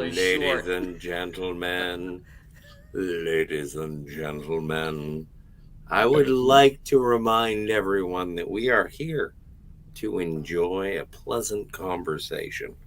And if you want to tell me that I'm the worst fucking referee then you can. But I just think that we're here to hang out on the shore leave so that we don't have to talk about what's his name? Mark Cuban? Oh, did I faux pas? What's wrong my with bad. What's I'm wrong sorry. with Mark Cuban? What's going on? I don't know. I don't know. I love his sandwiches. He invented the Cuban sandwich. No, he didn't. Are you talking about that guy who tells people? I'm whether or not just he's saying, gonna invest we're in their supposed to stuff? be having fun. If we're gonna get into, I guess we could do whatever we want. Well- Tiger, am I being too much of a referee? No, you're not. You're not. If I stray into politics and You're not Tiger. Listen. Hey, Scotty. Listen. If I All right, stray I'm gonna go have a cigarette. and I offend. That's a good idea. I'm gonna go smoke some weed. I'm glad when somebody tells me I Well, offend. I didn't hear anything. Offended. I just want to have fun. I don't want to fuck around. And you know what? I would love to do Doctor Strangelove. Well, The speaking of dead Dr. man Strangelove, Yes, this is mein where Führer, I I can can say walk again. that I went to the Central one Halloween. I'm pretty sure I was with my beau at the time, and I was wearing my father's flight suit, and I don't even think it was my hat. Somebody had a straw cowboy hat, probably my beau, and I had that on, and I think I just had on sneakers. And we went by the Losfus first, where, oh God, I'm blanking on his name, and I can Ed's a math teacher too, so Jill would appreciate that. And I didn't really know what I was doing, and Ed said, well, you look like Slim Pickens in Dr. Strangelove. And I said, thank you, Ed, I really needed that. And then we went to the Central, where they were having a costume contest. Bruce Willis was on stage at the time singing with and mostly blowing harmonica with the band. Who was the band? I don't quite remember Bruce Willis. who the band was. It might have been Jack Mack and the Heart Attack. It might have been Chucky Weiss and the Goddamn Liars. God, who else played the Central regularly? Can't remember who the band was. So they were having a costume contest, and they were really trying to get the girls up. And, and they were giving away really dud LPs. And at the time, vinyl was not in as prizes. And, and so the girls would go up and they would go, well, who are you supposed to be? And they were like, oh, I'm so-and-so, so-and-so, they didn't quite have their patter down. I'm always about the patter. If I'm dressed and I'm costume, I'm going to do it right. And I got up there, and he's like, okay, so who are you supposed to be? And I said, I am one of Ronnie Reagan's rebel raiders, and I am here to ride that rocket into Russia. and the whole crowd just went nuts, just nuts. That's awesome. And the guy exchanged a look with Bruce, and they both laughed, and he just kind of shoved that album at me and said, get off, because I was just doing too good at the moment. Winner, winner, winner. Yeah, doing too good. So that's my Dr. Strangelove outfit. They'd want someone who's doing a good No, job. they want girls who just look who are sort of embarrassed and don't get it together. But I got the audience going. It was fun. But if Ed hadn't said that to me at the Losfus, would I have gotten there on my own? I don't know. I don't know if I would. It's all right. That's when Riz rises. That's how it works. That's how it works. You get the crowd on your side, it's all good. Oh yeah. Some people shine in the moment, and you shined. It was a moment. It really was. No, they should have celebrated you. I don't get it. Oh, Edward James is good in everything. I'm not going to say was, because I'm pretty sure he's still around. Always good. Edward James Olmos was good as Admiral Dama in Battlestar Galactica. Yes, I got to watch that sometime. Definitely. I have arguments with Good Dark time. Helmet all the time. I'm a BSG original, and he is a 2.0, and we clash. We agree to disagree. I never cared much for the original, and I've watched a few of the retool, which I understand does not end well. Oh, but what I saw of the retool was quite good. Quite good. Yeah, the original kind of peters out at the end. But I mean, my favorite character is Starbuck, and they ruin him. I mean, it's not I even thought, a guy anymore. I thought she was wonderful. Yeah, but Starbuck is supposed to be a misogynistic, womanizing kind of Han Solo type. But I think And she that's not what nails she that. is. Katie That's not- Sackhoff. What is she? Have you watched any of her performances then? I've seen clips. I refuse to watch the 2.0, but I've seen clips. Well, there's good. that. I thought she was good. But Oh, really The good. dead man has to go, and I just wanted to Oh. play this for him. Goodbye, darling. I'll miss you. Can't beat an I- O'Brien slave girl. And I wanted to add on to the end of that last one. It's like, you know, and Scrappy Doo's not supposed to be a villain, but Yeah. Oh no, yeah. But he's so All hated. If you don't hate Scrappy Doo, you cannot be my friend. but he's not the bad guy. He's just the obnoxious nephew. I don't know. That's Even- why it's the advantage to be the uncle, because you're like, oh, I can give His him back. head is too fucking big. Yeah, but Well, you know what? yeah. Freakishly big. Even in the 70s, when I was a little kid, I was Yes. like 6 years old. Yes. I'm like, when they Preach. gave us this, I'm Preach. like, what the hell is this? Where did this Yes. thing come from? But hey, you know, sometimes puppy's head's is big. It's cute. I like a No, big puppy head. It's not. It's disturbingly Isn't freakishly his- large. It isn't really his character design. It's when he opens his mouth. There's some part who, however, says despite Tiger disagreeing on a lot of things, I find it hard not to be in dopamine heaven between her purring and Jill's soothing voice. It's very kind. I'll take it all day long. I'll take it. Nothing really matters. I'll tell you that is actually that is rough when you there's somebody who you disagree with, but their voice is so enticing that they soothe you into thinking the same way they do. Yay for feminine wiles. I'm sorry. What'd you say?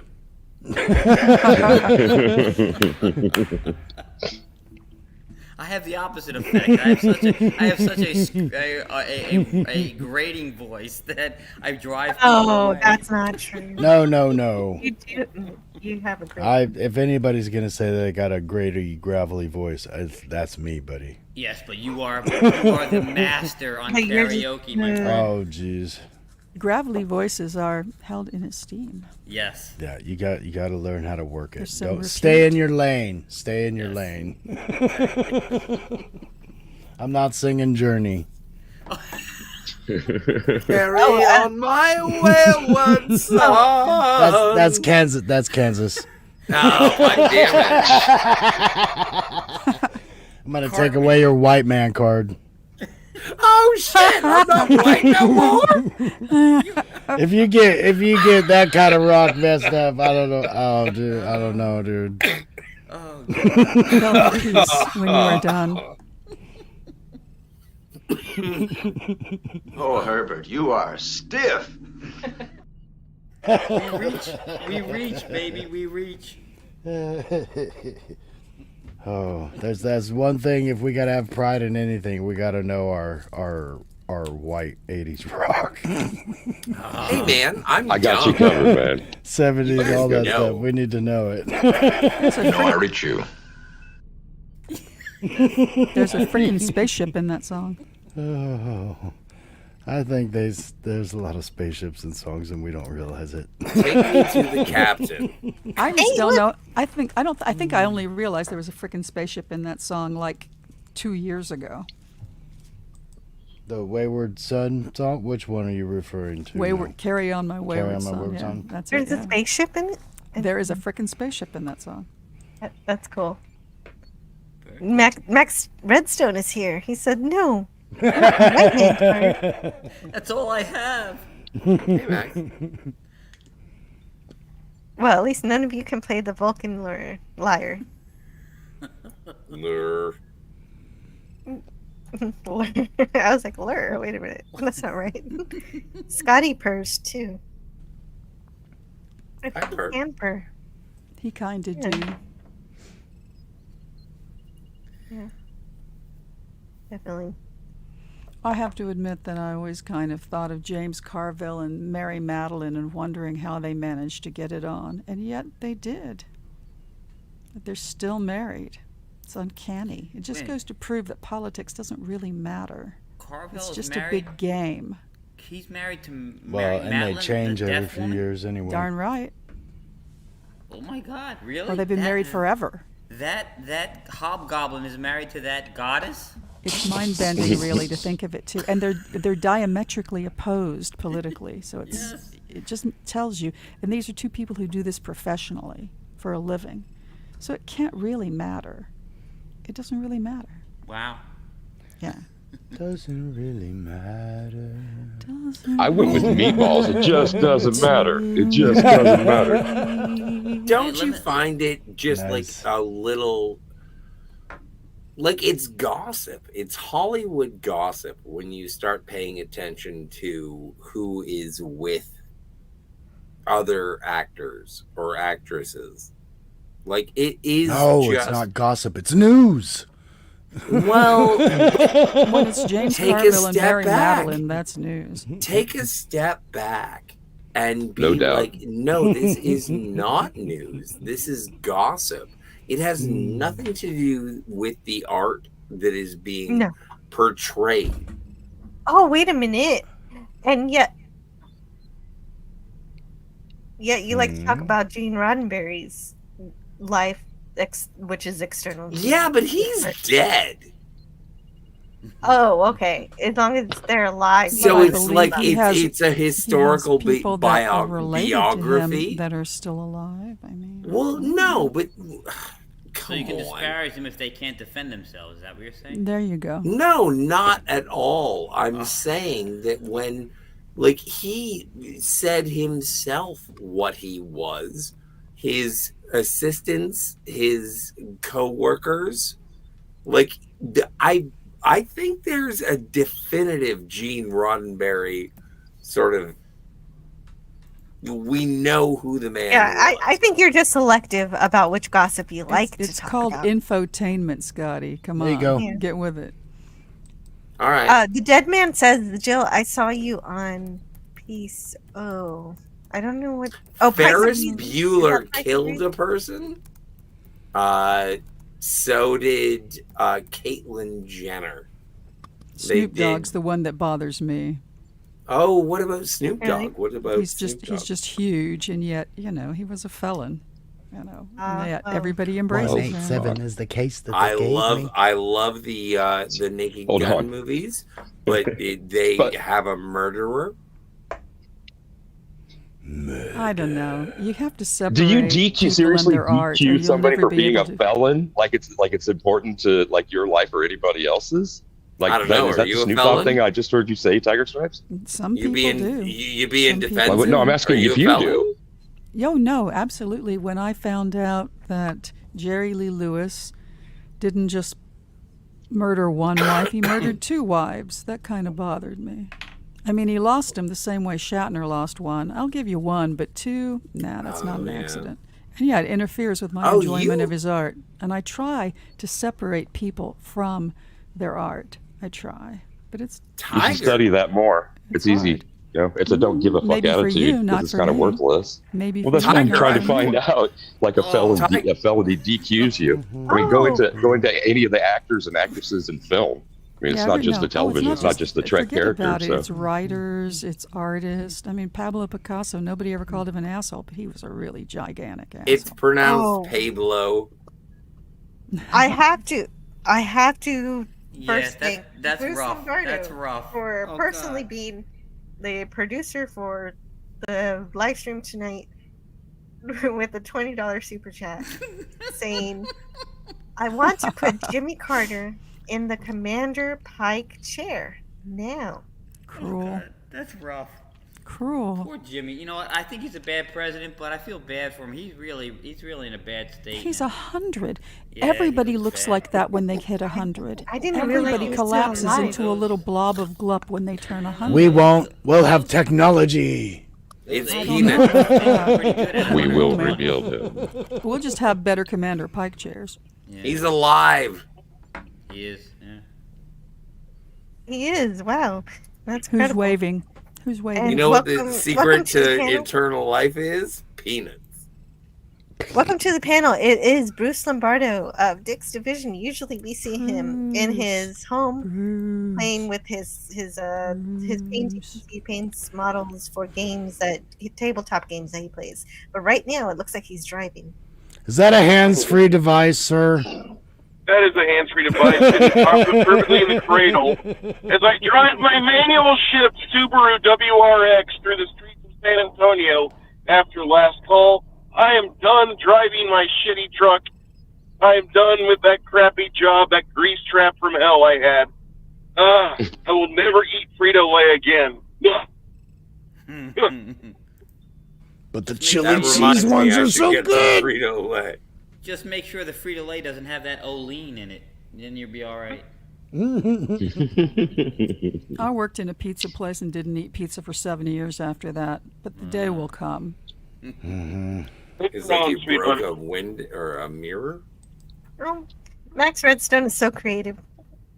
Or he's Jolly Good Bell and That's hilarious.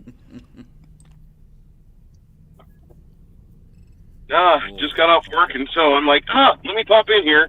And I threw that nice, I threw the 20 spot out there because I thought we would get some more laughs out of the fact, hey, we're going to put Jimmy Carter in the Captain Pike chair so he can at least communicate with us on binary questions. Oh, I didn't know. I didn't know what was going on with Jimmy Carter. He is 100 years old this year. Well, if we put him in the Pike chair, at least we will know definitively who he voted for and not what they tell us he voted for. He's allergic to peanuts. Can he still walk on his own? I don't think so, no. No, really? Dang. We're getting closer. we should We're getting play closer. soccer. We're getting closer. I'm waiting for the interview. So it's your 100th birthday today, and they're like speed walking down the sidewalk. I'm like, wow, you got a good pace for a 100-year-old. Fool, I can't hardly keep up. Yeah, I used to work for the Postal Service, and we got a day off every time a president died. We're starting, the people there are starting to go, hey, we're going to get a day off soon. Oh, they got a Deadpool going. CBS Sunday Morning says. Oh, there's a Deadpool on every Yep. famous person. Oh, I That's know. true. Yeah. I have a Deadpool on you, Tiger. Oh, yeah? How long you think I'm going to go for? I believe that you will live until you're 101 years old. Well, you're only 29, right? The problem is with the Deadpool, though, don't you have to be alive? The person passes to collect. There you go. I died yesterday. Whoever said the human race was logical? This is Yeah. true. That's a true statement. Oh, damn, this is too much fun. Are you having fun? This is great. I love shore leaves. That's okay. That's okay, Dead Man. Yeah, no, it is good. It is good. We did have topic earlier, but I think we exhausted it mostly. But if anybody Yeah, has somebody asked about Diddy. I got no idea. I'm trying to work it through. But I think there was barely like know. there's You some don't wanna know. extreme problems with that, like beyond normal problems. Well, I get confused too. I mean, I can tell Diddy from Kanye, but I still get confused. But This almost They all look is alike? like What the it fuck? seems like Jesus. like a not like celebrity trafficking almost. I heard a rumor. Yes. Or Since we're celebrity talking, blackmail or I heard whatever. a rumor, and the rumor was, and I don't know how true because this sounds like Kanye business. I heard a rumor that Diddy sort of threatened somebody. I don't know if it was blackmail. I don't know if he was trying to, pull something, but somebody high up, somebody powerful. And those are the people who reached out to the feds to come down on him and to bring this investigation. Just a rumor. Cobra but it's an Commander. it's an They all interesting doing rumor. freaky stuff. But, we don't need Oh, it. and it looks like Sentai Ranger Donnie says, "Well, I must sleep now, so Don't I need can it. wake up an hour or two before the Seahawks Falcons game." Thank you, Jill, and all. Go Hawks! Good night, Donnie. Uh-oh. I am in my neck of the woods. I am a Seahawks fan. Cleveland Browns fan, so. So I don't know. Dreams, Donnie. Yeah, sweet dreams. Thank you for hanging out for Power so long. Rangers, all the colors. And welcome to Kat. I Hello. saw her in the chat. I had to bring her in. Hello. Hello. How are you doing tonight? All right. Very good. All right. Rock. Well, you're a big expert. We were talking way earlier about movies that succeeded only after, like they failed in the box office, but it ended up being cult classics. And we talked about all the major ones, but what would be one that you think people don't think about very often? Oh, that. One that I really liked was that Steve McQueen documentary about Le Mans. That one didn't do anything. It didn't go anywhere and kind of bombed. It was really good. Oh yeah. Oh yeah, documentary ones. Yeah, don't they have a GT40 in that movie? Yeah. Did you mention Big Trouble in Little China? Oh yeah, but yeah, that's another one. it was Yeah, both kind of of them. successful. That one I and The Thing. think. Did it bomb hard? I don't think. No, Thing ruined Carpenter's career, but I think Big Trouble in Little China was pretty successful.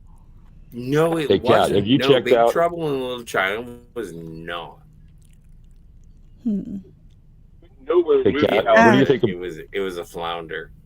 Well, I used to hear people say that it was almost the sequel to Buckaroo Banzai, but it turns out that's just not No, true. that's not true That's at all. not true no. at all. No, they're just two James- different things. James Lynch says juicy, fruity money makes Lucy goosey. And okay, so I just wanted to read his poem for people. Yeah. I'm curious about one for the panel here. Mortal Kombat? The old one? 95? Because that's definitely a bomb. Do we all Was like that a it though? bomb? That was yeah. Who played Raiden in that? That was That was Christopher Lambert. Yeah, he was good. He was great. He was good in that. Christophe Lambert. There you go. But that's like what we're talking about. I mean, that definitely didn't make profit. I mean, I don't know if it actually made profit, but I know that wasn't like a movie for all the demographics. I just can't see that. I can't see that movie without thinking there can be only one. But I can't think of one adult at the time that would have wanted to go see this movie. Not my Fair. parents. None of my friends' Fair. parents want to see this movie. Oh, so but the kids would drag them to it though. Mm-hmm. I guess this is the video game. I mentioned it earlier. Like, parents had such a different look. You can't ever make any money. Yeah. It's going to rot your brain. Oh, yeah, some of the highest paid jobs. Way to Well, go. it was a fun movie, but I think there was some, that technically it wasn't the best sometimes, but I enjoyed it. Oh, yeah. Hey. It's not Guess great. Guess what clip we get to play now? Hello, all. I didn't realize you were all nocturnal. Hello, Booger 414. Only once a month. So this is when I'm like a werewolf, except it's not a full moon. It's the anti-derivative moon.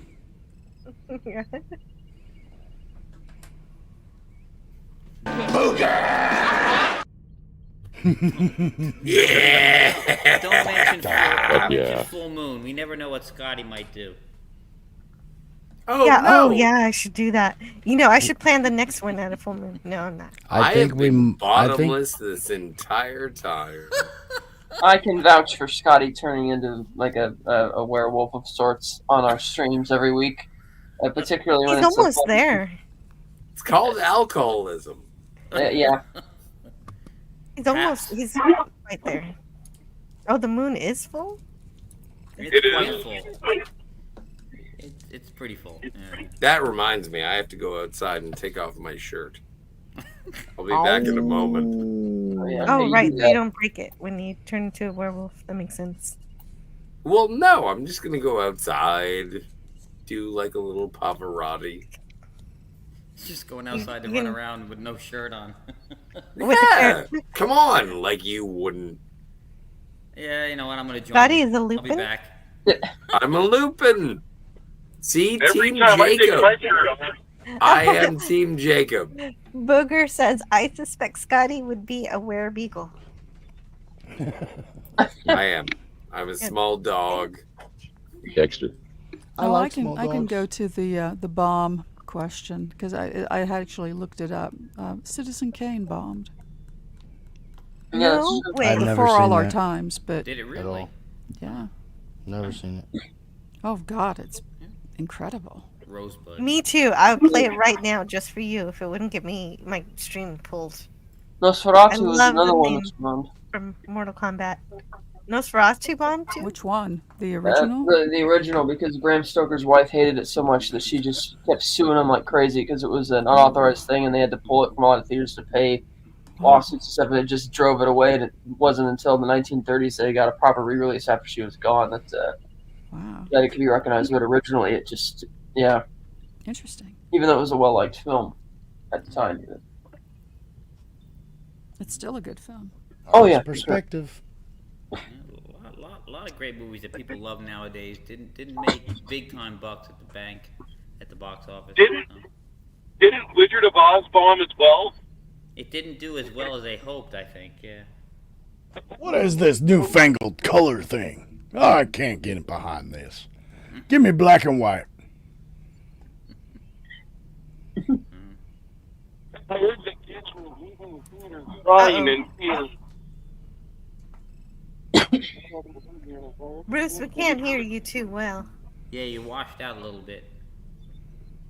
Not too much Wizard of Oz because their kids started to scream and cry because they were scared. All right.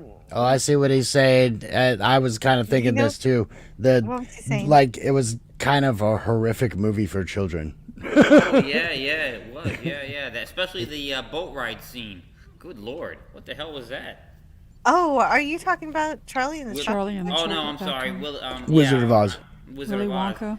Wonka. Wizard there of Oz. was a bunch of movies that were supposed to be for kids, and it's like, what were you people thinking?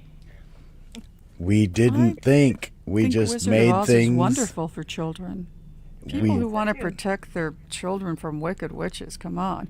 You No, don't watch my, The Wizard my of Oz all the son way likes through. Wizard How are of you going to Oz. learn that you can melt a witch with a bucket of water? I mean, we have to that's what I learned admit from that movie. they weren't doing like tests and stuff. We didn't know what colors babies liked to look at and what images they like to look at and things like that back then. They're just like, let's make it silly and cartoon-ish, but they never made stories for children. Well, I mean, now we travel around the Pinocchio. world, so. Pinocchio. Look at Pinocchio and Pinocchio, how yeah, that's creepy. those two men talk about stealing children. Yeah. Yeah, that's not a horror film. I mean, But and it's this like- is it is Disney. it's a movie, People but it's do a kid, steal. a Well, horror. that's horror from But I'm just saying what the they're classic, like, though. and they take them to an island and do what Yeah, they want Pleasure with them, Island. and it's kind of. Kind of pedo vibes. Yeah. Definitely. I mean, I've kind of thought about this. I mean, really, what have they done research for? Like, maybe like Paw Patrol, or like even I would say like Teletubbies, not the greatest show, but the basic shapes, the bright colors. At least now they're starting to change what children kind of, because there's still a lot of shows. Teletubbies is science fiction. Because there's still a lot of It's literally shows science like fiction.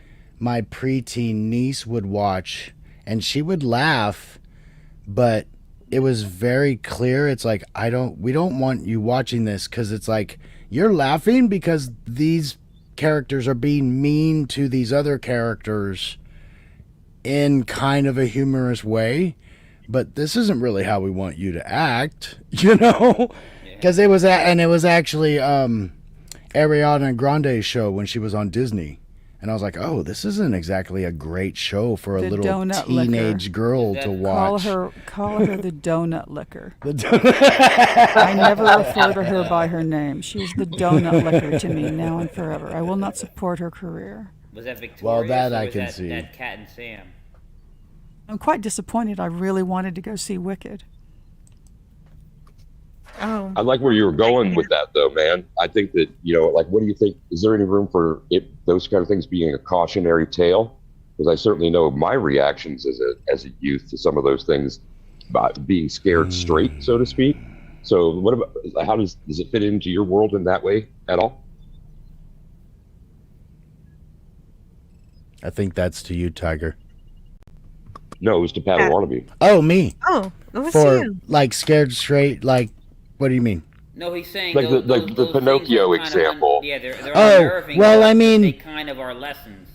They Unnerving, are yeah. lessons. They are You have lessons. to My remember, only too, point this is a classic story, and young men, very young men, used to be impressed by gangs into service, into military service. No, and that's- you would get snatched off the street and taken away. Yes, I agree with all that. And up until what, the 60s or 70s or 80s, did we even start to even treat children differently? Like, they're like, no, you don't send them to work as soon as they can walk. Like, attitudes changed a little bit. So, I mean, but that's what I mean. Like, there was no science behind the stories before, because they were they just had the stories kind of already. I follow. There were a lot of books and things like that they were inspired by, and I get that. But then when we had to start making up entirely new content, even that wasn't entirely great, because even Disney's spin on it, almost all of them are dark. And no, I agree. I think children should kind of know the dark side of humanity, but there is kind of a fine line you need to go with, because we've all seen people go both ways with the same information, and it just kind of, some people can take it really well, and some people it ruins their lives. And I'm definitely not one of the people like we should let the weakest link hold the chain. I'm not that way. Like, they need to be cared for differently. Let the rest of us keep moving society forward. Let us keep making progress, and we can get to that. We're not there yet as a humanity, but I'm just saying, as far as children's specific things, like, now we want our kids to have fun. That is a new thing.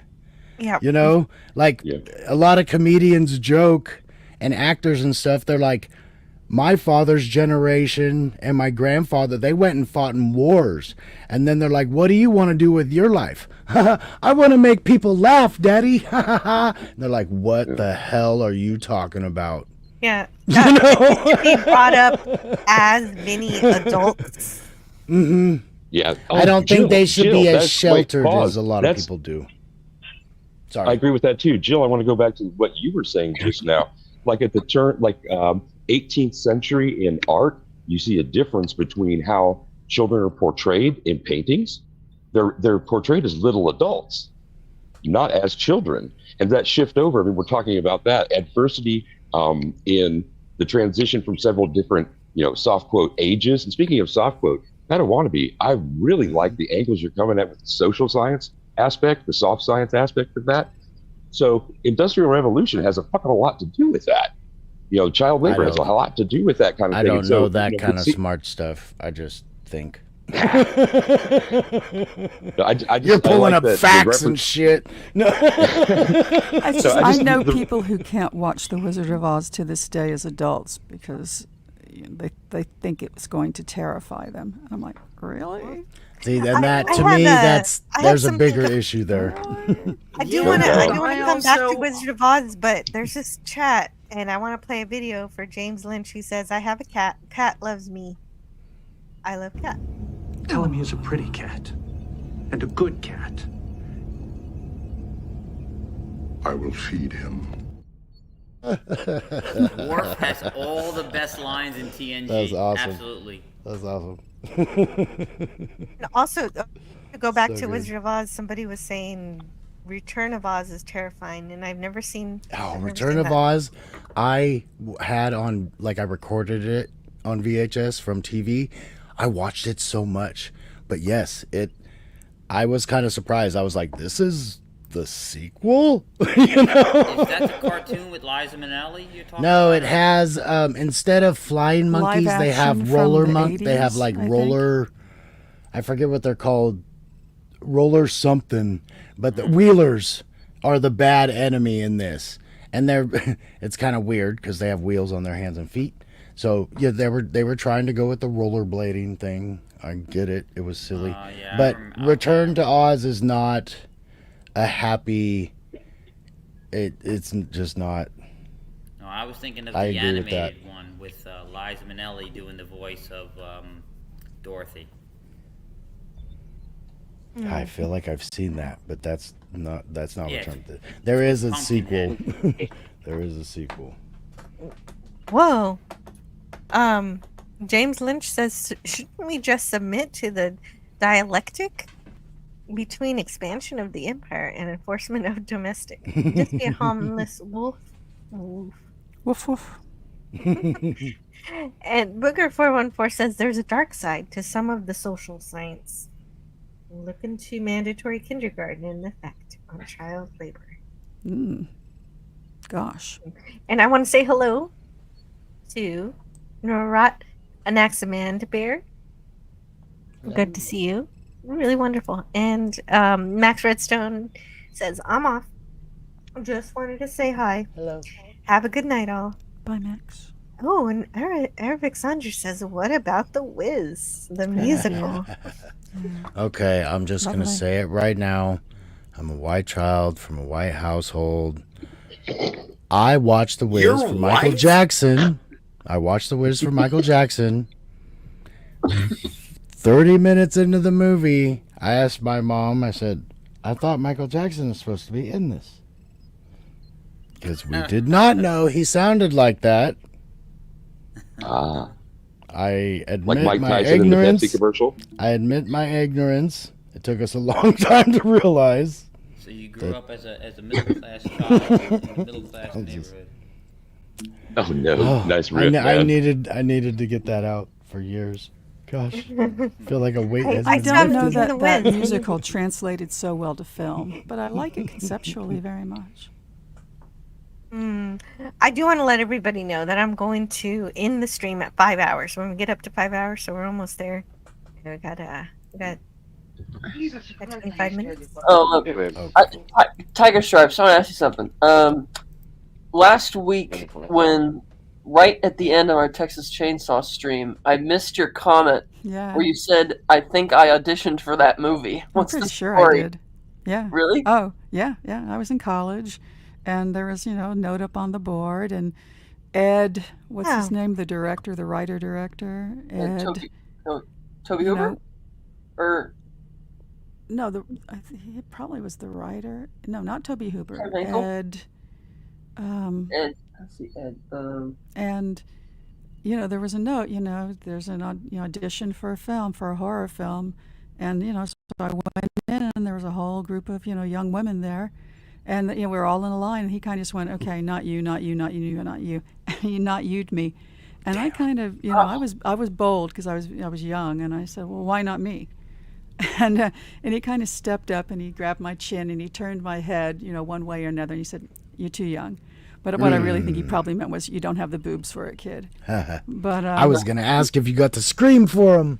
Yeah, no, that was Dang it. Was it. just that's what film acting is about. It's really about what you look like, what they have, the visual they have in mind for the role, and that's the first cut right there. And but I do think I auditioned for Texas Chainsaw Massacre. Yeah. That is You'd cool. been great. You'd have made it better. Yeah, I don't know You about would- that. She was really good. That would She be was so incredible. cool if you were in that. And man, you have to admit too, those were some mighty great tits, and she screaming her head off and running. They were really Back and forth. moving. Back and forth. No, she was running back and forth, back and forth. I have That's to a get great going, film. Jill and company. Terrifying. It was a pleasure to be with you. I hope to be back in here soon. Thank you. Definitely. Thank you so Yeah, much nice for to see you safe at home. popping in while you were traveling. I love your shore leave streams. They're fantastic and they're a lot of fun. Your chat's great. Thank you, Jill. Definitely. Is there anything you want to share before you go? Next Saturday, I'm not certain if we're going to be doing a small live stream from the Sci-Fi Con here in San Antonio, but if we do, it'll be a guerrilla stream. Some friends of mine are going to be there. I don't know how long we'll do it. I know my gaming group is pissed because we might be cutting into our time at the table. Oops. And me and Janet from Another Planet want to meet Gina Carano and some of the others. But who Gina's knows how going long to that San line is. Antonio. That's great. Yeah. We've got a big San Antonio con next weekend, so hopefully we'll be there. Oh, I don't even know. Have you ever what's seen going on. Haywire? Where'd it go? Yes. Oh, Amazing Bruce. film. I got to ask Bruce, is that fun in San Antonio? Is that con fun? Okay. Up to about 2 years ago, this town was like where I told all my people to come here, and you could probably have a fun time retiring here. Now things are getting a little rough. And I mean from like a law enforcement standpoint, it's getting really rough. Bruce, are unless you you're LEO? prior... Say again? Are you LEO? I was in training for it when I was a younger man. And I went through a lot of things up to the point where they send you to an academy. And that's where things fell apart. Being white male really kicked my ass. And I was brought in as an intern for a while at a couple of departments. A statement I made kicked my butt during an interview. Oh, no, honey. Yeah. I'm sorry. It's okay. But I learned afterwards, after I had seen everything and I took a few steps back, I got the perspective that I'm better not as a Leo, because I would be good for a small community of where I came from, but I would not be good for something like San Antonio or a bigger metro area, because there's just too many pitfalls, too many traps out there that get you into a legal bind. And I saw that once I stepped away from it all. So I went the route of professional driver, which is what I do now. And now I drive a sanitation truck. It's a lovely there's real job. money in that. Real I money. make more than most cops that are in their third or fourth year. Good money in that. Gotcha. I'll just say Easy that job. it's rewarding on that aspect. Less danger too. Happy about that too. Say again, Jill. Less danger also. Much less dangerous, and it's recession proof. Everybody's doubt. always going to need Thanks, it. man. I appreciate that. If you're Well, good prior call. military, San Antonio is great because you have a lot of services here that are geared for you. There's a lot of people that think like you, that have their small business. That's San Antonio, because you got 6 bases here. You have 3 major alphabet agencies with big businesses here, big facilities here. You've just got a lot in this area for that. But this town is being used for something else. As of 2 years ago, things started to change. And so a lot of us are moving out of the city into the smaller areas, and the town has to fix itself. Where are you want to going? fuck it up? Fine, you fuck it up. We're done. We're done being a part of the community as far as going out, eating at your restaurants, paying your high taxes for your bar tabs. We're done. We're not going to contribute at all. We're going to buy everything out of the county. We're going to do everything out of the county, and that's the majority of us, because we see what they're doing to the city, and it's sad because there's so much here that should be a winning hand. This city is being dealt a bowl of crow, though, and that's the problem. But actually, my Thanks question for the was: perspective, man. Is that conference fun? Is the convention fun? I don't know. I've never been to this one. This will be my first Oh. time. I'm a virgin. Because I went to I was- Armadillo Con recently. I did not have that good of a time. It was very dry. I haven't been to the cons. Very, very literary. I've not my been to a cup of tea. convention for over 20 years. Okay, so there are Star Trek actors. So there's Tim Russ, Robert Duncan McNeil, LeVar. and LeVar Burton, Gates McFadden, John Delancey. Oh, they got everybody. Brent Spiner, Garrett. All right. Did they okay, get Jeffrey this- Combs? I don't see I Jeffrey must go. Combs. I will listen to you. I love you all. Okay, thank you Ditto. for hanging out, Bruce. Go easy, man. Oh my God, Michael Sheen. See you, Bruce. So they got Stargate actors too. Oh, goodness, and this has been a week. I'm probably not gonna make it, but that's cool. MacGyver? If I had Amanda Tapping, I'd have to change all my plans. McGruber. Amanda Tapping and the man who plays Teal'c. Who is it? Christopher Judge. Christopher Judge. Yeah. If they had all four, like you said, I want the whole set. I would like Cake Slughorn. Slughorn. Coke. Jinx, buy me a Coke. Oh, long distance. I Jeez. no, I know. I feel what you're saying with that. If because they got two of them, so if they had the other two, I'd be there. But they do have Tara Rothery, who was who's the doctor on the show also, in Stargate SG-1. Okay, yeah, this is a good con. This is great. I was confused with the other one. I had the wrong screen. This is much better. Josh Brolin. He was Thanos. He was also a Goonie. Cable. He was Cable. Was Cable. In Deadpool. Deadpool 2? Greek letter says, still awake, I see. Yeah, just for a few minutes. Not me. I'm gonna go away right now. I'm going. Well, actually, okay, perfect. We're gonna actually, because I'm getting tired myself. So let's let me get some links into the chat before you leave. I hate it when And you then- make me be gracious. Well, you have to. Well, I mean, I want to go to bed also. So, I'll meet you there. well, you can't. I know. I need a passport. That's not the only reason. Oh, the marriage. Yes, that's it. There you are. You got there in the end. But I do want you to share, plug the things you want to plug, so we can have a good time. Phrasing? Yes, we're doing phrasing. It's fine. So, I don't know. I don't want to plug anything right now. Well, Like, I got the okay, then I'll do- Phantasmagorium in here, Cinema Gulp. It's great times.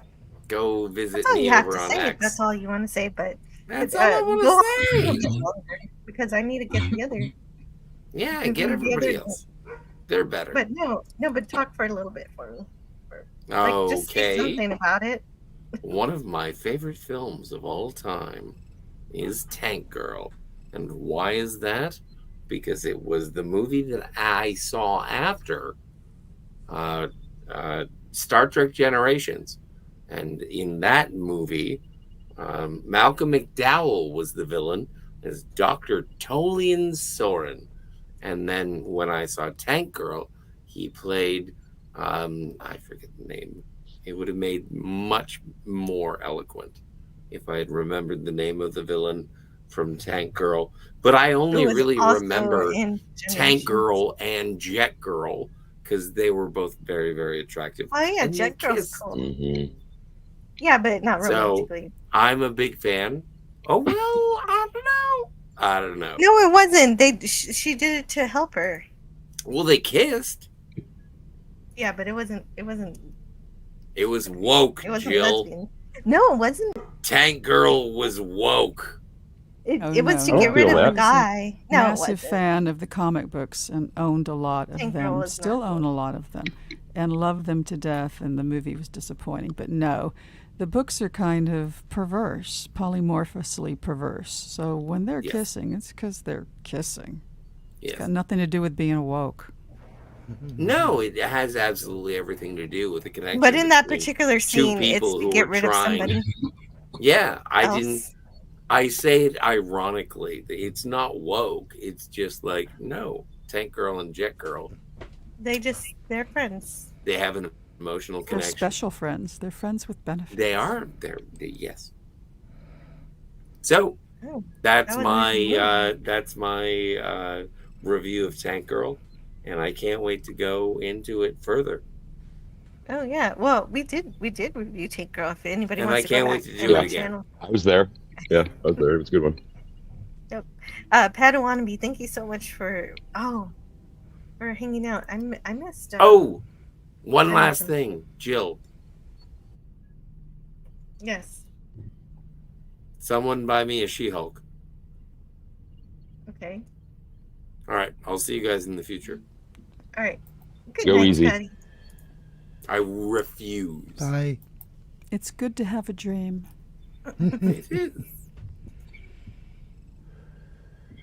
All right.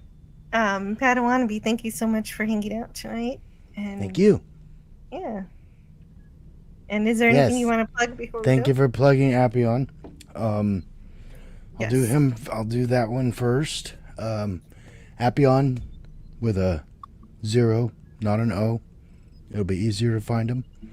We are doing tomorrow's Sunday, so we have watch party of Farscape. We're still on the first season. I think we're getting close to halfway through the first season, and I've never seen it before. And we're watching that with Appion, myself, and Carla Burton usually shows up. Sometimes Pops can make it in there too, or Pop. We also do Tuesdays and Thursdays on his channel at 5:30. Oh, tomorrow at 6. 5:30 Tuesday and Thursday. Right now we're doing Halloween movies for the rest of the month, but when we get back into November, we're jumping back into watch parties with Avatar: The Last Airbender. We're starting season 2 of Very that. cool. I didn't And realize then- you were watching Farscape. I might have to look into that. We just started doing that one. That was something that it's like, oh, well, we have it available to us, and some of us hadn't seen it yet. Pop really is the guy on that one. He's seen it multiple times. He knows all the lore. He knows all the stuff. So if we have any questions, we can nice. ask him on the spot. It's real nice. And then on Outlaw Bill, I've been doing football with him lately. I think we're doing the early game tomorrow, if I'm not mistaken. But I'm going to start promoting stuff on my Twitter and the YouTube for all the channels. So I'll have links in there. So if you subscribe to me, we can get you to those channels. And if you're already subscribed to them, then you can just go there. And that's all. Perfect. Great. Good news. I got to check out that Farscape. I really like that show. And I need to rewatch it. I think we're doing 7, 8, and 9 this one. We're still really early. Oh, 3 I episodes. don't think Wow. we're on 10, 11, and That's 12 long yet. watch party. Well, you can always, if you have the series, you can watch with us at any time. You know, have us in the background. It's kind of amazing. Some of the watch parties we've done, we did Legend of the Seeker before, and he got thousands of views on this thing. Wow. So No people way. are tuning in after and watching with us in the background, kind of. But yeah, Farscape's fun so far, and it's just going to get better. And it's still early enough if anybody wants to jump in.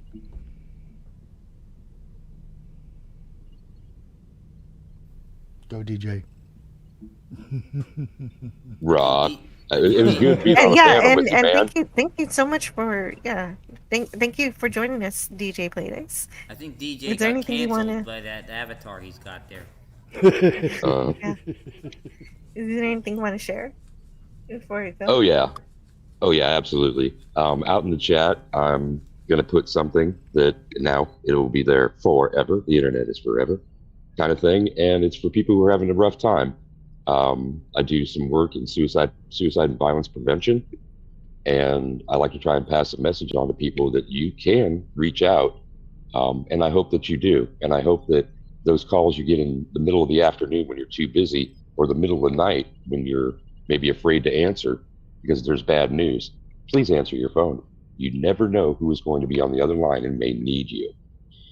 The 988 number that I posted in the chat, it's not only for people who are in crisis, it's also connecting with community resources. So I like to tout that. I dig what that represents for all of us, and it's almost global.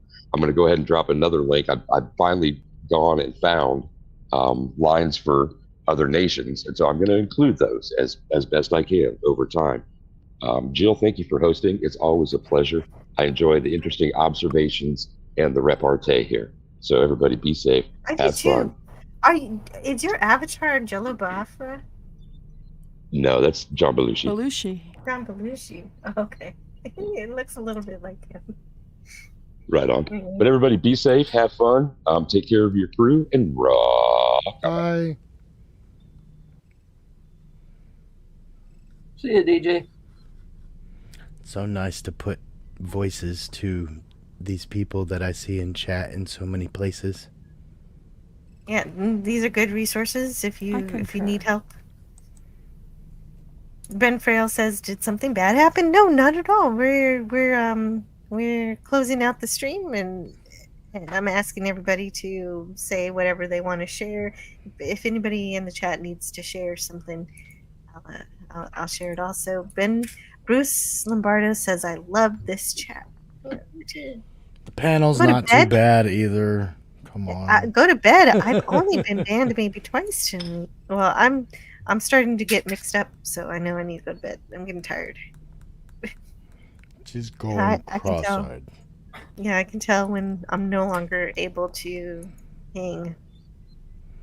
Oh, and North Kegel is in the chat. So I know you don't have a channel, but is there anything you want to promote or plug or anything? No, nothing to really plug. I did that because for some reason I'm posting stuff in the YouTube is messing with me again. I'm posting stuff in this chat and it's not showing up on the StreamYard side.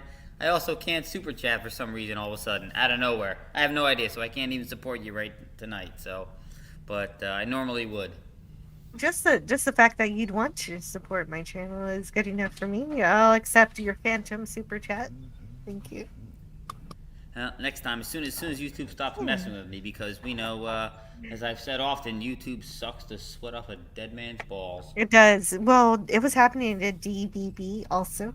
DVB also could not. He wanted to join my channel as a member, and he could not do it. Yeah, I don't know. YouTube. So there's been some bugs. Yeah. But yeah, no, I just like being here, and I just enjoy your community and all the communities attached with with this all the community at large here. I love being with all you guys. It's great. So thank you very much. Me too. I love hanging out too. So thank you. And then also we have Kat. Thank you so much for joining us in the last couple hours here. Yeah, thanks. It's been fun. Yeah, is there anything you want to share?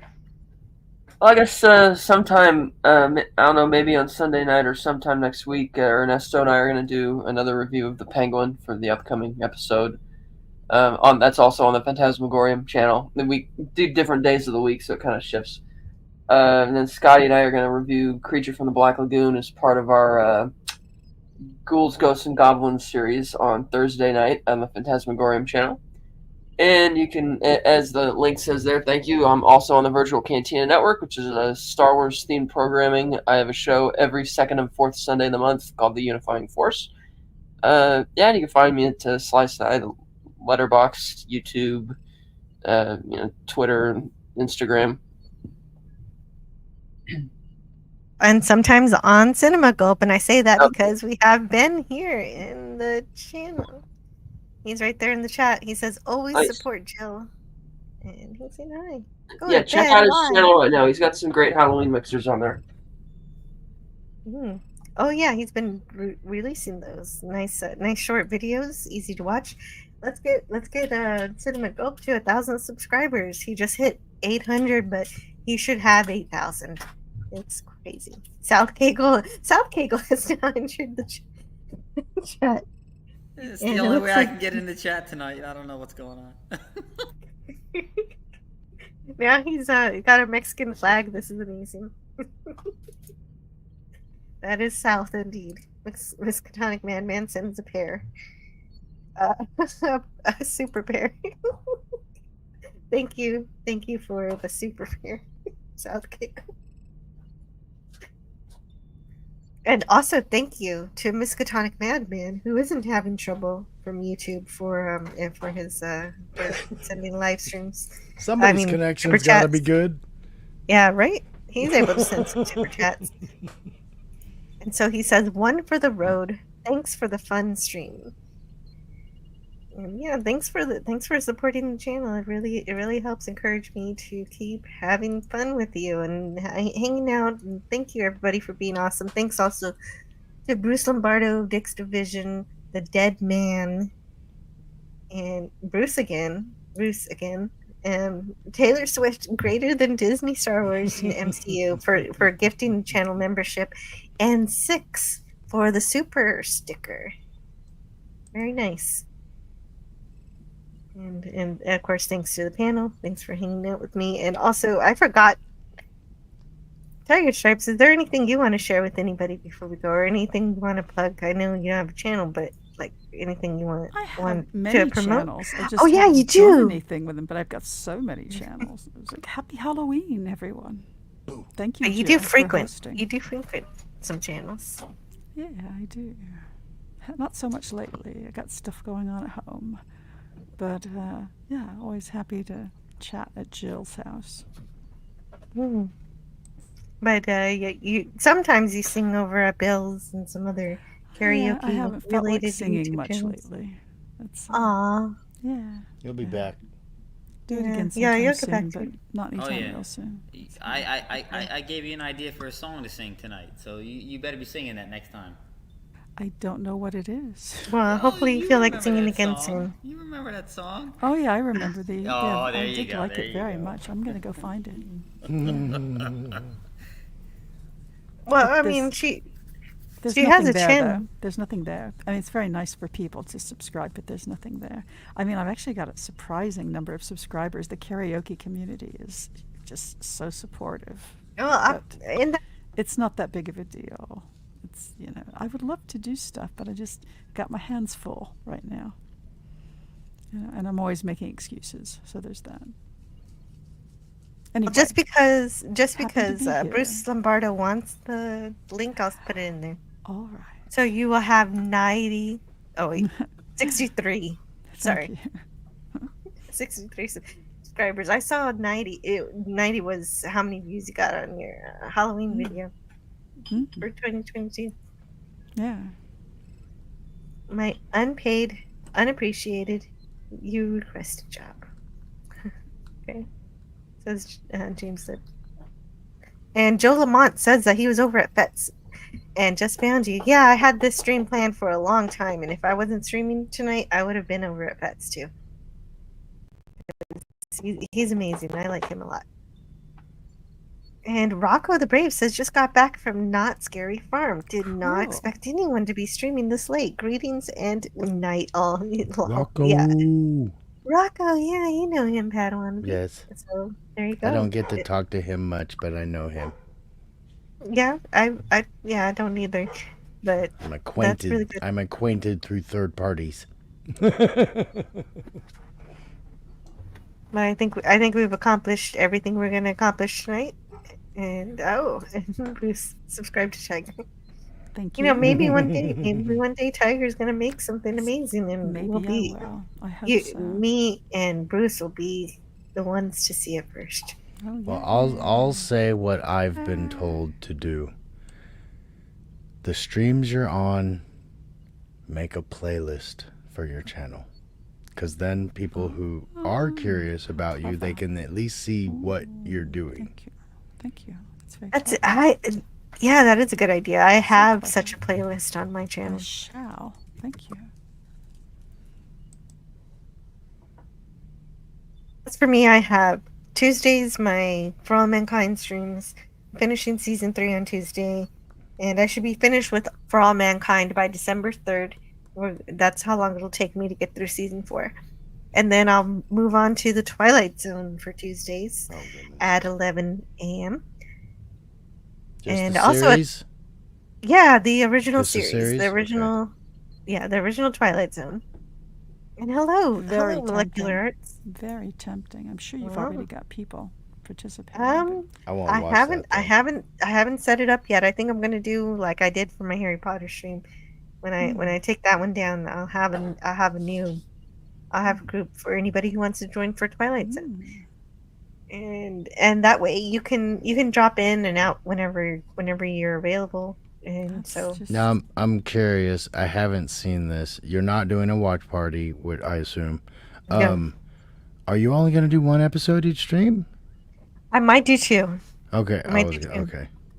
I was But I going to like say. the But one there are a because lot. then you can kind of keep it short. You know, you don't have to go for 6 hours. That's true. That's true. I might you just do know. one because I don't have a lot of time to stream. Yeah, and, there make is it a an hour lot of long or hour and a half, and then boom, you're done. yeah. The only reason I might do just one is because it's less work for my panelists to watch, and also there's a ton of information about the Twilight Zone, so I won't have problems talking about stuff about it.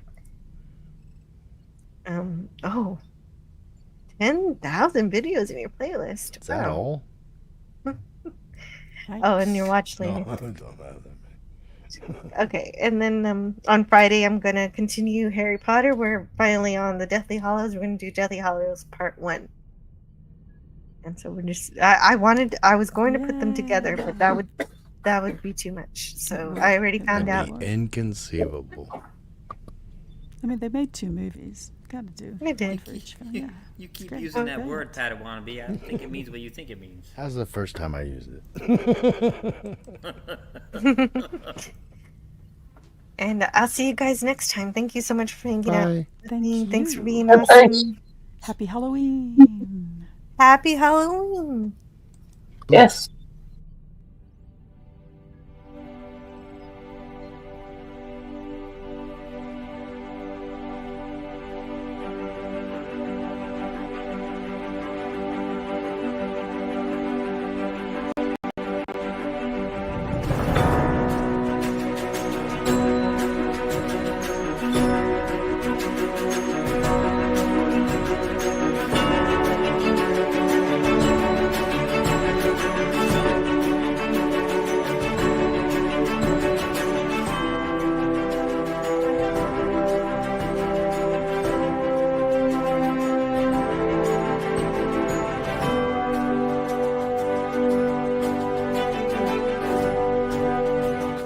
Learn all that is learnable.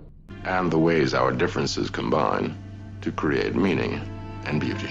It has always been easier to destroy than to create. May we together become greater than the sum of both of us. Well, now you have something new to think about. Carry on. Going to bed. Gotta turn off the lights. Hey, there's TV. Gotta turn off the power. Hey, turning off things. Yeah, it's time for bed. So now, where's the sleepy place? It is upstairs, but I gotta make sure the door is locked, and now it's time for bed. Baxter, he's on the couch. He wonders why I'm singing. I'm going upstairs, and Baxter's coming with me. Just found a little poop.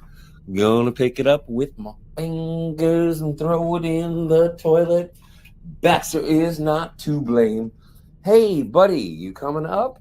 He's looking at me like I'm a crazy person. Come on, it's bedtime. Anyway, that's my song.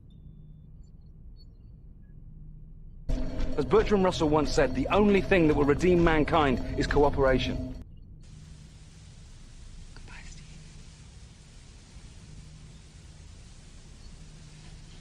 Emma.